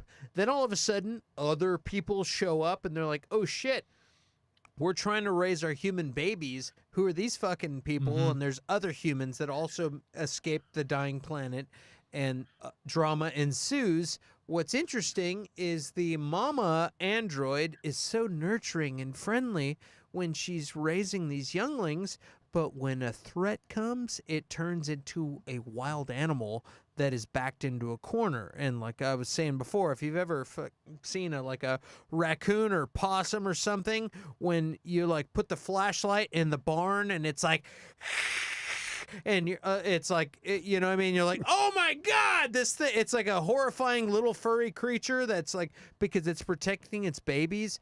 That's what this droid does to protect the younglings, and it turns into a fucking crazy show. So yeah, it's a droid trying to protect youngling human babies from other humans that are all escaped from a dead world. It escalates And so quickly, yeah. it's ridiculous. Yeah, it turns Like- it turns into a lot of fun. You're like, holy shit, this just got wild. Yeah, at first I was That's- like, what that's- is she yeah. doing? This is dumb. Yeah, And then like literally 3 seconds later, I was like, oh! I was bored too at Yeah. first. I was bored at first until I wasn't, and I was like, oh! It's one of the shows where I was just chilling, and then I'm like, oh! Like watching TV Yeah. and like going crazy. It's cool. All right, guys. Swayze's probably gonna wake me up in like 3 hours. Did you say so- Swayze? Yeah. Anytime you say Swayze or Bill Paxton, we have to ring the alarm. It's part of the rules now. Oh, this is a fun show, isn't it? Edward, my new dog's named Swayze. Just I just thought you were a massive Patrick Swayze fan, and you had to go and watch like Dirty Dancing. Yeah, Swayze's gonna wake me up. That's his nickname. That's his nickname for you know. Swayze's gonna wake me up in a couple hours. So I love Okay, you all. All right. Well, I've probably got to go too and actually start work. It's been a pleasure, man. Curtis, It's have been a good great. Cool night. to hang with you. Curtis, Good evening, guys. take I it love easy, you. brother. Don't take any Okay. sheety off anybody. Yeah. Edward, Bullshitty. Edward, I'm excited you came onto our show. Finally, I've been just waiting. Curtis, been by the way, pining. Kazakh says, take care, Curtis. I love you, Kaz. Yeah. Raj, thanks for coming. Everybody else, thank you for coming. Appreciate y'all. Yeah. Cool. Subscribe, like, Awesome. all that good junk. Yep. Yes, All right, do that. Curtis, love you, brother. Have a good night, man. Good evening. Good morning, See you, Edward. Curtis. Yeah. Edward, like I said, dude, I'm stoked you joined us. I gotta move all this shit around there. Make it look good. Oh, there we go. All right. Yeah, dude. His mount's a little better on his mic scan. I like the brass mount. There we go. Yeah.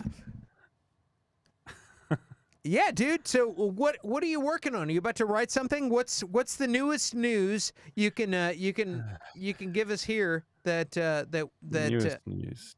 that by the time anybody watches this show, like a week from now, it'll be old. It'll be old news. But you just you said it here. There's some rather interesting stuff that's happening in Disney actually. What's happening? Well, basically, Bob Chapek has said that they're going to rethink the way they manage talent. So, What think the fuck does that otherwise- mean? meaning get rid of Bob Chapek. No, I think it means that he's no longer going to be managing talent, and that as we actually, I think it's a couple of weeks ago, now said that Peter Rice is going to come in and take a more. Is that going to be the deal? Our boy Peter Rice is going to be doing it from now on?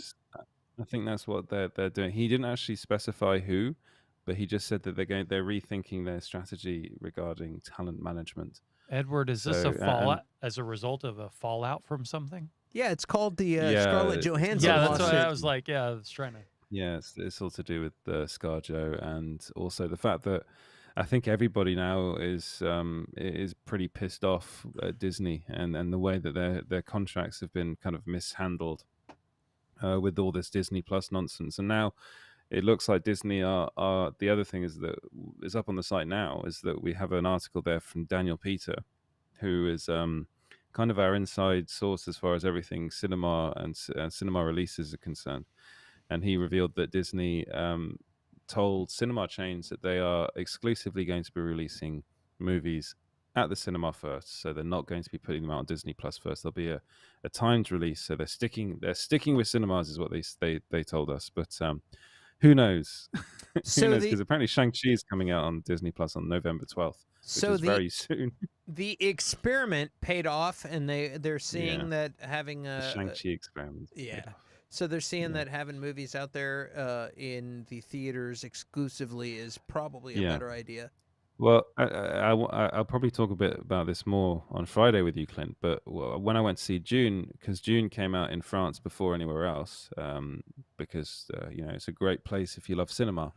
And the cinema was so packed that I was in that people were sitting in the aisles. There were Wow. no seats available. And they claim they hadn't overbooked the showing, but they had. And there were so many people in there, all COVID compliant.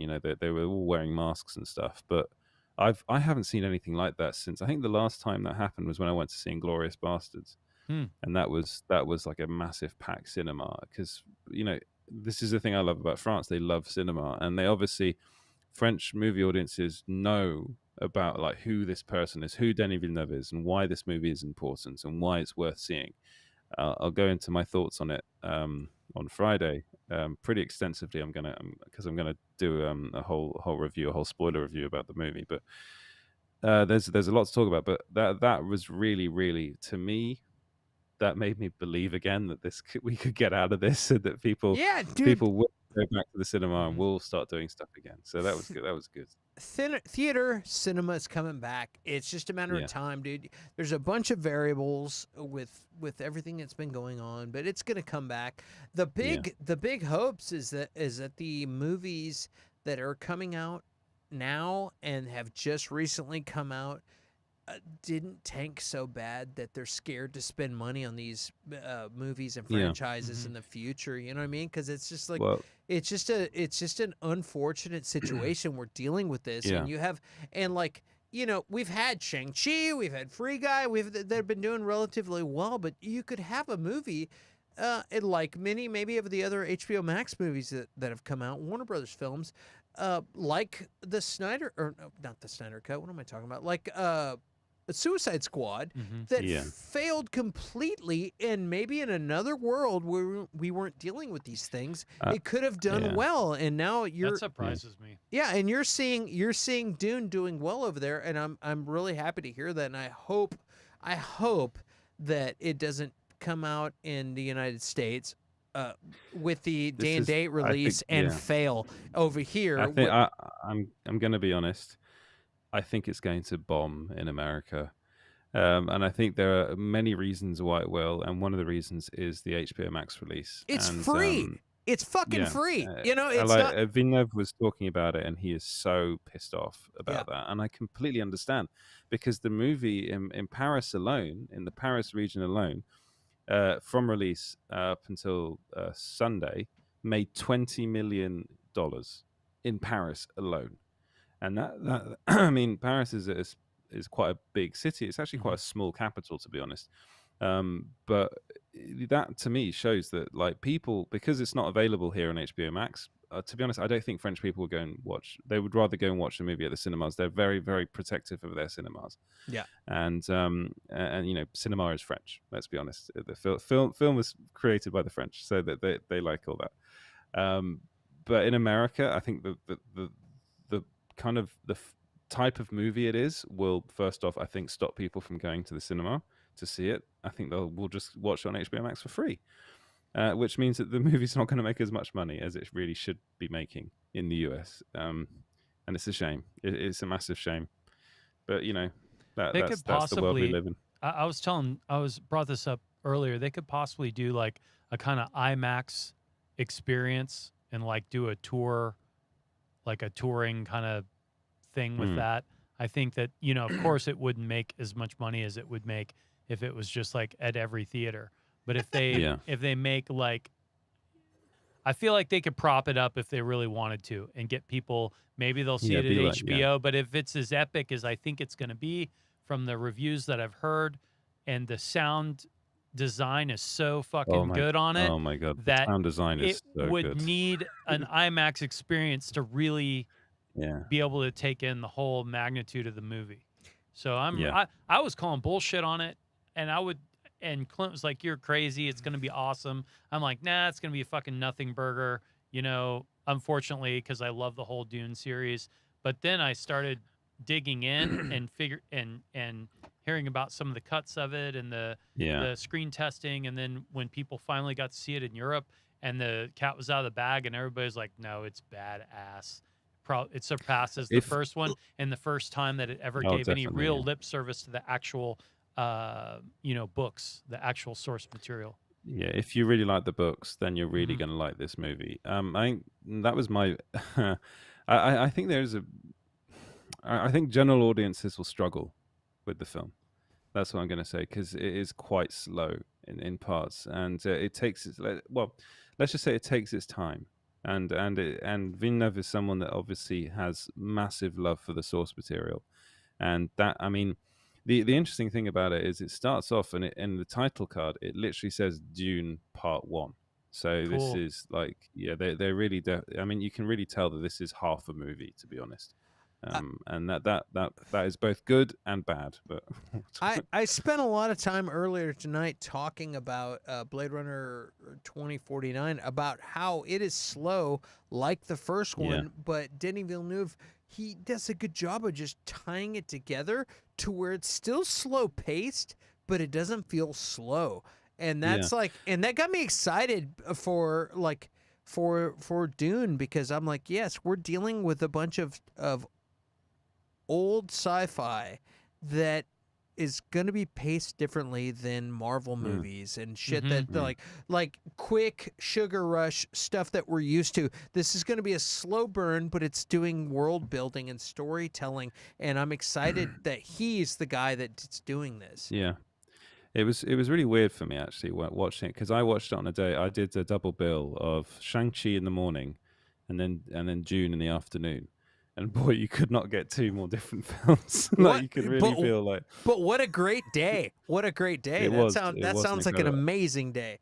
It was an incredible day. I might later this morning go and see Free Guy at the cinema. Dude, if you haven't seen it yet, you gotta go see it, dude. You'll love it. You'll love it. Go see it, dude. Do that. I might shirk my responsibilities on the site and go and see that. Which is still work. That's work, dude. Go do it. I feel like American audiences are on their way to being able to take movies that are longer and slower paced, because the last movies are seeming to be longer now, like stuff like the Snyder Cut and stuff like that.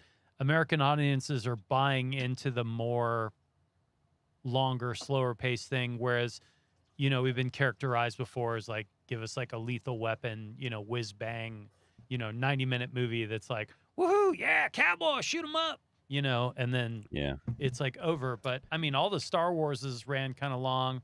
Snyder Cut's obviously long, like. Well, every restaurant I went into in France, they put a damn bottle of ketchup on the table, like my American palate was primitive and couldn't handle the flavors. Like I needed, this American needs some ketchup with his. Slather this on your Liberty food. Fries or whatever it is I'm eating. You know what I mean? And I was like, and I got mad.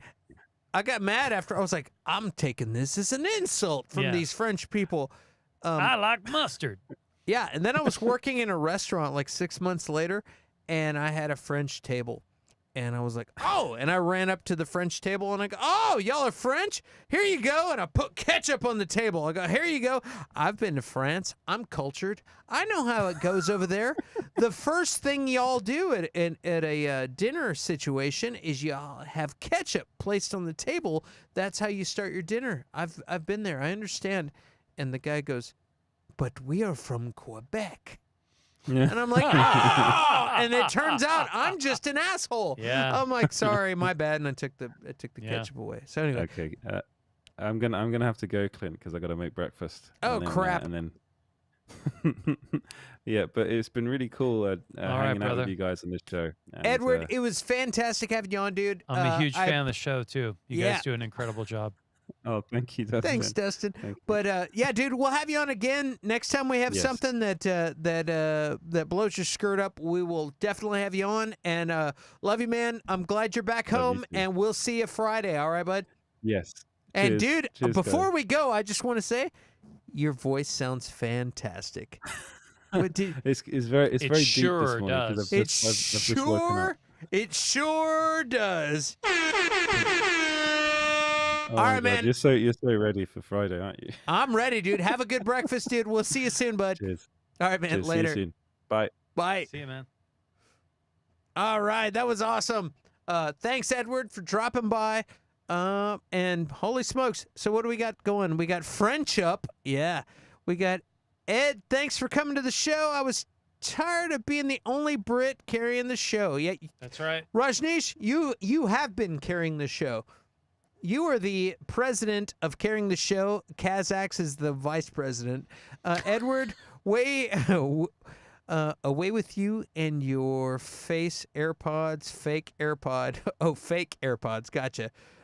Hey, dude, whatever, man. If they work, they work. Yeah. They're probably just Chinese knockoffs. If It's that's cool. what the cool kids are doing, That's I'll right. do that too. So, do you guys have any topics you want us to cover in the near future?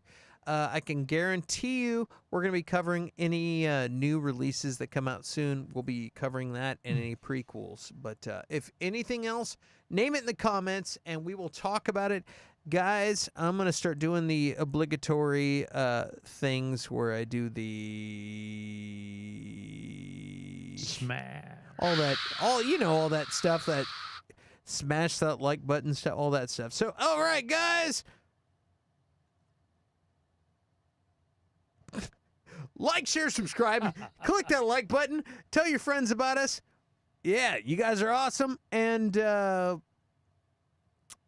if you guys aren't following us on YouTube, but you wanna, we're on YouTube. We are on Twitch, and we are on Facebook. So if you get tired of any of these, holy shit, man. And Dustin, are you playing footsie with me, man? What yeah, the man, hell? I'm sorry. Yeah. No, yeah. We're on Twitch, Facebook, and YouTube. So whatever Give you a little you Harrison like, Ford dude. Foot action under the table. That's right. So, guys, Tell thanks me you again want for it. watching. You guys are badass. We're going to see you guys soon. It is 12:45 in the morning here in Austin, Texas. Do you know where your wiener is? I know where mine is. So, we will see you guys next week, every Tuesday, 8 p.m. Central Time. That one was for Swayze and Bill Paxton. All right, guys. We'll see you soon. Dustin, you got any last comments? Bill Paxton quote that I used to tell to you when you woke up hungover.